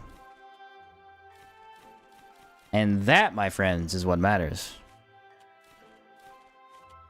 I think they would genuinely make for a very fun video. The problem is, it's not really a problem. It's just the reason I've never done it is basically what would happen is you would have 45 hours of gameplay. Ish. Because it's a long playthrough, very tedious. So it's about a 45-hour playthrough at the maximum. I don't think it'd take any longer than that. And the amount of gameplay that you would really need to see is just the fights, not any of the crafting grenades or buying grenades, things like that. So really, you're cutting out probably 30 hours of gameplay out of that automatically. So it's just a lot of crafting and running around, things like that. Though the fights would be kind of cool, because there is a cool strategy with grenades that you can implement. Maybe combo it with traps, do a consumable only. I thought about it. I could do both, but I think I want to do them separately. I think I want to, just to see because the thing is, grenades are OP. They're really strong. It's just that they're hard to get, so... Traps are also the same way. They're really OP. It's just that they're bad at boss fights. So doing them separately is fine. It's just I gotta work around their, gimmicks. The Wolf Axe. Okay. You gonna do 3 brothers? Yes, sir. Feel like it'd be better to mix traps and grenades or just call it consumable only. I guess you could do consumable only. I'm not sure. I haven't done the run yet, so we'll see what we end up doing.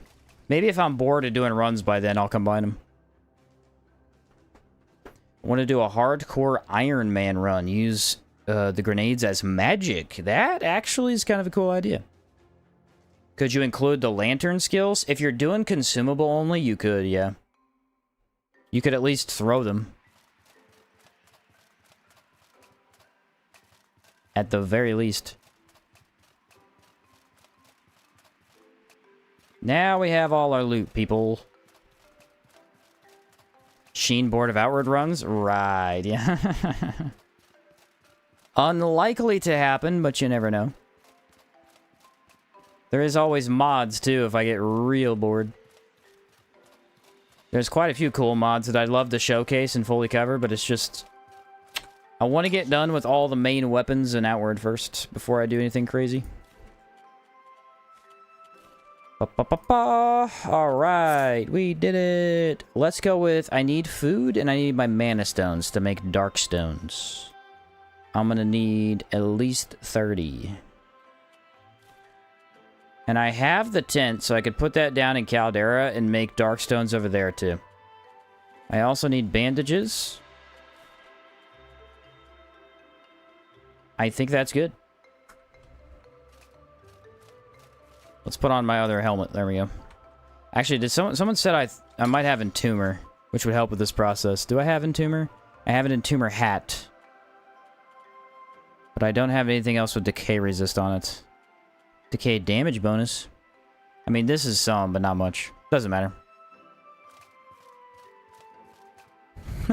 Said 6 years later, still not bored.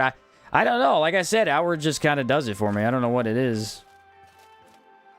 It helps that it's a game that if I play, people watch no matter what. Maybe not always the same people. Most of the time it's the same people. I mean, my Outward fan base has been pretty consistent over the years. But it's just a game that people don't, you know, they don't always beat. So the full game videos are always unique. So that helps always come back to it, at least. I did have a lot of fun covering Tales of Iron, though. Those videos did really, really well. And that's a very impressive game, honestly. It's a game where you play as a rat, as like a Souls-like 2D kind of experience, Metroidvania-esque. And it's just got a great story, and the combat's addicting. Very addicting. Hope there's no legacy system in Outward 2. Oh, that's actually a unique take I don't see very often. I've seen it a couple of times, though. Some people don't like the legacy system. I really like it, but some people do not. Cleanse. Because building New Sirocco sucks. Yep. No argument from me. It ain't the best. I mean, throwing a lantern is basically a Molotov. It is definitely counted as a Molotov, yeah. So it's absolutely consumable. If we actually did a consumable-only run, there's a lot more tools. It might be more interesting to watch than just trap or just grenade. I don't know. I'd have to think about him. Outward is the game I associate you with? Yeah, that's kind of what I figure, yeah. Outward and Remnant 2 are the biggest things I've been associated with. I played a lot of Dragon's Dogma before the sequel came out, but I didn't make that many vids. I think I made 11 in total. They got a lot of views, but it's just 11 videos, so I'm not really associated with that game. But Remnant 2, people also know me from that pretty well, too. I covered that for 2 years extensively, so...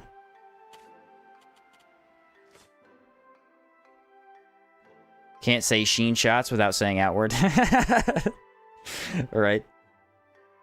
Any thoughts on playing Crimson Desert again? The game has gotten a lot of updates since the release and is looking and running a lot better. Probably not. Probably not. Would it be a good idea to give it a review after they fixed a lot of stuff? Probably, since my review was pretty negative, but... I don't really have the time. I got a lot of games to play through. So I probably won't be able to give it another shot. I wasn't a huge fan of the general world design either, and that they didn't really change that aspect, so... I think I'll pass.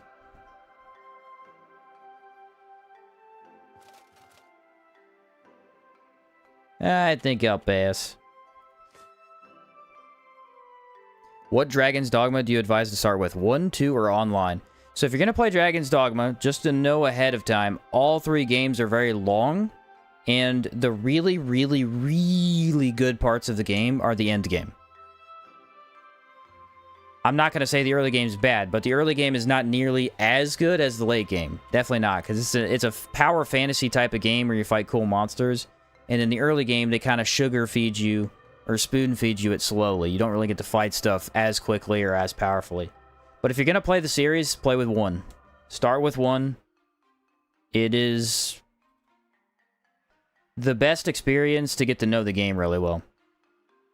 And the end game is great, because you get to get really powerful. The loot grinding is fantastic. It's a really fun loot grinding system.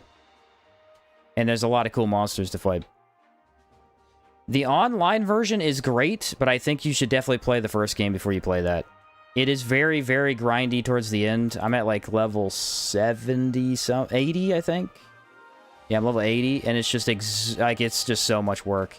Actually, I'm playing Dragon's Dogma Online, and what I did was I finally went and hired a sorcerer pawn, and they're just kind of speeding up my gameplay by a lot because they kill stuff so quickly.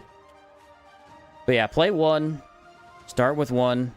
If you really like 1, it's likely that you'll like all of them. If you don't like 1, don't bother playing the others, because 1 is... I don't know. It's not really better than the other 2, necessarily, but it's the best experience to get to know the game. So if you're not going to like that one, you're definitely not liking the other 2. Dragon's Dogma 2 is less of a sequel and more of a remaster. It's a new story and it's new stuff, but it's the same game. Pretty much a remaster. Crimson game, Desert is a game that I was going to buy eventually, but your review made me pass for the moment. Yeah, well, here's the thing, is like, I was super, super aggressive and negative in that video, which I usually am not. But the reason why I was the way I was is because the game was getting an insane amount of glaze from everyone. Everyone's just saying, oh, it was perfect, it was amazing. And first off, the first 3 hours has an insane amount of flaws that immediately you could discredit anybody that said that. You could say it's a good game, but you cannot say that it was amazing, right? And also, they tried to pay me off, and so it ticked me off. They sent me a ton of emails inviting me to conferences and stuff to get me to play that game, and I never went to any of them. I was like, something is really fishy about this. And finally, I was like, I'm just going to block these guys, and I'll play the game myself, not the free version or whatever. And I found out why, is because they were paying people off to give them good reviews, which everyone does that. It's not really a surprise. All big game companies pay people off. But it was the way they did it. It just irked me. It felt real shady the way they did that. I never got into Dragon's Dogma. Tried 1 and 2. It always felt clunky in a way. It's clunky in some ways. It also depends on what class you like. You know, like the way I played it, the way you should play Dragon's Dogma, especially for the first time, is that what you should do is play every class whenever you want. You know what I mean? Some people get this into their head that they have to play one class for the whole time. And since you go from level 100 to 200, it's just too many hours with one thing. You got to play one class, unlock the skills, try them, swap classes, do it again. Then you end up getting this really good loop where you're getting through the game, you're progressing, playing a bunch of different stuff, constantly doing new things with new classes. That's the correct way to play Dragon's Dogma. Because it's just such a long game, there's no way you're sticking to one class and going to enjoy the full experience. You really got to try everything. And they also promote that because the vocations all have buffs that buff other classes too, so. But like, for me, for the first game, I liked the Strider and Magic Archer the most because they had range and melee. Whereas I didn't like Fighter much because he couldn't attack flying enemies. It wasn't very fun to fight flying stuff. Hammer said, that actually explains a lot for a game series mostly known for being pretty mid. I didn't understand why there was so much hype. Yeah, and again, everybody gets paid off. Like, IGN gets paid tons of money to promote all games, basically. But the thing is that they were like... It's like me, at the time, I was getting basically no views because I was covering Salt and Sanctuary, and that game just wasn't super popular for me. I don't know if it was the type of content I made, the titles, they just didn't do super amazing. They did okay, but not great. And so I wasn't getting hardly any views, and I was like, why are they wanting me to advertise this? It doesn't make sense. I mean, I have a ton of popular Outward videos, so maybe there's crossover there, but it was just really weird. So then they came out with it, and I was like, oh, I think they were trying to pay people off.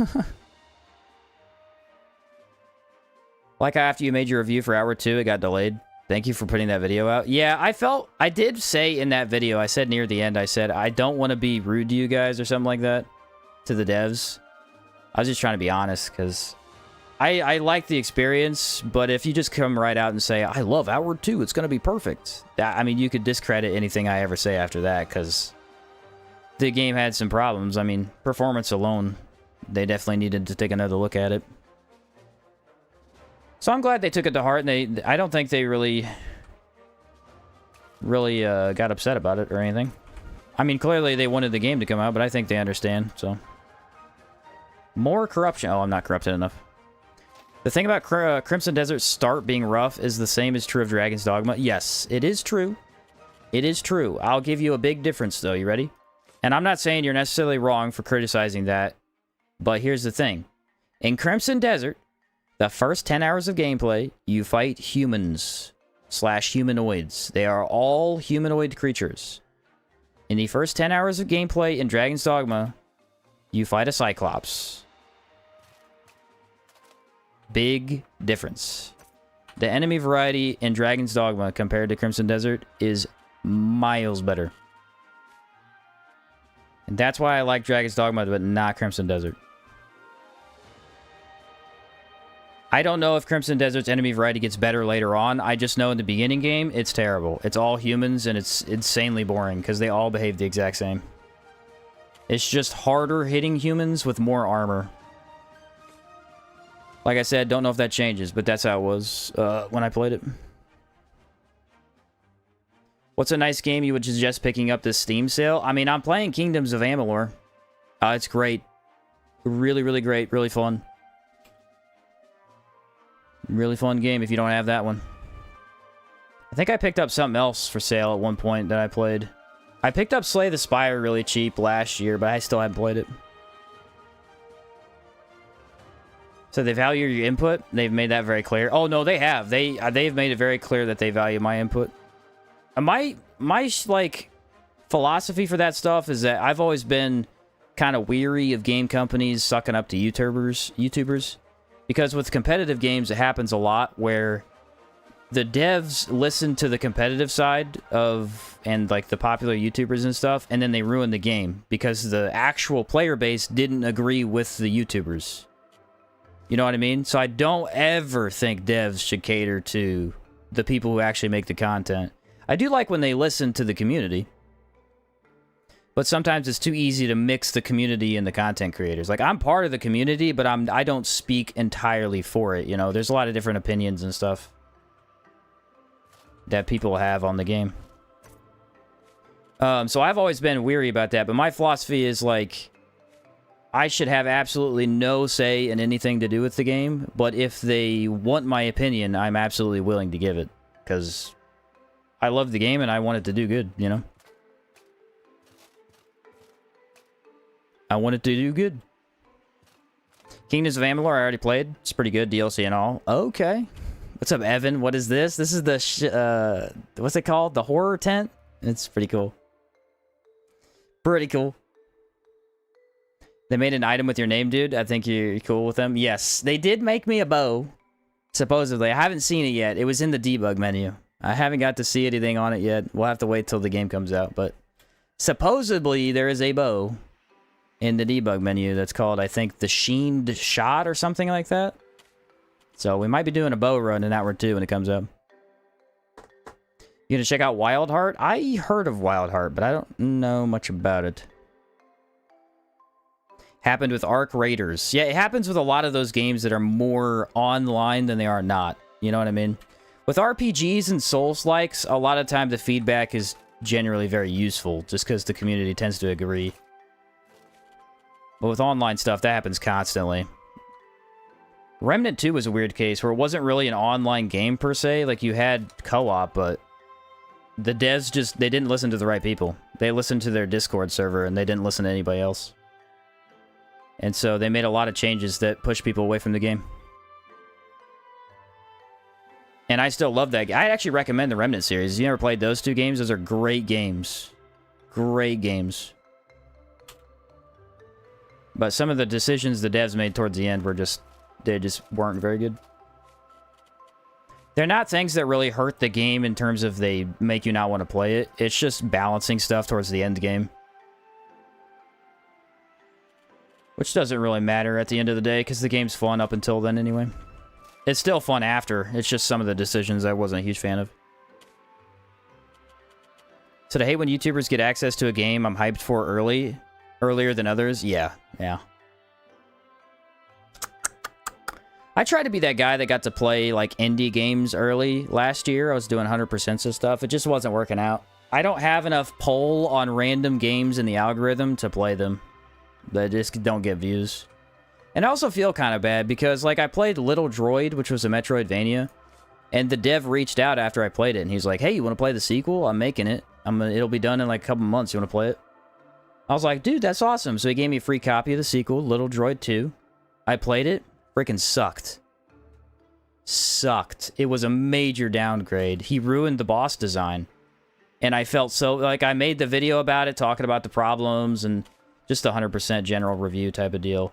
And after I made it, I'm like, I don't know if I want to do this anymore, because I feel bad. Like, this guy's just made his game by himself, and I hated the... Like, it's my honest opinion. I don't like it. But I feel bad, you know? It's like, he gave me the game for free, and I don't like it. Like, I thought the boss design was a major swing and a miss.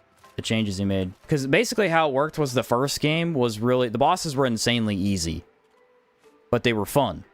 The second game, they were really, really hard. But they weren't fun, design-wise. And so it just... Yeah, that was like the last kind of free game I played. In terms of getting an early access. Other than that were two. Because I just felt bad. It didn't feel right. Crapping all over a game when I didn't really need to. I already had the content, though. I get the critique of the opening hours of Crimson Desert, but it feels consistent for where you start out with. The opening areas are more settled and civilized, so monsters are rare. Yeah, I mean... I don't know. The game probably does have a lot more potential at the end game. It's just that... It didn't really keep my attention enough for me to want to keep playing it. Like, here's the big difference. Kingdoms of Amalur I just started the other day. I played for 8 solid hours in a row. And I immediately wanted to get back on the very next day. Crimson Desert, I was struggling to play through 2 hours. And like I said, that's, you know, that does have to do with the earlier parts of the game, but I just... You know, I couldn't do it. I couldn't get through. I wasn't a huge fan of the, I think that the weapon system was cool. You can make some pretty cool abilities, but I never got any, so that was... I didn't get to test it much. Didn't get to test it much. Can't remember if I saw, but did they have the rideable animals? Probably using the wrong term for the mechanic. Which game? Outward 2? Outward 2 had the mounts, but not... Like, you can't ride them. They just had the mounts for carrying stuff. Crimson Desert, not for everybody. Feels like a single-player MMO. Yep. Which actually, Kingdoms of Amalur feels like a single-player MMO kind of, too. A little bit. If I was to remake that video, would I be as, upfront about it? Maybe not, but I was just mad at the time, so it is what it is. It is what it is. I think that video has my most disliked ratio of any video on my channel. If anybody was wondering. It also had the most amount of subs lost that I've ever had, but I gained the exact same amount that I lost, so it really wasn't anything. Kingdoms of Amalur was supposed to be an MMO. That's what people have been telling me, was that I was supposed to be an MMO, but then... Or like it was supposed to be kind of a introduction to the MMO they were making, something like that. And then this is what they ended up with. I really like what they ended up with. It's pretty great. I haven't got to the end game yet, so some people said the DLCs had some problems. But I like what I played so far. How many bandages do I have? Should probably check that. 7. 7 indeed. A game could be the greatest piece of art ever made for the last 95%, but if the first 5% sucks, there are some people that'll never be able to get through it. That's actually... It's funny that I think it was First that brought it up. That is true of Dragon's Dogma. I mean, I tried to get my brother to play it, because it's such a cool concept of the game, and the gameplay's great. And if you get people to play it, you can use their pawns, and you guys can set each other's pawns up and stuff. He won't play it. He played an hour of both games, and he doesn't like it. He said the first part of the game is just way too boring. And I'm like, yeah, that sucks. I mean, it is kind of true. Dragon's Dogma is a lot more fun once you know the game, because then you can actually fight. Like, the first time you play, you fight those Saurians in the sewers, and they just insta-kill you. And you can't do any damage to them. And it's insanely frustrating. And then you learn, oh, you gotta break their tail off, and then they take a ton of damage. And it's like, oh, instantly I can play the game. Instantly, it's fun now. Huh, if only I knew back in the day. So look up the Wikipedia page for either Kingdoms of Amalur or Kurt Schilling. Story of that game's development is crazy. I will have to. If I make a review of it or something, I'll have to, because it's so cool. It is, I gotta say, that's the best part of the game so far. Is the writing, the NPCs, the voice acting, and generally the charisma of every character has been awesome. And it's so refreshing, because I feel like in modern day, it's like, I love the Souls games, but when I play a Souls game, there's no writing involved. There's no characters involved. Yes, they're in there, but I don't care about them. What I really want to care about is the gameplay. Same with Remnant. When I played Remnant, it was all about the gameplay. The characters are trash. The story doesn't exist outside the lore, which is like the individual worlds. And there's no there's no unique characters for me to really just enjoy interacting with. And this is a game that has those. Even Outward, yes and no. Like, we like Oliel, Yazan, we dog on Risa a little bit. But there's not a ton of characters we really love. There's just a couple. And Amalur has a ton. I feel like every guy I talk to is entertaining in some way. I feel like that comes from a lot from the proper onboarding via tutorial starter zones. Yeah, those were pretty good too. There we go. Since Souls characters in story retroactively become good after you beat the game and then watch VOD. Exactly. Yes, they do. It's just that while you're playing, it's all about the gameplay. So it's kind of refreshing. It's just a little different experience that I haven't had in a long time. It's pretty cool. So we love Roland, right? Right? We all love Roland. He's a schmuck, but he's a good schmuck. Because of your streams for Amalur, I spent the $7 whole to finally get it. You really reached in the wallet there, did you? Yeah, luckily I started playing it when it went dirt cheap on Steam. So anybody that picked it up because I played it, that was pretty awesome. I had a couple people say that in the comments. Which, by the way, for anybody that watches the VODs and not the streams, I do read the comments of the streams. I almost never comment back just because I'm too busy, unless I really see something I need to respond to, but I do read them. Mainly because what I'll do is I'll get on my phone at night when I'm like about to go to bed or something, and I'll go scroll through the comments to see what people said. But that's on my alt account. So like if I was to be like, someone asked me a question and I answer on my alt account, it doesn't make any sense. So I don't answer on there. That is usually where I read comments though.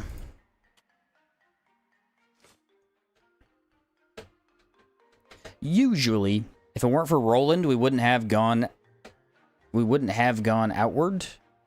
True, he's the one that tells us to go out. Because he gets everybody to wreck the ship, and then we have a blood price. He is the reason we have to go on an adventure. Very true. The cause of it all. I'm getting a lot of these stones, bro. A lot of these stones. I got 5 more bandages. 5 more. This is a crazy looking tent, though. I cannot believe how cool it looks. It's so sad that nobody really makes it, man. It's terrible for the buff, but it's cool.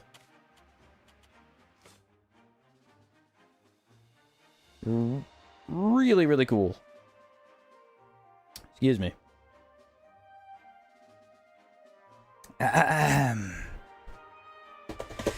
Well, guys, what do we want to do first? I mean, it's going to be mini bosses, but which region? I guess I could just go wherever they send me. I probably could. We love Goldbelly? Goldbelly is cool. He coughs uncontrollably when I approach. Goldbelly is probably one of the cooler giants. Motivated me to start using daggers in my run. What do you think so far? I've had a good time with them. They've got an insane amount of stagger for the speed that they have. And surprising amount of damage. Surprising amount of damage. Roland is peak isekai protagonist material. I failed to do my duty as a lighthouse keeper, so my brother's friends saved the world. Yeah, yeah. That's true. That's true. That's funny. Yeah, Roland is just,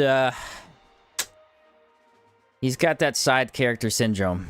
Almost could have been the main character, but just couldn't quite do it.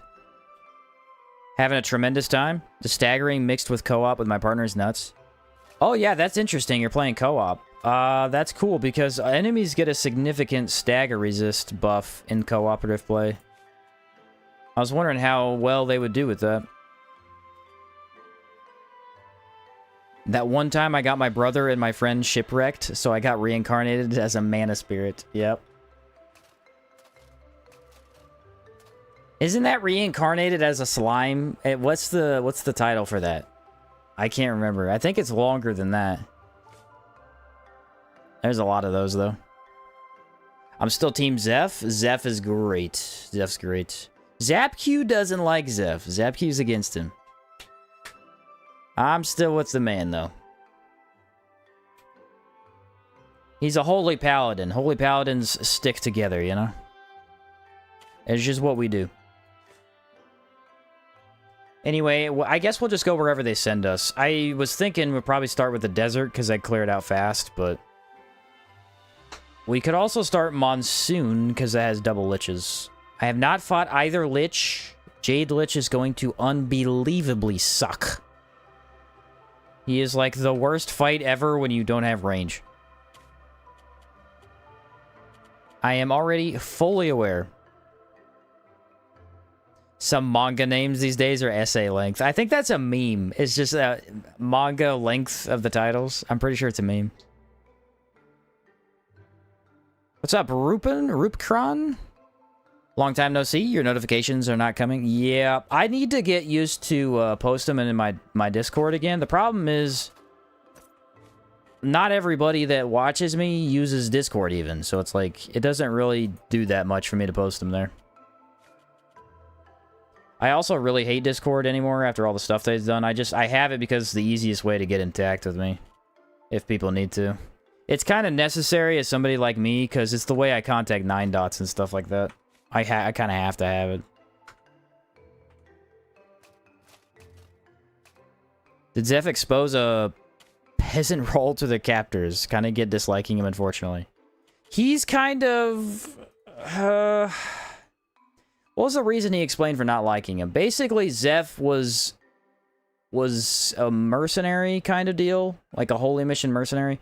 He was supposed to go back to Caldera and help his people, and he decided not to. The reason he did it was, I think, in theory, supposed to be a righteous reason, but it made him look like a dirtbag to the people of Caldera.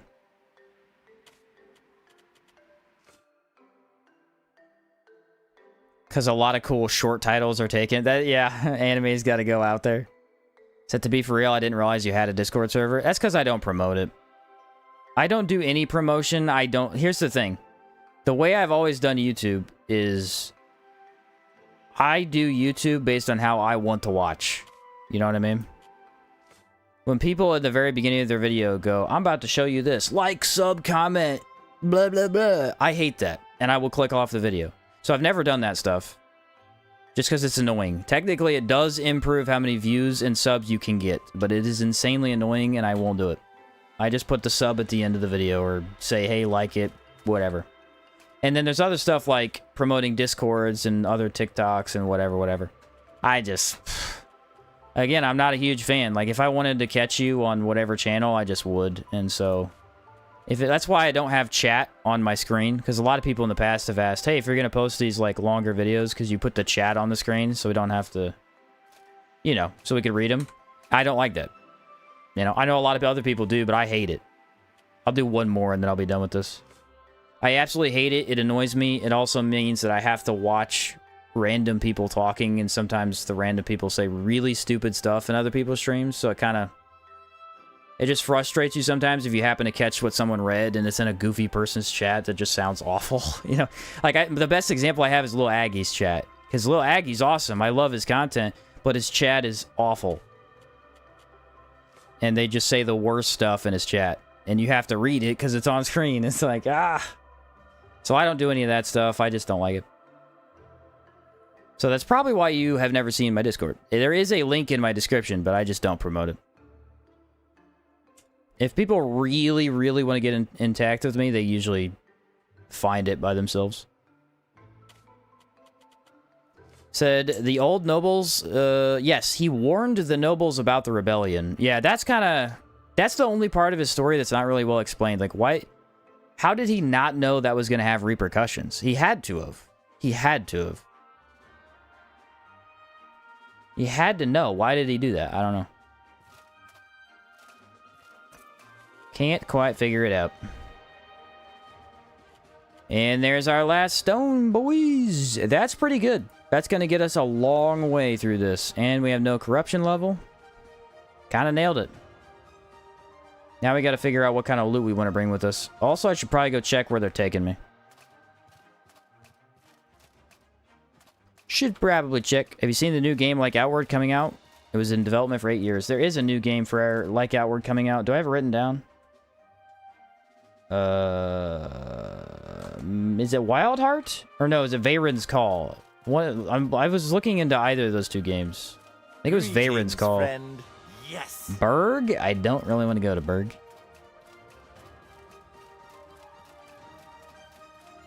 I have looked into both those two games. There was a one of those two I looked really cool. I was just waiting for it to come out. Let me see, folks. We're going to take the Zagus armor and finally switch over to that. Ta-da! Did the coat look better? It's possible. It's possible. Said he left before the nobles got really bad about stuff. He probably assumed they only were being more strict. Yeah, so he was probably still trying to do good, but he went about it the wrong way. That's probably true. Red Dead Redemption 2 is 75% off. That's a good one to pick up from what I've been told. I never played that game, but it's supposed to be one of the better open world games. Yeah, I kind of need to restock on food and everything. I'm not sure what I want to do here. Let's go grab all of my money. That way I could travel easily. And then I need a variety of potions. If we're going to fight Royal Manticore, I absolutely need a fire potion. Do I still have it on me? I have 4 fire, so that's enough for all 3 bosses in Enmerker. I have an ethereal, ice. I need 1 more ethereal. Do I have any more? I don't. Take a couple of these. I'm not too afraid of what I have. I think I'll grab that just in case. Yeah. And then we can swap tents, because I don't need the cold resist anymore. Nope. Back to the 5% stealth buff, boys! Said RDR2 is Elden Ring level good. That's what I've heard. It's called Forsaken Realm Veyron Call. Yes, I have Veyron's Call written down. I looked it up at one point, and I was interested. So I have it written down as a reminder to play it when it releases. I think all the rest of the cool enchants and stuff we want are in Caldera, so we'll have to wait till then. For now, it's mini-boss hunting. And let us start with Enmerker. I am fine with that. We will buy more foods over there. I think I need, actually... I need the money to buy a town, or a house, so I'll do 2 of those. Triple check the quest. A messenger is waiting for you in Berg.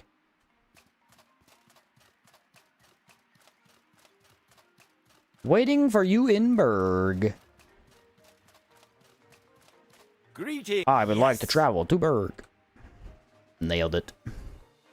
After all the people in New Sirocco do tell you, the nobles weren't always too bad, but they held on to power and got worse. Yeah, basically what happened is that they were nobles, and then they had the lower class, which already we know from real life that doesn't bode well. When you have power, you generally try to abuse it. But then when they started to get more corrupted by the Red Lady, they got really, really bad about it. Because obviously the Red Lady is supposed to be the general evil kind of source in the world. And so she basically just forced them to continuously get worse and put the people under too much pressure. Hey there. From what I know.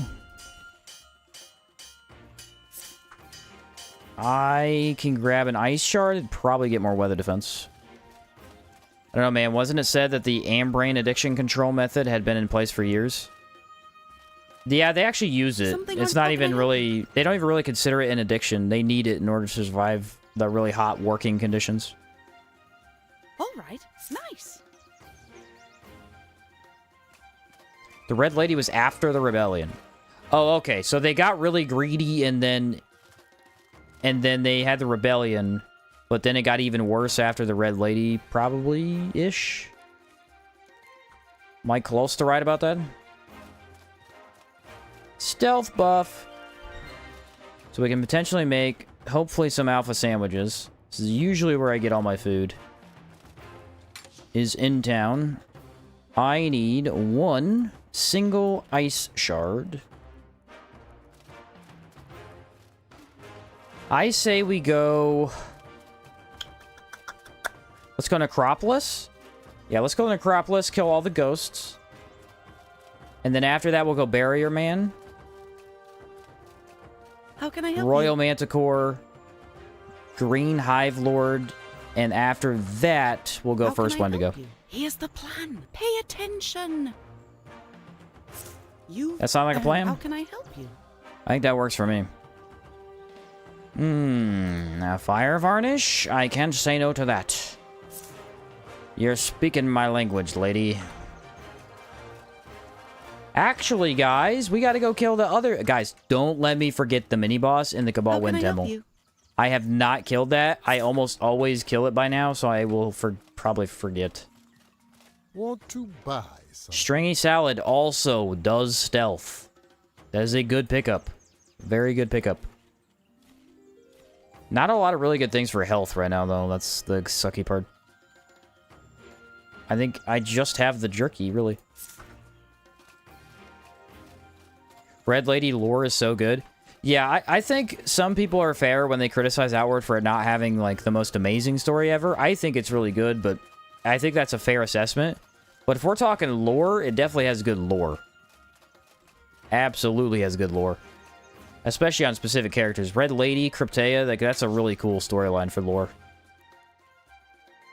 Absolutely.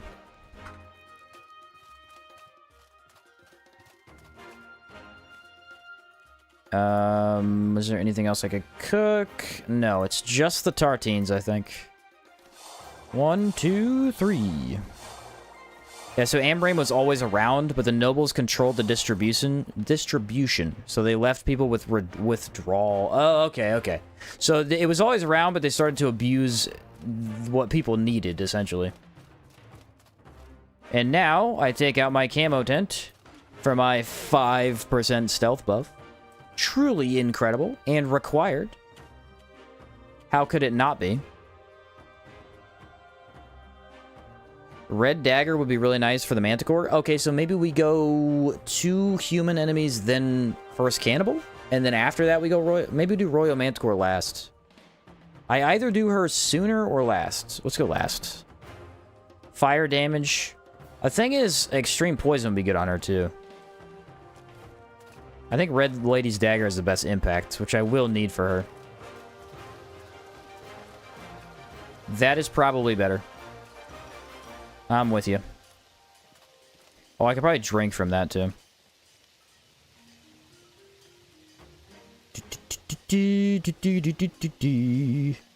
Let me see what I have in here. Okay, let's go the Necromancer. That is one thing Outward's missing. It doesn't have the Necromancy. Jade Lich is the closest thing we get to a Necromancer-esque kind of deal. Because he's got the Jade Acolytes, he's got the Jade Dogs that follow him. But it's not quite close enough for me. We got the Ghost Summon. But it's not enough. A Necromancer skill tree would have been cool. Royal Manticore with daggers is going to be wild. Yes, it is. I expect to die there, actually. You know why? Because we have to dodge. We have to dodge. And that is a boss fight where if you dodge, you instantly risk getting hit. So it's going to be tricky. I think we might be able to pull it off with Blood Sigil because it heals us. But we'll have to see. Honestly, I think the Daggers armor looks cool. I love the Shadow Kazite boots and helm paired with them. Yeah, Shadow Kazite pairs pretty well with the Daggers stuff. The Necropolis. 'Tis time. Need a Barbarian tree. A Barbarian tree would also be very fun. We buff here, folks. We are going to go with a Ice Rag. Why? Because we don't really need that much damage. Are you flipping kidding me? That just canceled my Enrage skill. I am extremely irritated. I hit that very slight edge right there, and my character tripped on the animation. The full Shadow Kazite. Weirdly enough, I like the base Kazite. The Kazite Light. The yellow coat, I think, looks awesome. I'm kind of sad that the Shadow gets rid of it. Here we go. We need to fight multiple skeletons. Pick them off before we fight the Necro. The problem is, any one of them seeing us, we instantly get detected. I think we go full backwards over here. And then... Yep. Okay, pick this guy off. Beautiful backstab. We're going to wait for the other one. Full-on stealth mode right now with the bright backpack. He's walking that way. I want to make sure he doesn't walk this way. Doesn't seem like he's going to. Here we go. Skeleton number 2. Taken out. We got a ghost. Ghost is a problem. Depends on where he walks. There's another skeleton, but I don't know where he's at. And then that guy's on my left. Just be patient. There he is. There he is. Oh. Keep being patient. Saw me. Yeah, he saw me. That was close. I got 2 skeletons. I didn't quite get all of them, though. That wasn't bad. I'll take it. My rag did run out, though, so the ghost is going to be a pain. I can go Manticore Dagger. Buried. We got to dodge the Mana Sword. The Mana Sword hurts. Ouch, like I just said. The ghost is the problem. My rag ran out. I didn't know I'd be doing stealth that long. Take this. Lifesteal. Now I get health back. It's not a lot of health because that guy's really weak. But I am getting health back. There we go. Not bad.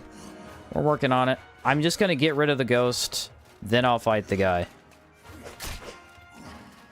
The guy's fun to fight. The ghost, not so much. Here we go. Manticore Dagger, which has elemental damage on it. Wait for him to finish a combo. There we go. Dagger, Slash, and Lifesteal have been applied. Is he poisoned? You should not be able to poison a skeleton. The impact on this dagger is working wonders. Look at that. Oh, dodge. Very close dodge. Move him back in here. I might be able to get one more dagger hit inside the sigil. Of course. This guy's blocking a ton. Let's go Galvanic. Try to inflict pain. There's not good at... It's just a really fast sword. There's not a lot of opportunities to move in. I am still healing, though. There's pain. I think you can inflict pain through the block. And you're dead. I have noticed that. For some reason, you can inflict pain through the block as long as the first one hit him. 2 Spirit Varnish. This was big. And Shimmer Potion, which increases our defense, or no, our damage by 15%. At least elemental. That started out really, really good. And then it kind of dropped off as the ghost saw me. But not bad. Stealth had a good part in that. Excuse me. New Sirocco armor looks so bad. Yeah, most of the pieces are pretty bad. I think Caldera Mail is the actual set of Caldera armor, and it looks really bad. You know, seeing the ghost here, it's a shame we didn't get a blue elite plate set, right? Sagard has one. Sagard? Also, this is annoying, by the way. So this part of the quest, I stopped this area from blowing up. Because I did that, it means I can't get into that area the normal way. I have to go backwards. Which is a lot longer of a route. So because I did the quest correctly, I get punished. Not direct. Not like a direct punishment, but, you know. More walking for me. The only way in there normally is the back way.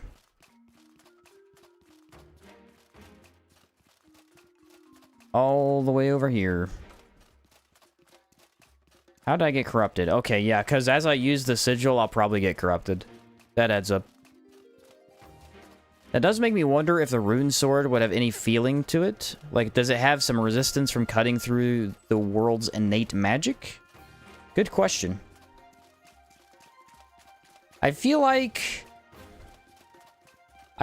if once it's summoned, it acts as a normal sword in terms of feeling.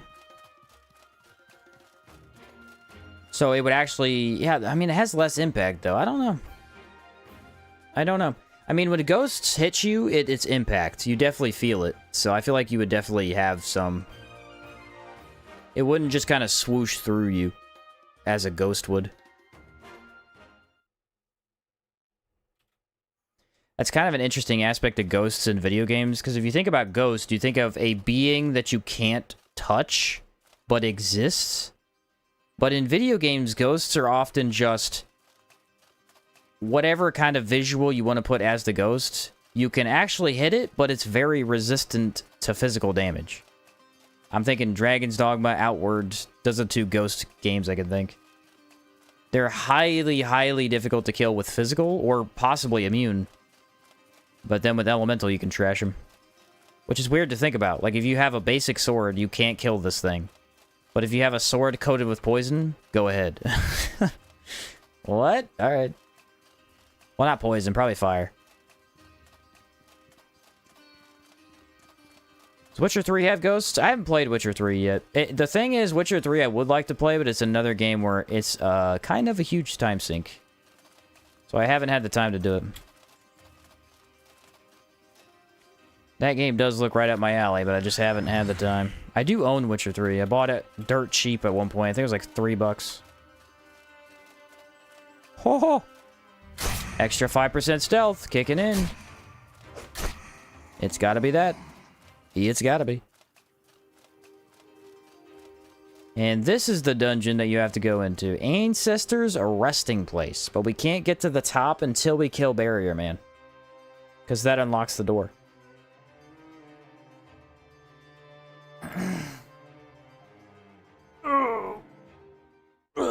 Okay. Here we go. Let us descend into the depths. Left, I think right is the correct way. It goes up and then comes back down. Yep. So for Barrier Man, I think physical is the way to go. Probably don't need to care too much what's on it.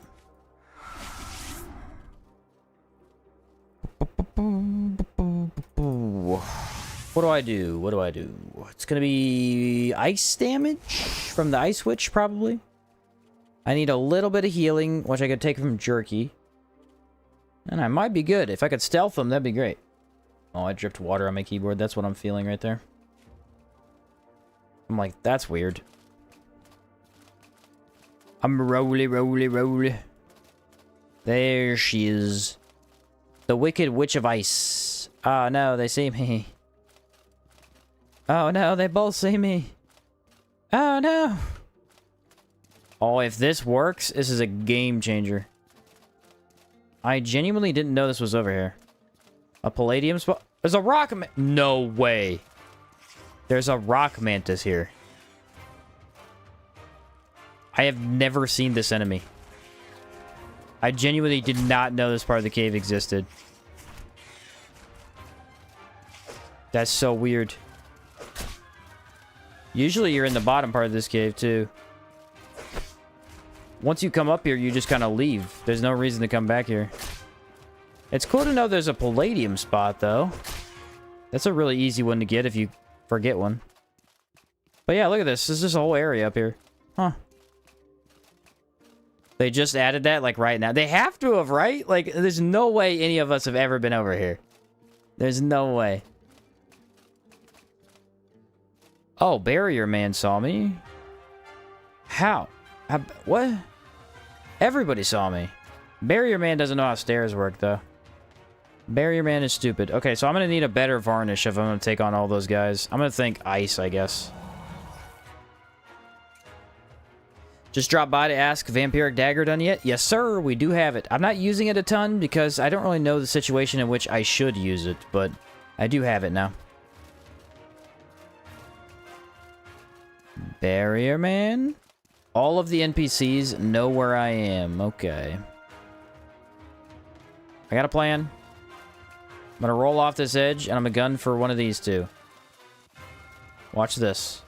Oh, I failed. Watch me fail. Yeah. Oh, good. Kill the archer. Archer evil. Oh, it's going great. Everyone's dodging me. No. Just kill the archer. Please. Ah! I don't know what to do. Alright, archer is dead. Watch me parry this, you filthy casual. Ouch. I'm the casual. Maybe I won't parry her. I was going to try and parry the AoE. She didn't do it. Parried. Yes. Ouch. Barrier Man. Me and you, buddy. Watch this. I need him to do a running attack. There we go. I'm going to get blood sigiled. Dagger slash. Oh, the damage is crazy. I think it does some decay damage, but I don't know how much. I'm really not sure. Juggernaut. Oh, the shove? Gotta watch it over there, bro. Get back over here. Ah, dude, without the lock on, I just can't maneuver my camera to hit people. Oh, he's toast. One more hit, if I can just hit him. Gotcha. Barrier Man, the Crusher. He gone. Mini boss. Checked off. So now we have first Cannibal. That'll get us our Red Lady's Dagger, and then we'll go Hive Lord. Much parry, such wow. I know, that was the greatest parry of my life. That is a me parry right there.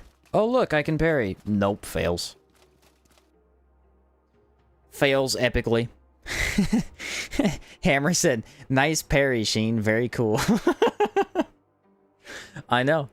It was really cool, wasn't it? I completely missed. I tried so hard to get to parry that AoE. She never did it. Never did it. I waited around for I don't even know how long. Eventually, I had to settle for the pathetic parry. I think the AoE would have been cooler. It does the same damage either way, though. Either way. I'll be honest, it's a weird build where usually when I make builds, I'll try to be as overpowered as possible, or at least as built into one thing as possible. I just kind of slapped on some decent quality of life armor here and having a good time. Daggers do all the work on their own. Parried it. You're done. I don't think you can poison a skeleton. But if you get behind him, you can backstab him. I should probably not break this dagger. I need it. Dude, that's insane how much reach he just had. Honestly ridiculous. Are we gonna do combos or what? Ooh, kind of wish I put a rag on. Look at that. Even if I dodge it, it still hits me. That's nuts. I mean, I don't have any other option. You can't put a rag on during combat without a hotbar. I probably could, but it'd be really hard. Yes, the red ghost. I will say the red ghosts probably have my favorite design of Endmerker enemies, I think. Look at that. See, that is the one big problem with lock-on. Did you see it? It's kind of hard to explain. So if you're locked onto an enemy and they're running at you from the left, and you dodge the wrong way, your camera will spin as you dodge and turn you into their attack. It only happens on ghosts, because ghosts attack very horizontally, but it's pretty annoying. That's why I think unlocking on there would have been a better idea. I kind of just didn't do it, though. Vampiric weapons would be good if not for the durability issue. They are great, it's just... It's hard to know when I'm gonna need lifesteal and when I'm not. Because when I don't need lifesteal, there's a better option. If I do, I probably don't have it on.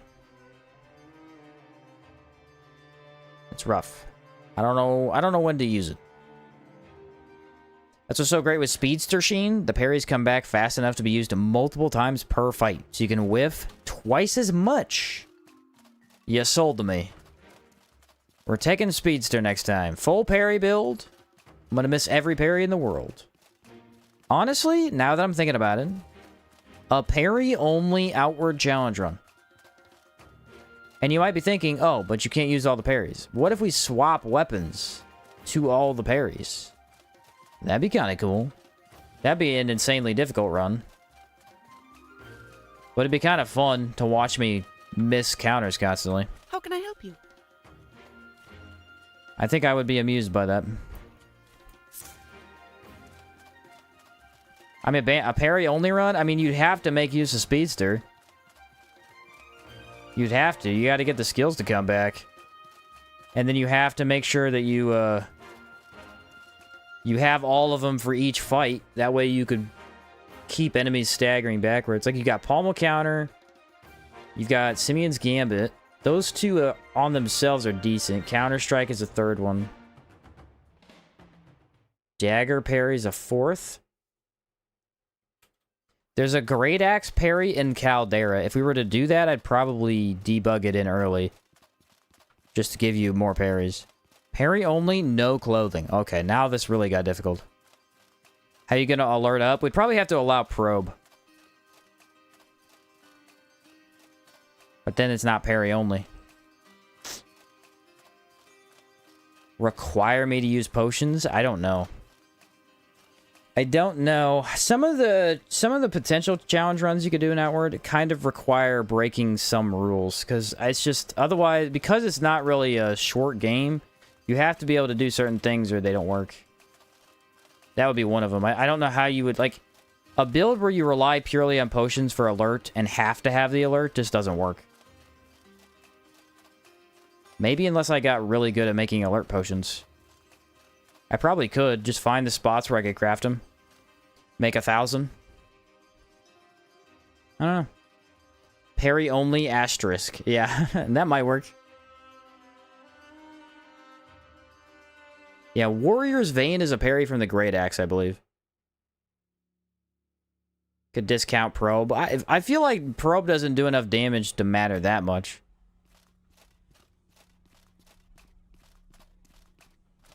Okay, guys, this is a pure fire cave, so we'll probably go Rondel Dagger, Ice Varnish. That's what I'm thinking. The faster we kill the Burning Men, the faster we can almost die to horses. Sound like a win-win? Everybody excited? Okay. I know I'm pumped. Burning Man! I've come to kill you with a backstab. 3, 2, 1. Got him. He saw me. But only for a moment. Yes. Go find your friend. He's safe and sound. It worked. Burning Man number 3. Or numero tres for my Spanish-speaking friends. Oh, I'm behind him, I'm behind him. Oh yeah, he's toast. Number 3, assassinated. Hide behind the wall, see what happens. He's right there. He's right there. Come on, Burning Man. Assassinate. Oh, they're all dead. I'm a legend. I'm an assassin legend. This is a very fun way to play the game. I've never done it, but it's very cool. Some crispy sound design. I know, the nice cha-ching is great. Hit this rock, you don't take fall damage. Double check where the fire horse is at. Fire horse is at the front. He's facing me. Watch this. Drop the bag.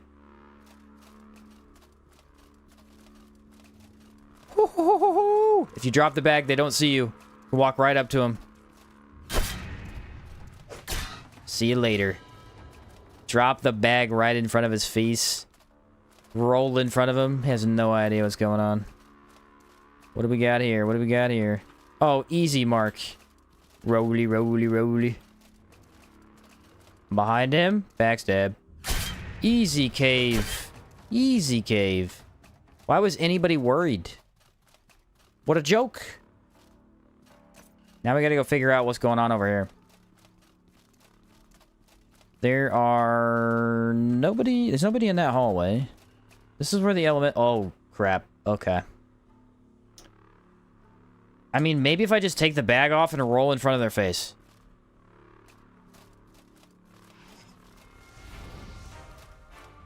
It kind of worked. I'm not gonna lie. It kind of worked. Yeah, the Burning Man sees me, but nobody else did. Oh, that was a trap I just stepped on. Dude, stealth makes you immune to traps, too? Crazy. Alright, I'm out of here. I gotta pick up my bag. No. Let's be honest about that curve there. It was a little egregious. Oh. Yeah, they still see me. Okay. Kite the Burning Man away from the elemental and then just beat the living crap out of him. I can't. I can't beat the crap out of him. I can't hit him. No! Why would you do that?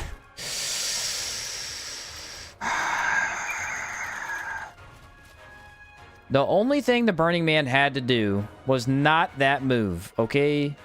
Why? Why is the elemental hugging a wall?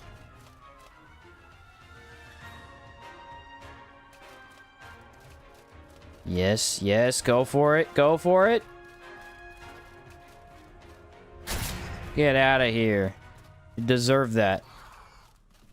Now it's just you and me, Skippy, and I parried nothing. What a professional. It's not like I play outward constantly year-round. No. Definitely not. Well, that's probably the best start to this cave you are ever going to see. That's amazing. Rolling should remove burning. Agreed. Rolling is insanely frustrating. Fire rag, I guess. Let me roll into this ghost. Hopefully he doesn't see me. Wait for it. Wait for it. He's going in the hallway. There he is. You toast, son. You fell for it. Oh, of course he hit me. Now we have an elemental. If I can backstab this one, it will be beautiful. There it is. There's the backstab. Because he's staring at a wall like a dummy. Nice. I'm not going to lie to you. The video for this one might end up being 3 hours as well. Just so I can show all the stealth moments. There's so many cool ones. I feel like that's the highlight of the run, is just checking out all the stealth kills I can get. So, by the way, how do I join the Discord? I have a link down below in the description of all of my live streams. And most of my, I think all my videos as well. It just says Discord right above it, I believe. Just join up, and if you need anything, you just DM me. There's another ghost over here. Cha-ching! There we go. Okay, let's go warm up. Prepare for the first cannibal. For some reason, this tiny part of the cave is warm, which is really nice. Do like a montage of just successful backstabs. We're entering a major dungeon. Yeah, that would be cool. Just like 30 backstabs in a row. That would be awesome. All of the ones that one-shot, too. You got to show all the ones that one-shot. There's actually been quite a few. I want fire damage and ice resist. That should be the only thing that matters. Possibly decay. Possibly. I'm going to put the fire on top of the rondel. I don't have a discipline potion. I'm going to take stringy salad because it activates stealth for whatever reason. Then we go back to galvanic. There we go. Inflict pain. Swap to rondel. If we need to, we can apply poison. I don't see myself needing to. This guy shouldn't see us because we have extra stealth. Also, staring at a wall. No freaking way, dude. Lock-on made me roll in front of him. It's the last time I ever lock on. Probably not true. One hit. One more, we get pain. There's pain. Okay, swap over to our fire option. Or our rondel dagger. I'm gonna parry him. I'm gonna get hit because I didn't think that through. It happens. Does happen. I forgot to pop down blood sigil, guys. I'm not gonna lie. That could be useful. Let me run away here. I kind of thought it was just gonna be really easy, and so I didn't think about it. Pop it down. All good. This shouldn't hurt a lot. It did. Okay, let's be real careful. He's gonna run over to me, then I dagger slash and heal. There we go. Infinite healing. I just need to stay alive. Watch my health bar. It is all the way back up to full already. Very nice. That's what I'm talking about. The health steal from that is ridiculously good. That's insane. I wish I would have popped that earlier. I kind of forgot. Well, that's okay. What is the best tank build? There's a lot of different options you could do for tank builds. I think the blue sand armor does potentially make one of the best tank builds you can make. Just because you're highly resistant to all elements with that and like Rune Sage. If we come over here after killing the first cannibal, we can grab the Scarlet Lich's Idol, which looks remarkably similar to the Jade Lich's Idol, but I don't know anything about that. I don't know anything about that. One-handed and two-handed weapons, I need both types. For tank style, great hammers are usually better, just because they have a lot of stagger and don't need a lot of stamina to work. Brand is also good for a tank, because it can help with damage that you don't often have as much of. Then we can come over here. If we give the Red Lady the statue, she grants us a red dagger that you'll see there on the ground. That's the Red Lady's dagger. I thank you, mortal, for returning my likeness to its rightful place. My children will once more hear my voice with thunderous clarity. In return, I grant you this dagger. May it be your shining moon in nights to come. They don't explicitly say that she's the Red Lady, but then the dagger said Red Lady's dagger, so I kind of assume, yeah, it's the Red Lady. The clues are leaning one way, you know what I mean? 49 impact. That is the highest impact. Look at this, look at this. Are you ready? Sky Crown, one of the best weapons in the game for impact, is a 50 impact monster. The Red Lady's dagger is 49. Basically the exact same thing. 20 physical, 20 fire, 49 impact. Also has 300 durability, which is the most, I think. All the rest of them have 125. 200. And then this is infinite. It also has a red hue off of it. It looks very cool. So this will be very good for the next two bosses who are both weak to fire. I love using the World Edge in my tank builds. I like the raw damage. The raw damage on it, just the pure damage on it, is amazing. It's really good. It uses a lot of stamina, so I don't love it in my tank builds, but it's a great option. It's a great option. Generally, if you're trying to be a tank, you kind of have to take Rune Sage. The Runic Protection is the best defense spell in the game. You could argue that Totems are better, but I still think Runic Protection is a little bit over it. The devs for sure put a lot of effort into those statues. Oh, yeah. Oh, yeah. They don't look identical at all. Let me cure that corruption there. Give me another dark stone. Did I grab a mana stone? I have one. Don't have a bandage, but that's what we have heavy pots for, I guess. Heavy pots, for whatever reason, cure bleed. I like that they do, but it doesn't make any sense. I have a giant gaping wound. Here you go. Throw some water on it. Instantly healed. Now, to be fair, it's red water. But the point stands. Should I go Spellblade? I like Spellblade. Spellblade is very fun. I always recommend it.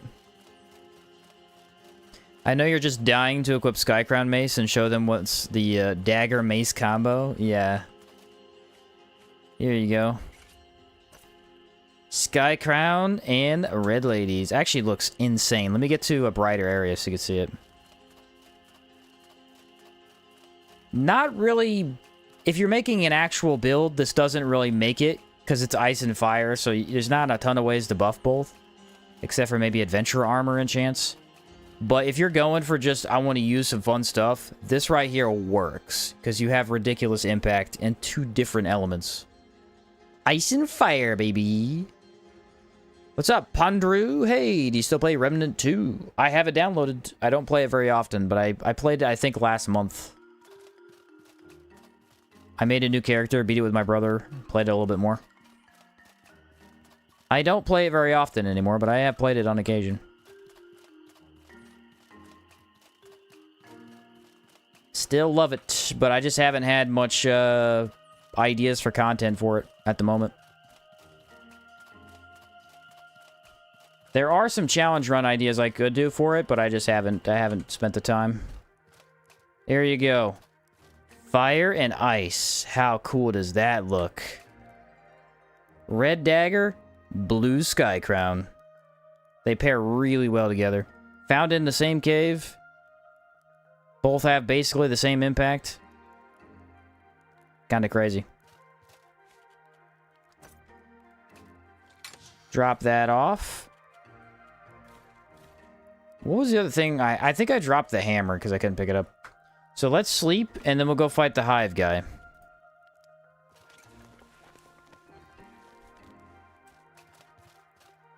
Go fight the hive guy. Can't wait so I could dual daggers and dual pistols and Outward 2. Dual pistols, I can already tell you, was awesome. It was awesome. You walk up to an enemy, you go boom, boom. They're dead. Yep. Then you reload after they're dead. You walk up, do the same thing to the next guy. The glow on them just looks so good. Yeah, they look great. They look great. There's my 5% stealth buff. Let's go Hive Man. Hive Man should be fun. I have, I think, another varnish for him. I do.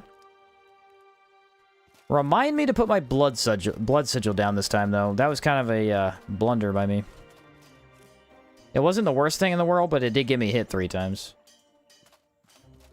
How are you, Sheen? I'm doing good. I'm doing good. Having a pretty decent summer. It is a really hot summer, but... Excuse me. Last summer for me was pretty hot, too, so...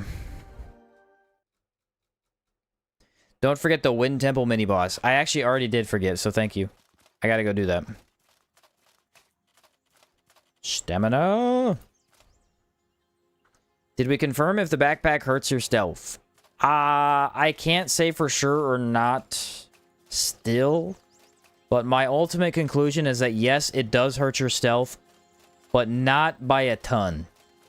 Because if I do take it off, I definitely can walk directly in front of enemies and they don't see me.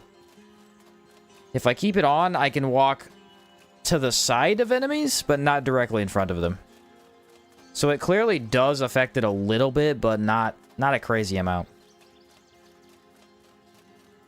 I don't think as much as a lantern. Lanterns usually instantly draw attention. Thanks for not letting this game die. I appreciate it. I think Outward does a pretty good job of not dying on its own, because the guys who made the wiki for it did a really good job of making it so easy to read that you could pick it up and just go learn a lot of information easily from that. But I enjoy making videos on it. Seems like people enjoy watching too. The live streams are always fun. Why does the backpack feel brighter than 99% of lanterns? I think it is. And the thing is, most lanterns, the way they sit under your character. The backpack, the light is kind of hitting off the top of the backpack. So I think the radius at which it lights up is just better. More efficient. Isn't it like having a weak lantern on Rogue Engineer with the light backpack? Kind of, yeah. It's kind of like having a very, very weak light source. I mean, I think Zorn's dagger technically is bright too, but I haven't tried that one.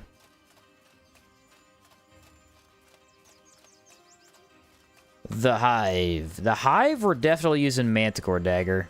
This thing's insane. Actually, I should save it for the boss. Should save it for the boss.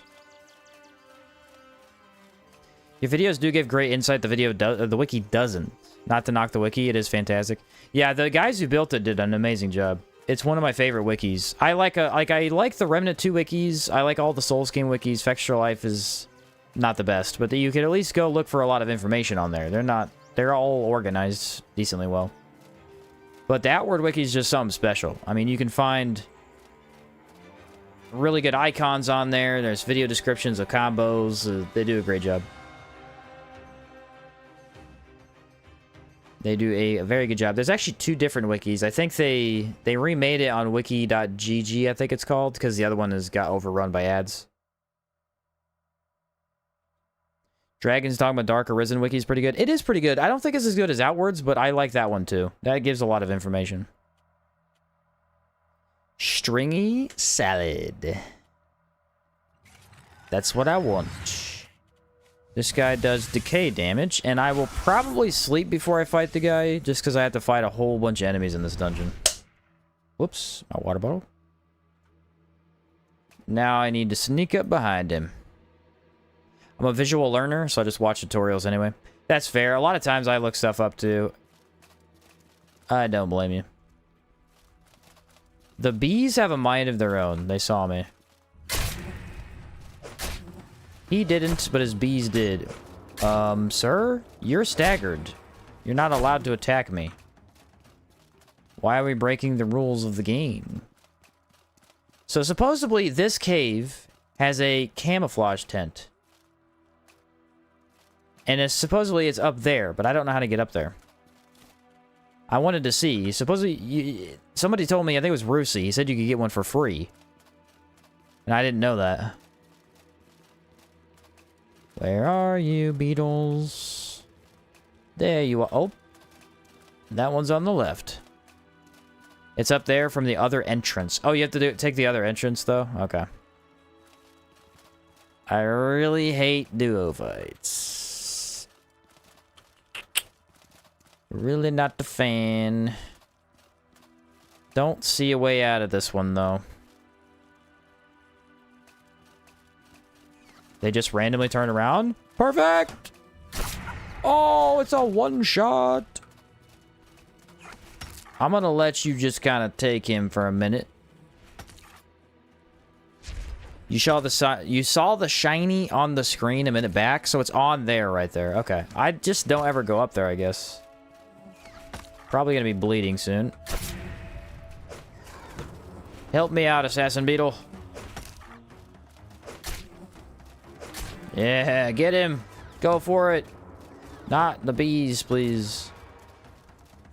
Oh, whoa. Massive turnaround. Bees, get out of here, dude.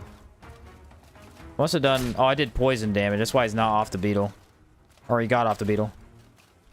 Now we backstabbed the beetle. He gone. He gone too. Usually the Hive Lord's way in the back. I don't know why he was so far forward. Occult remains. And then there's a little squishy guy up here. Come here, squishy.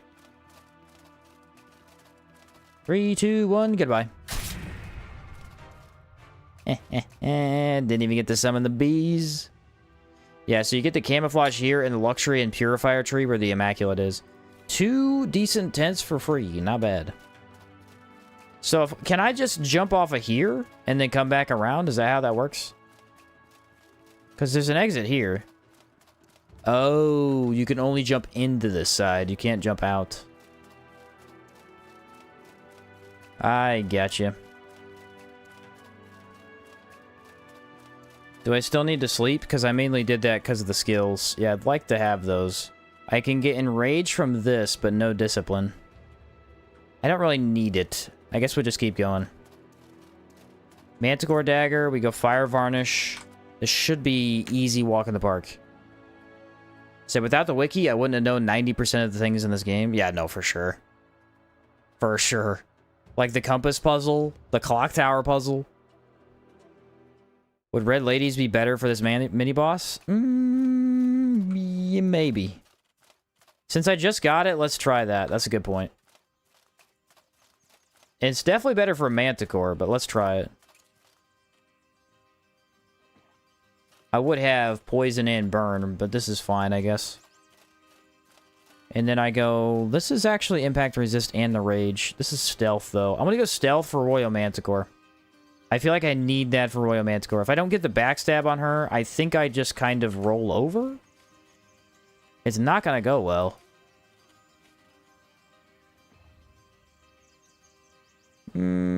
Fire damage. What else do I got? Not much. Fire varnish. Let's do this. And I gotta make sure I pop down the blood sigil. Because I forgot last time. Put it right here. You didn't see me? Ah! Backstab! Look at the impact. Nice. Red Lady Daggers impact. Big. Get him over here. We get that lifesteal going. You can also get the damage over time going too. Huge damage. What you gonna do? Parried it. Oh, the parry didn't work. Must be a frontal parry, because it hit me from behind. Nah, you're getting toasted. Fire and the lifesteal DOT? Going crazy. Any status effect we do is just gonna really multiply our damage by a lot. So I'm thinking mixing in Manticore could be good too. Look at this damage, bro. He's getting wrecked. Doesn't stand a chance. Oh, don't do that. That was a bad idea. Yeah, no flies from you, buddy. I mean, he rolled over, right? He rolled over. That was a nothing burger. Complete joke. There it is. Oh, the Marble Morning Star inflicts confusion. If only I was allowed to use it. If only. By my own rules, I banned it. Hive creatures are so weak to fire. Yeah, they're weak to decay and fire, and they're really weak to both.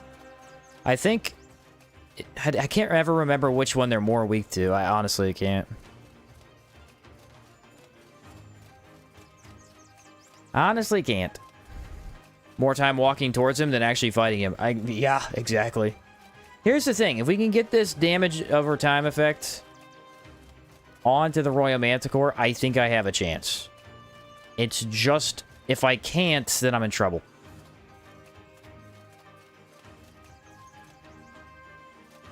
Then I'm in trouble.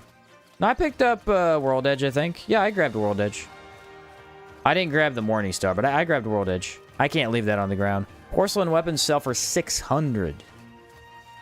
Gotta be selling that. 20% weak to decay, 50% weak to fire. Okay, so fire is way better. I always thought decay was better for some reason. That was not true.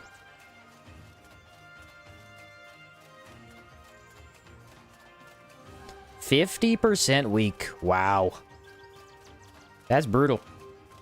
I guess we'll go do the mini-boss in the Cabal Wind Temple first.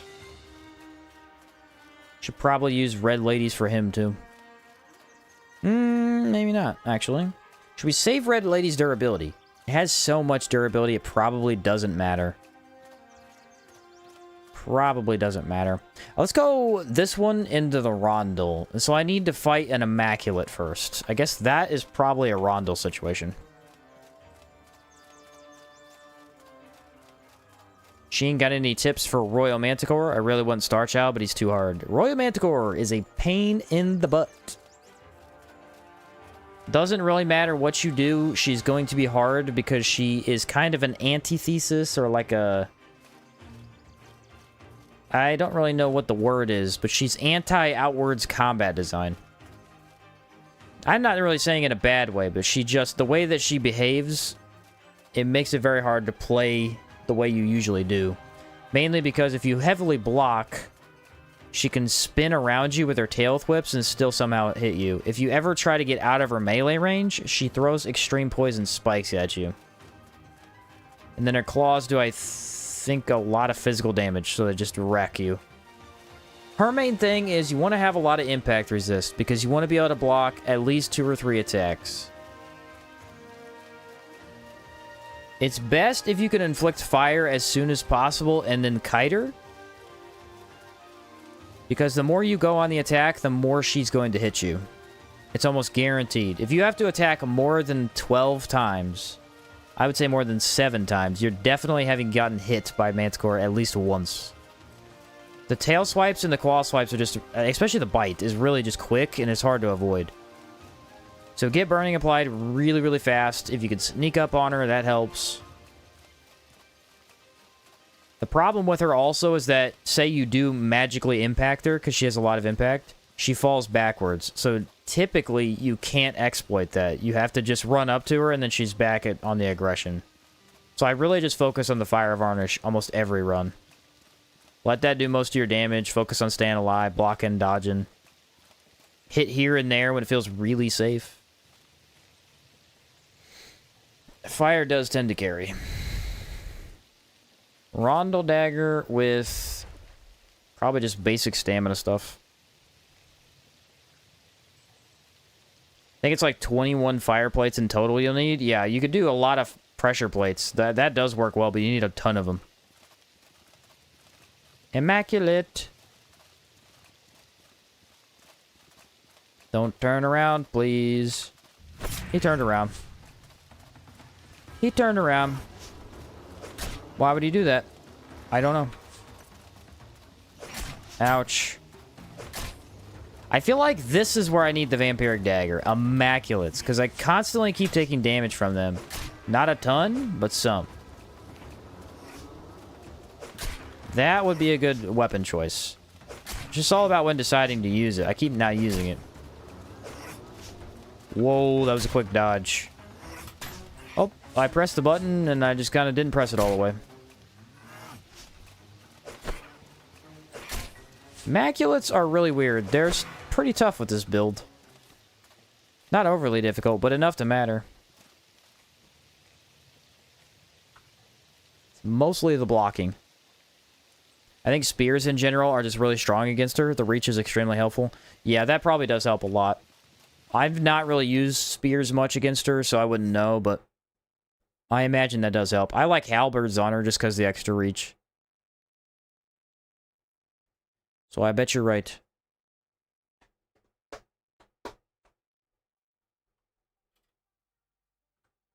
What have we got? If we just go left, we can avoid fighting pretty much everybody and kill all the little dudes, which is what I'm thinking I want to do. I have a Fire Varnish. If I pop that, I kill them all very quickly. Let's do that. We can be in and out of this cave almost immediately. I don't really need the Blood Sigil. They don't get in the Blood Sigil anyway. They will not get near you, so...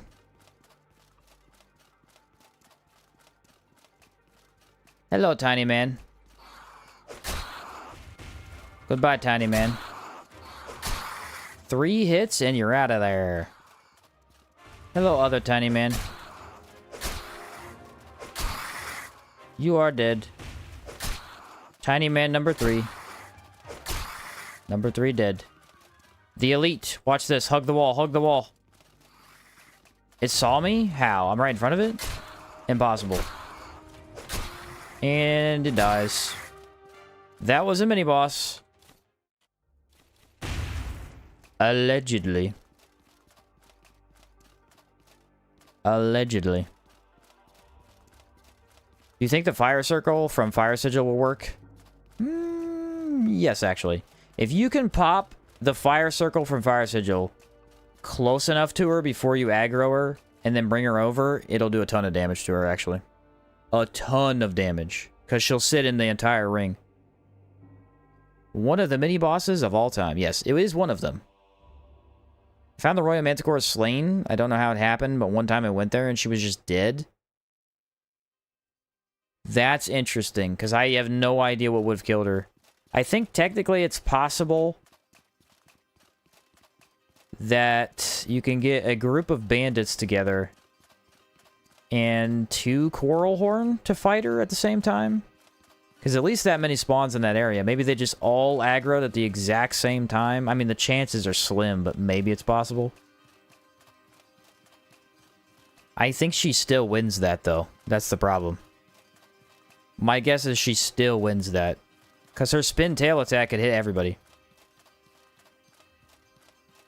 Fireball from Fire Sigil also is really nice for her. Because it's a mid to long range option. She can stay back and keep pelting her.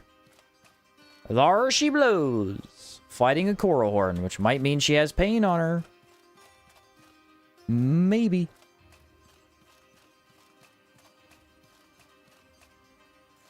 Maybe. Let me take a look. Oh, she's definitely fighting him now. This is my least favorite spot for her to be in, unfortunately. I'm not a fan. I'm also not a fan of this deer. I'm going to kill him.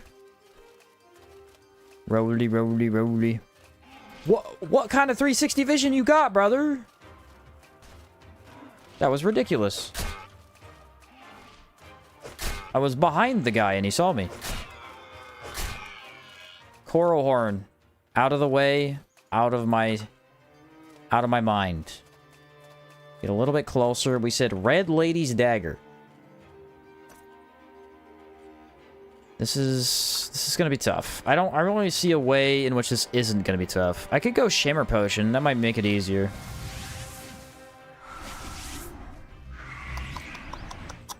I'm just thinking while I cast all my buffs.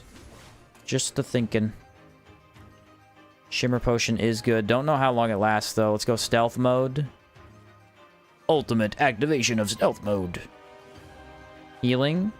Keep her on our screen so we know what she's doing. Got all those activated. This will be good. Maybe better stamina would be nice. Fire Potion. Shimmer Potion.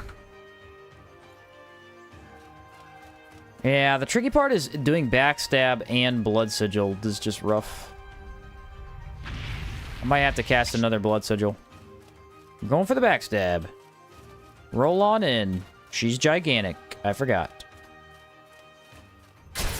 Huge Backstab. Doesn't apply anything because we used the red dagger. That's good. We're going to get her over here, and then I'll have to figure out how to dodge her. Not really good at dodging her.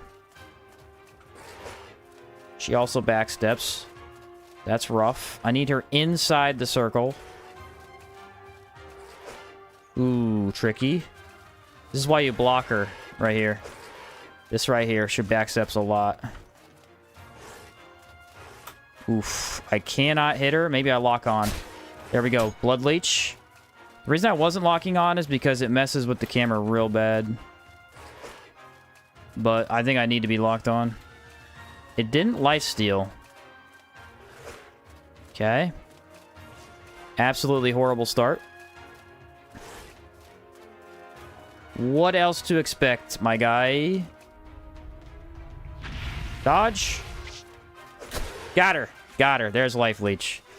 Now we are healing. Now we are dealing good damage. I think we have really high HP regen or lifesteal from it because she has a lot of health. Yeah, I have basically immunity right now. Let's go in. Get that burn applied. Just keep hacking and slashing. We cannot die while she's healing us. So let's just keep hitting her every once in a while. Look at my health bar, dude.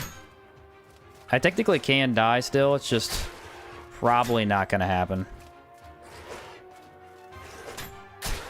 Probably not. The more aggressive I play, the better. Let's just get the fight over faster. Dodging is not the way to fight this lady. Oop, nice.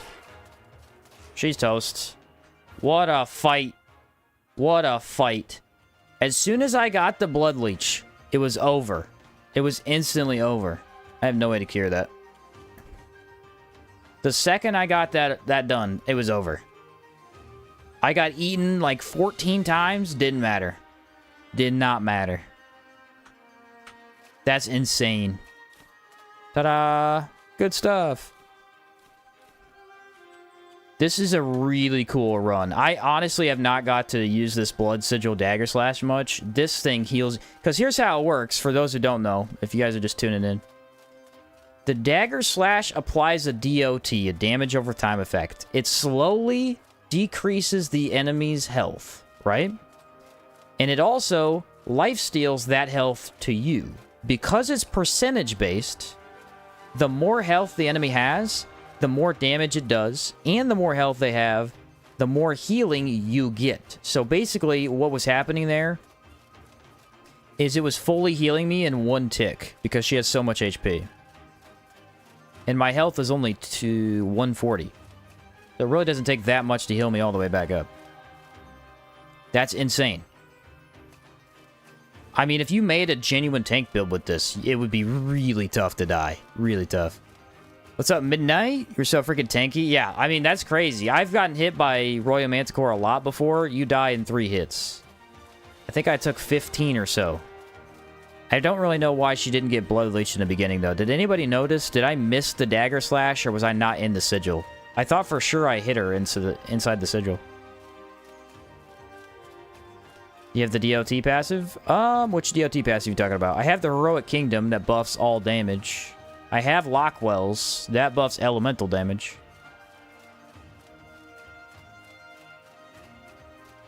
Don't think I've ever appreciated that as percentage. Yeah, I mean, I've never appreciated it much either till this. This was crazy. That was clearly the best situation for it. I mean, that was outrageous. As soon as I noticed, I watched her hit me. I waited till I healed at least one time, watched my HP jump from half to full, and I go, oh yeah, just rush in. Just rush in, dude. There's no point in even waiting. The longer we wait that fight out, the less of a chance or the more of a chance that I'm just going to waste the buff, so might as well. That was a cool fight. That was pretty cool. Imagine if we had Confusion and Pain in the play on top of that. The problem is she's really hard to parry because it's hard to see her attacks coming. Is there any weapon plus skill combo that can bob and weave like a one-handed sword? One-handed sword's probably it. Because it attacks side to side. Maces move forward.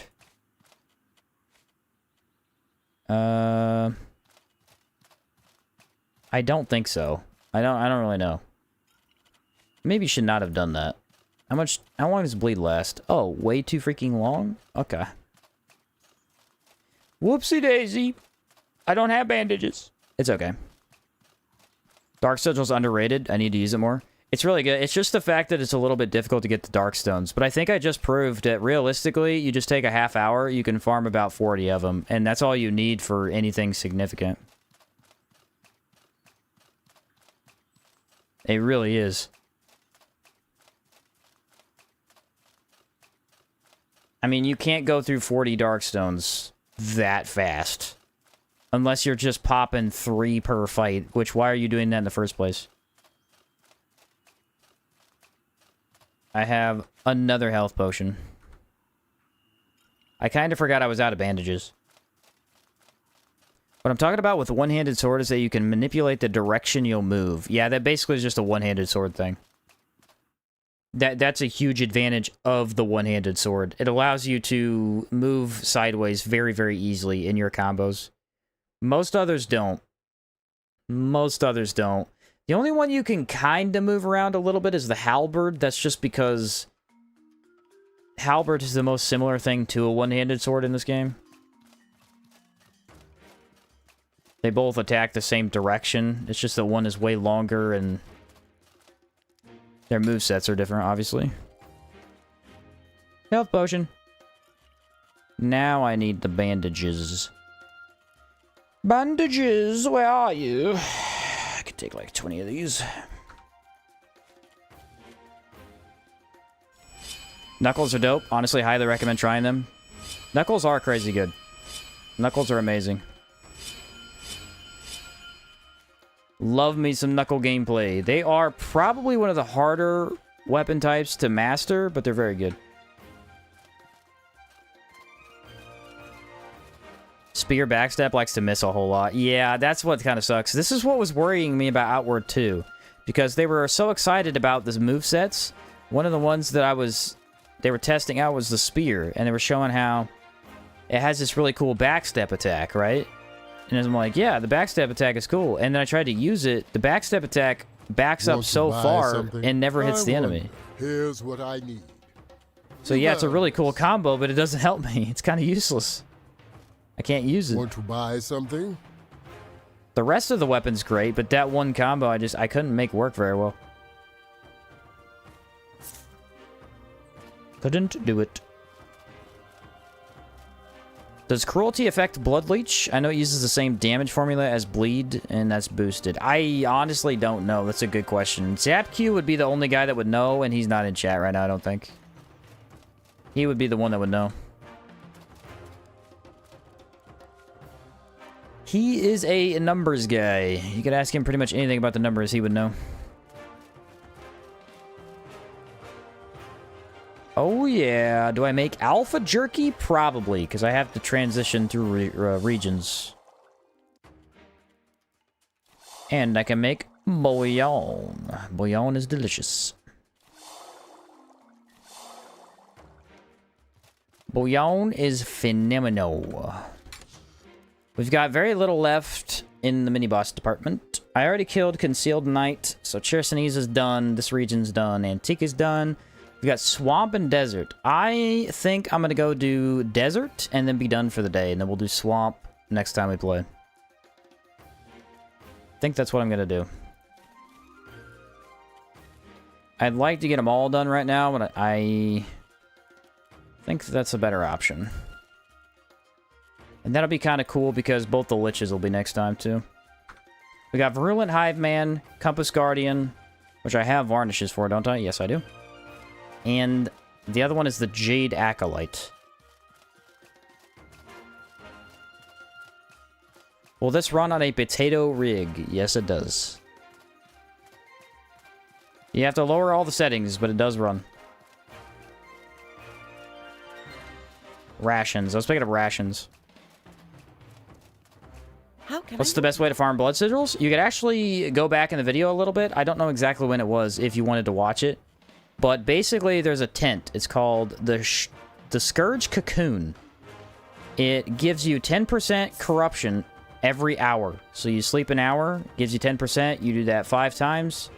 Then you use this skill right here with mana stones, and it gives you a dark stone. And you just do that for a little while, and you can get a bunch of them. I farmed a whole bunch of them this stream, and it really wasn't that bad. There are other ways to do it, but that seems to be the most efficient. You could also just go sit in Corruption for a while, but that is a lot more boring to me.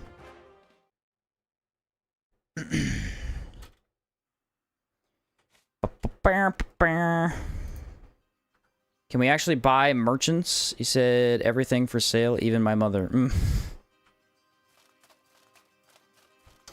Not quite everything for sale, Samurai. Drip check, no Pearl Scent. Pearl Scent is gone. In its place, we have the Daggers. I think Pearl Scent arguably was better. It looked a little bit better. The damage bonus was better. This was the original vision, though, so I went with it. Goodbye. Is there any reason you didn't sleep for 5 hours and instead did the 1 hour sleeps? Yes, because it only goes up 10% no matter how long you sleep. It doesn't go up per hour, it just goes up every sleep encounter. So if you sleep 24 hours, you get 10% corruption. How are they not seeing you? Your backpack is literally glowing. Yeah, stealth is kind of funny. As long as you have the passive, the stealth training, it just kind of instantly makes you invisible as long as you're crouching. A light source does hurt that, but it's not really that bad. If you could stay out of their line of sight, they won't see you. And then if you take the bag off, you can sometimes interrupt their line of sight and they still won't see you. Stealth is a little goofy, but it makes it kind of fun to mess with. Not intuitive sense, but makes sense. Yeah, exactly. You would think, but no. Well, basically, because if you slept in a tent, Scourge Cocoon, and you wanted to use it as an actual tent, if you wanted to sleep more than 5 hours, you would constantly be giving yourself so much corruption you couldn't deal with it. So, to gamify it, that's what they did. To Abrasa. Instantly, like, even when they're aggroed and you crouch, they just don't see you. No. If they aggro, they see you. You have to crouch beforehand. That's kind of what I've been doing. You have to walk into every fight without them having seen you, and then you can maneuver around them and get behind them and stuff like that. But if they see you before you start to go into stealth, you won't get out of the aggro. You have to do it beforehand. I forget how my hot weather is. Okay, that is enough to deal with hot weather in the desert. Caldera is going to be a breeze. Anybody know if Outward 2 is going to have crossbows? I don't know. I don't think I saw them. That would be cool, though. I know I'm excited for the throwing axe. I just hope it's good. I like being able to throw an axe. It's really cool. It was fun in New World, but it wasn't really... I didn't play New World very long because the skill trees that they had in existence, you unlocked them far too quickly. So your entire full build was just made almost in the very beginning of the game. So I didn't play much of the game, but I liked the throwing axe. It was really fun. It was quite a good time. I'm trying to think of other games that let you throw axes. Technically... Does Lords of the Fallen have a throw axe? I thought it did. Yes, it does have a throw axe. But it's an ammunition or range thing that has a separate... Like, it's not infinite, so it kind of sucks unless you fully build into it. I never fully build into it. Sheen likes throwing. I've been known to throw in my time. You have to pick the axes up after fights? They don't have the throwing thing implemented yet, so I don't know. I want to assume it's just a skill, and you press the skill and throws it. And then you don't have to pick it back up. But like I said, they weren't implemented in the playtest, so I don't know. They were in the game, they just didn't throw at the time. But that's what I'm most excited for. Can anybody think of other mini-bosses that I would have missed? I think I got all of them but the 3. I definitely killed Shell Horror. I feel like Compass Guardian really isn't going to be that difficult. Manticore is definitely harder for this build. I'm going to enter here, and then I'm going to take a quick restroom break, and then we'll finish this up. But I'll pause it, just in case. Haven't died so far, I don't think. Doing pretty good. We're doing pretty good.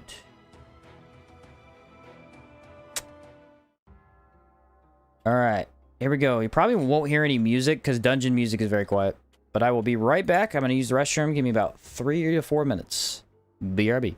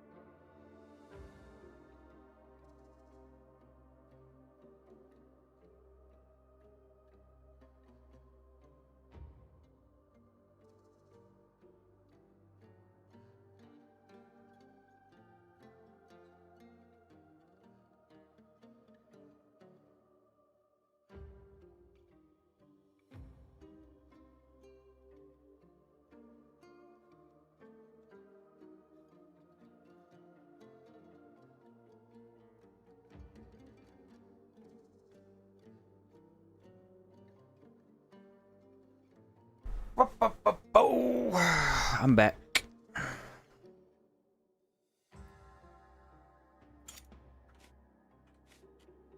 What did I miss, people?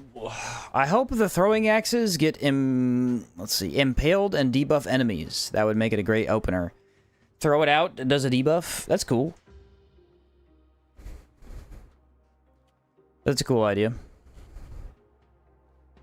So I did some testing. Not only does Cruelty affect Blood Leech, so does Universal Damage Boosts, aka Alchemical Experiment, and Exalted buff it. No way Exalted buffs that. That's crazy. That's crazy. Awesome. Normally cast Blood Sigil and just spam the spells. Yeah, the spells are all really good. I like the mana push one. I like the mana push one a lot, actually. Obviously, Conjure's pretty broken. Guys, I think I'm using the Fire Dagger. I think that'll be the good one. Let's go Stealth Mode, too. I have Stealth Mode for all 3 of these guys. And the damage bonus? Oh, they're toast. They're toast. And then, did I want to throw on... I'll throw on, like, an Ice Varnish or something. Where are the banditos? There's one bandito right there. If I play this correctly, he's gonna walk directly into my trap. Hold on, I have to sneeze. I didn't want to engage that guy till I sneezed. Oh, no way, he turned around. And then he turned around again. He's trolling. Definitely getting a backstab on this guy. As long as I get the skill to come back fast enough. 3, 2, 1. Half HP right away. He's not even going to get to play. Oop, dodge that. Got him. He did 1 attack. The poor last acolyte. A stealth potion? Don't mind if I do. Don't mind if I do. Let's do Virulent Hive Man, and we'll do Compass Guardian last. Why? I don't know.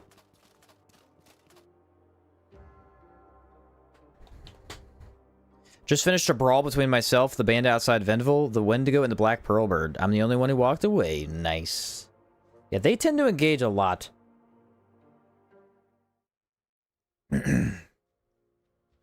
I don't know why they're always kind of spawning close to each other.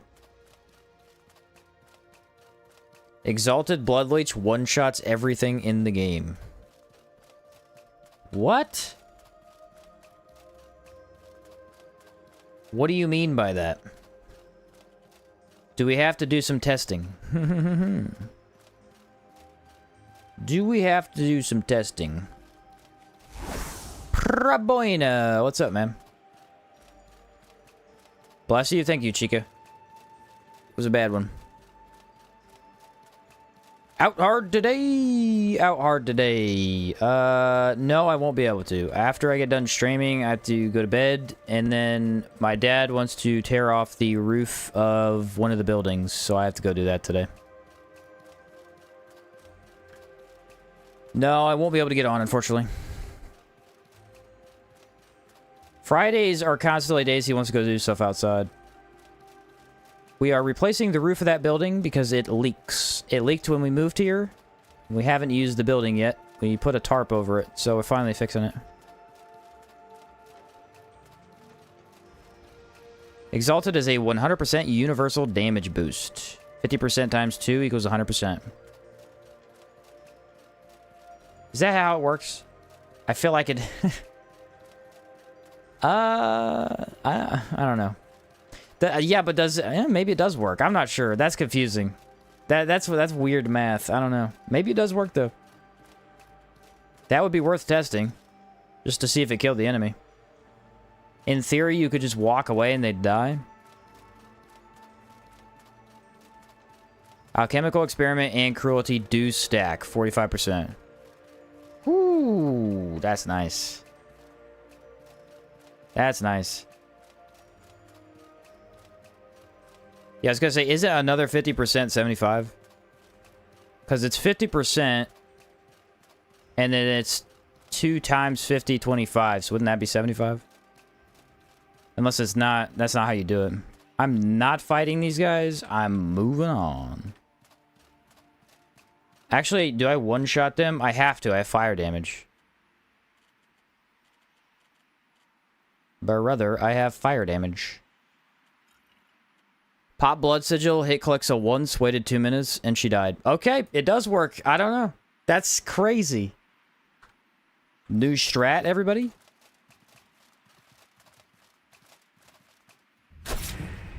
One-shot anything in the game? I mean, you could apply it in one hit. Does it count as a one-shot? Absolutely. That would be a cool playthrough, bro. Can you one-shot everything in Outward? Does it work? I have to know. Gotta wake up in 10. Keep up the vids in the loyal community later. Yeah, catch you later, Prawn. Have a good night, man. And or morning. Interesting. I feel like you probably hit a roadblock somewhere, but that's interesting.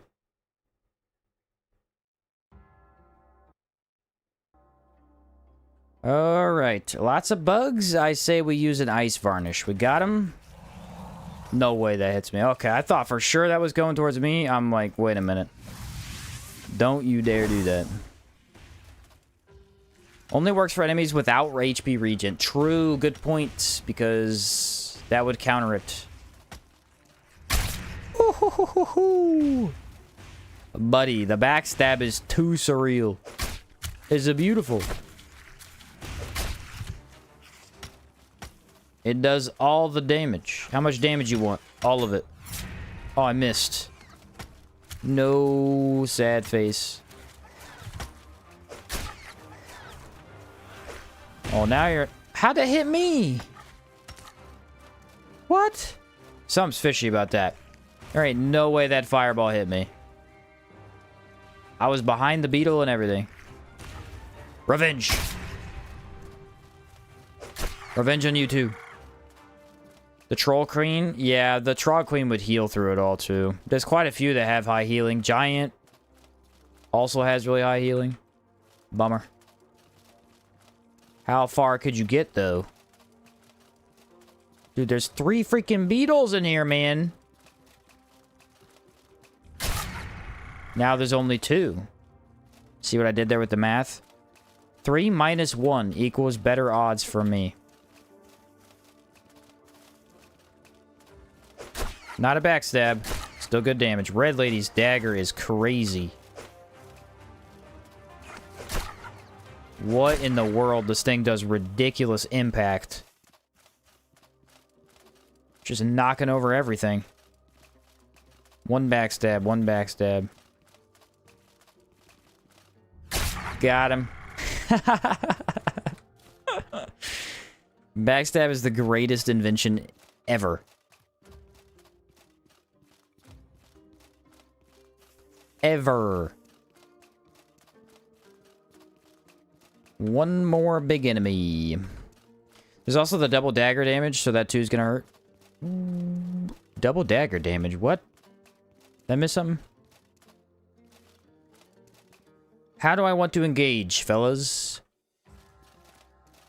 I got it figured out, I think. Ready? Roll over to this guy. Love tap him. Nice. Then we love tap the other fella. Where is he at? He's in the back. Da da da da da da da da da da. Boom! Got him. Patience is the key. You can win every battle as long as you're prepared and patient. What is this guy looking at, my dude? Don't you turn around. Woo! And he's dead. Easy. Didn't even get to fight me. Did not even get to fight me. And that was it. That was the mini-boss. We're out of here. Schmoovin', dude. We're schmoovin'. Exalted plus backstab would be nice to see. Oh, true. Exalted backstab would be crazy. Dude, imagine. How much more enemies can you one-shot? Probably a lot more. You gotta get Dagger Slash to apply the leech, so you get at least one double damage dagger hit. Oh, I see. Yeah. I got you. Is this guy gonna see me? That's the question. I'm thinking yes. I'm gonna need some water. I got the fire dagger. I haven't fought one of these guys with the fire dagger, I don't think. I fought the big guy, but that's it. That's a little far on the bee tracking there. Thank you. Let's go with Galvanic, apply the pain, and then swap to fire. See what we get. Don't you dare do the bees ever again. Oh, I gotta go Manticore. I don't have Red Lady's Hotbard. Wait. Oh, nice. Not as big as I was thinking, but still pretty good.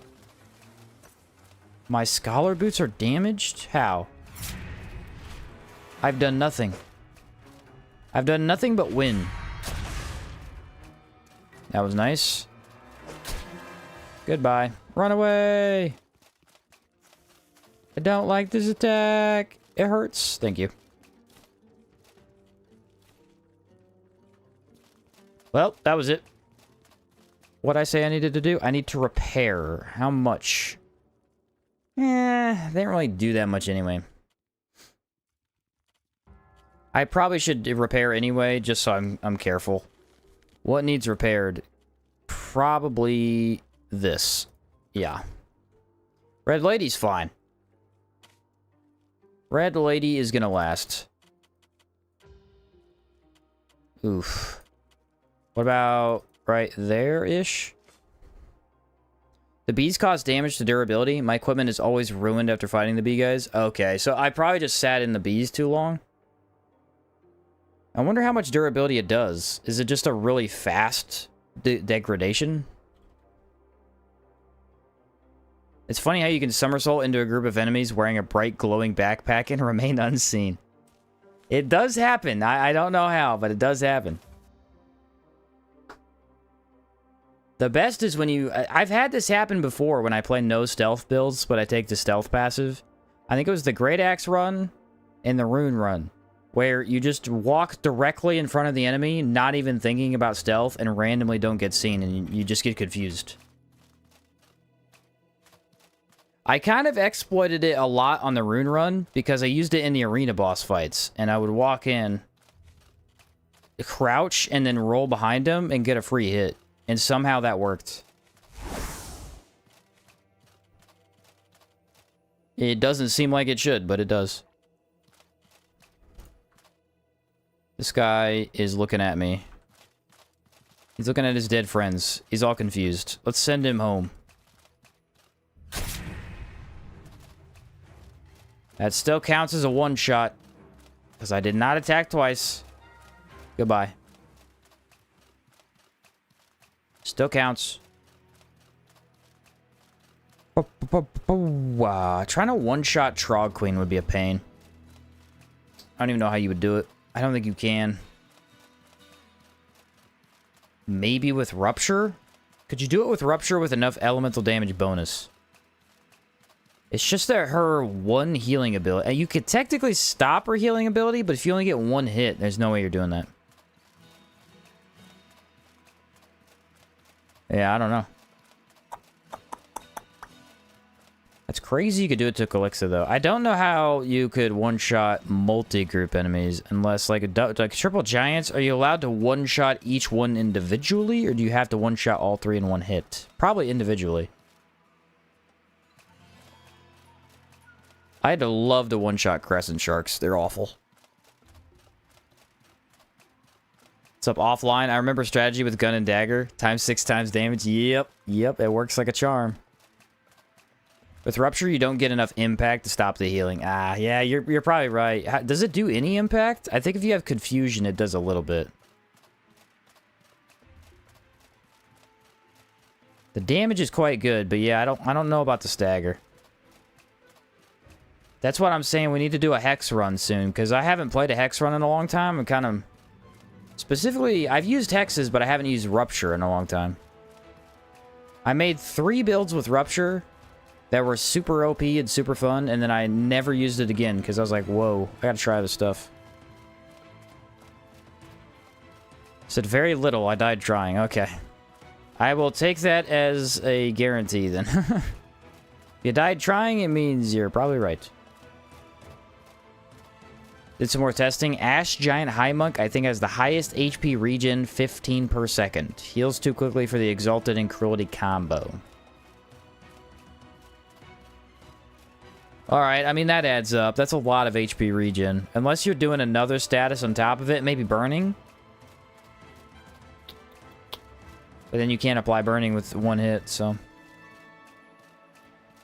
Not that and the blood. Because you could definitely do it with Backstab.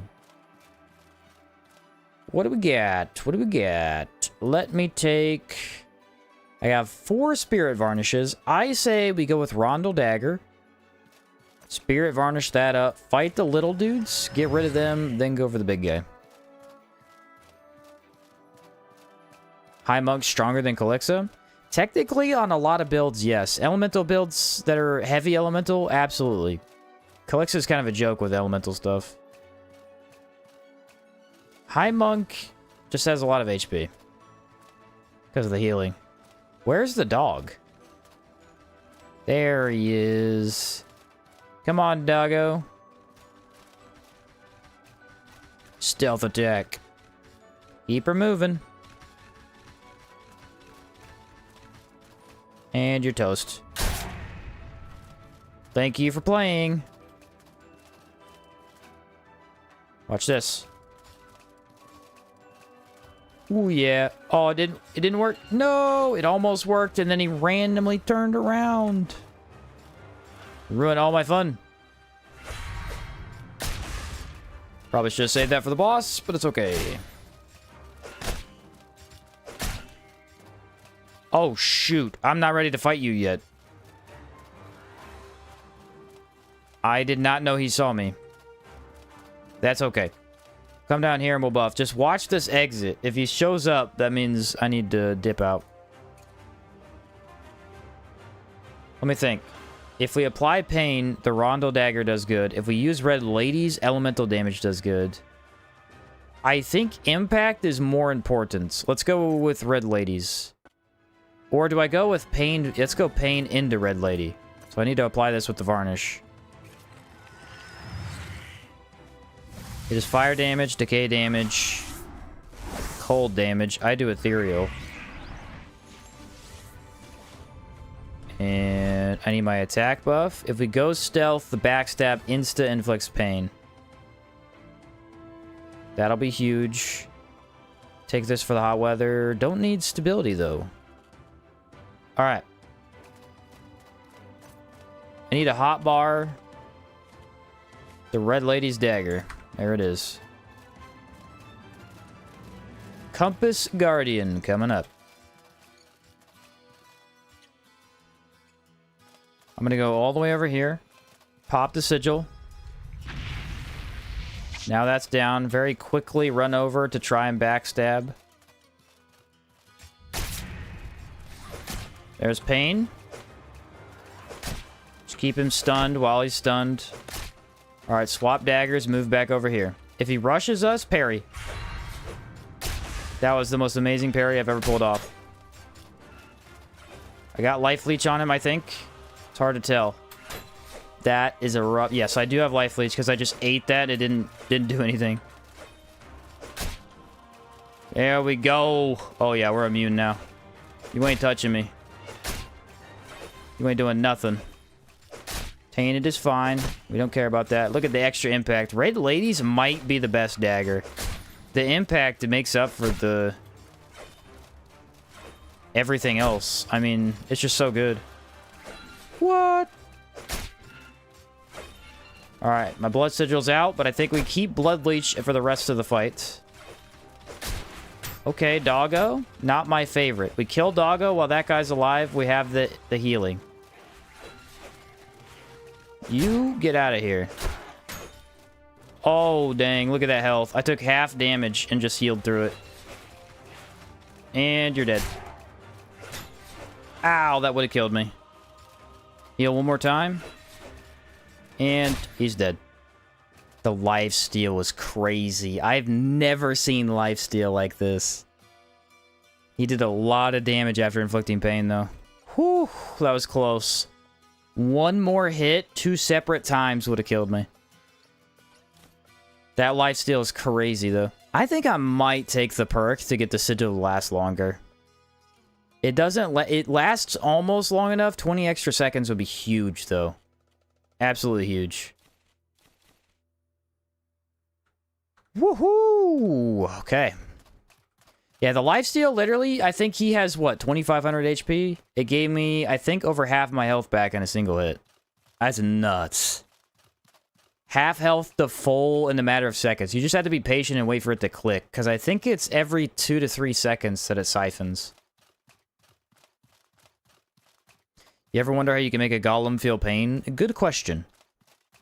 My first time playing, I discovered the extreme bleeding with the bow before it got nerfed. Didn't even realize the giant glowing manticore was anything special. Oh, yeah? Yeah, I used that a lot, too, back when Outward first came out. I was killing Wendigos with it and all kinds of stuff.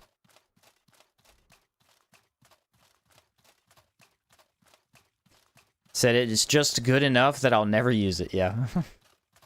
Yeah, the lifesteal's crazy. I mean... The only thing that is kind of sucky is you gotta deal with the corruption. So, I mean, if I fight Gold Lich, obviously that's gonna be not great. But... Because then you're closer to one-shot territory if you have low resist. Still, highly effective. Way more effective than I would have thought. I think it used to do 70% for extreme bleeding, 50% for regular. What did it get nerfed to? I don't know what the percentages are. I don't know. That's the sucky thing about the Fang weapons, is they have a legacy version. I don't know the name of them, but they turn purple. The Savage. They turn Savage.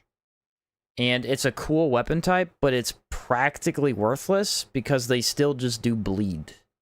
I think they do a little bit of ethereal damage. No. They get favorable wind, which adds ethereal damage as an enchantment. But yeah, because they just do bleed, they're still just okay weapons.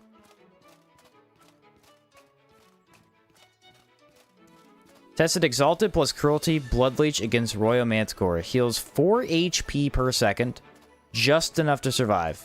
When it stopped ticking, the Manticore was on 130 HP. So the fire is what made the big difference for my fight with her. Because the fire definitely helped.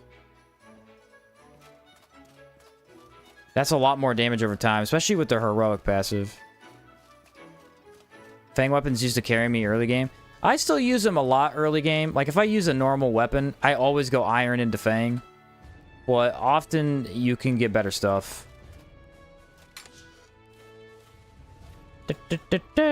Okay, folks. That's going to be it for today. We've got Hallowed Marsh left, and then Caldera.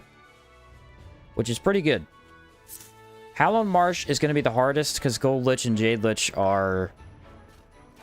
kind of bosses that you want a lot of reach for. I have no reach. Specifically, Jade Lich is going to be a nightmare. But Trog will be nothing. Trog will be a joke. And the other one, the Stegosaur, is easy. I already killed the Gargoyle, so that one's dead.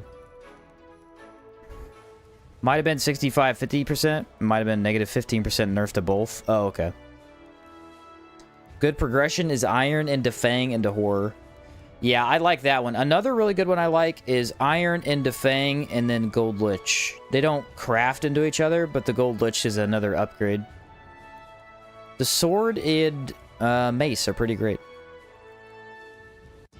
At a minimum, it one-shots Elite Crimson Avatar. What? No way. No way. That dude has, what, 6,000 HP? I guess because the more HP they have, the faster it deals damage.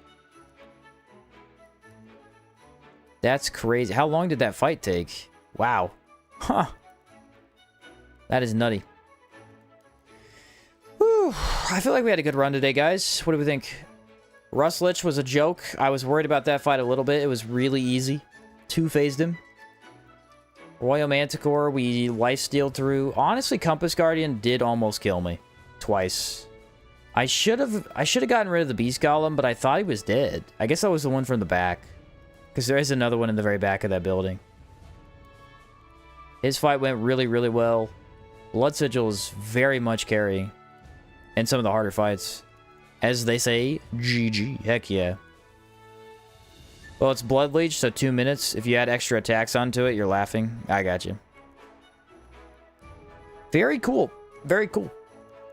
I guess maximum health doesn't matter if you're doing 100%. Just the regen to counteract it. Right. Yeah. I don't know. That's some neat stuff. So far, I gotta say, as far as the dagger only goes, obviously not having confusion is a pain in the butt. Because it means that, honestly, even pain is annoying. Opportunistic Strike is one of the best skills in the game damage-wise, and I can't really make use of it. Like, I have to use the Galvanic, then swap. And often, it's just better to use Red Lady or Manticore. Because the damage is more consistent. Backstab is overpowered. I love it. It's so much fun. It's honestly making this playthrough. Regular Dagger Slash is very consistent. I like it. And then Serpent's Parry is... Oh, yeah. I forgot to talk about that. Guys, did anybody see the parry that I pulled off against the Elite... the Compass Guardian? I was not locked on. He rushed at me. I turned my screen and parried my character to the side. It was the sickest parry of all time. It's one of those parries that wasn't even for damage. It was purely to negate his attack. It was sick. I gotta go watch that again. That looked amazing. I loved that. Loved it, dude. I plan on streaming tomorrow, but it is hot out. And if I have to work all day, I may not. But if I do, I'll be streaming Amalur tomorrow. It's pretty sick. It looked like you shanked him in his side. Yeah. I like that one quite a bit. How about Executive Decision? Finish Caldera as is, but use a way to apply confusion for the arena bosses. Still feels like cheating. You know what I mean? I mean, we could, but the rules really just are dagger only. If I go against them, it's kind of... It kind of negates the point. It would help a lot for arena bosses, though. Oh, my word. It would help so much. Time to do a montage with this parry for the video. Yeah, the sad thing is I haven't gotten too many good parries. I'd have to really sift through. I got a couple. I think I have about 15 really good parries. Isn't there a pressure plate trap that does no damage but applies confusion? I don't know. I know there's one that applies confusion, but I think it does do damage. It should be the ghost eye, maybe? Is it ghost eye? I don't know. Whew. I think, or no, there was arcane trap. No, that was weaken. Arcane trap does weaken. I don't think that one does damage, but... I missed your Amalur stream yesterday. Chica, you missed out, bro. We had a good time. We hit 2 boss fights. Both boss fights were awesome. I struggled heavily. I had to... The first one, I had to save quit 4 times? 4 times in order to beat her. The second boss fight, I beat on the second go. But that one was a little bit easier because it was a mage who had, like, less health. But you just had to go for him instead of the minions. Really fun, and we finished 2 faction quests. My quest in the game is still bugged, but I think I might be able to debug it. I think there's... Someone said there was a mod that I can download to fix the quest. Bloodlich is blood sigil damage, though. No, it's... Bloodleech is absolutely the dagger. The dagger has to initiate it, so it counts as the dagger.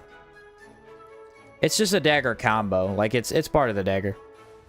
It doesn't use a great hammer, you know what I mean? The problem with the confusion is I have to use a trap in order to inflict it. Technically, I'm using magic, but that's how this game works. The magic just pairs with the melee. I was thinking nerve, but it does a bit of ethereal. That's the one I was thinking too. I think that does do a bit of damage. But yeah. Like I said, the rules are kind of just... I kind of just go with the flow. It's mainly just I pick the weapon, only use the weapon, and whatever the weapon combos with is allowed. Like bullets. I was allowed to use wind sigil, but the bullet's still coming out of the gun. I guess technically in this case, the sigil is doing the damage. You're right, but... Nah, I mean, it's a dagger skill. Like, it goes with dagger. Just checked. Shock and bludgeoning deal damage as well. Bummer. I knew bludgeoning did, because that's a mace, I think, you have to put in a trap. We also got the vampiric dagger today. I liked it, it's just... It's not my favorite of the daggers. It's really good, it's just that anytime this would be good, these are better, because the damage is better. If I put raw on this, I might use it more. Maybe. Technically, Dagger Slash isn't doing that damage. The sigil is just enhancing the slash. Yeah, okay. Yeah, it's an enhancement. I'll allow it. It's kind of the point of these runs is to check out what the weapon itself can do. The confusion just doesn't fit. I mean, I've tried to think about it every which way. It just doesn't fit. I have to use something else to do it. I'm okay with that. I'm okay with that, but... Alright, guys. Thank you very much for watching. I appreciate y'all being here. It was fun. But I'm going to go ahead and head off. And, like I said, tomorrow will be Amalur if I am up for it. We're about done with this run. I mean, not in one playthrough. But if I get 2 more playthroughs, I might be able to beat it. Maybe. Depends on how bad Caldera is. I got to build a lot of buildings, so... We'll see. Got to watch the replay of yesterday's stream. Heck yeah, Chica. But yeah, thanks for being here, guys. Appreciate you, Chica, Hammer, all my channel members. You guys are the best. A varnish that causes confusion would be cool. That would be cool. It does nothing for damage, but applies confusion. That's a good mod idea. Catch you later, midnight. Have a good night, day, whatever it is. I'm gonna hit the hay. Well, not really. I'm not going to bed yet, but I'm gonna get out of here, guys. Catch you later.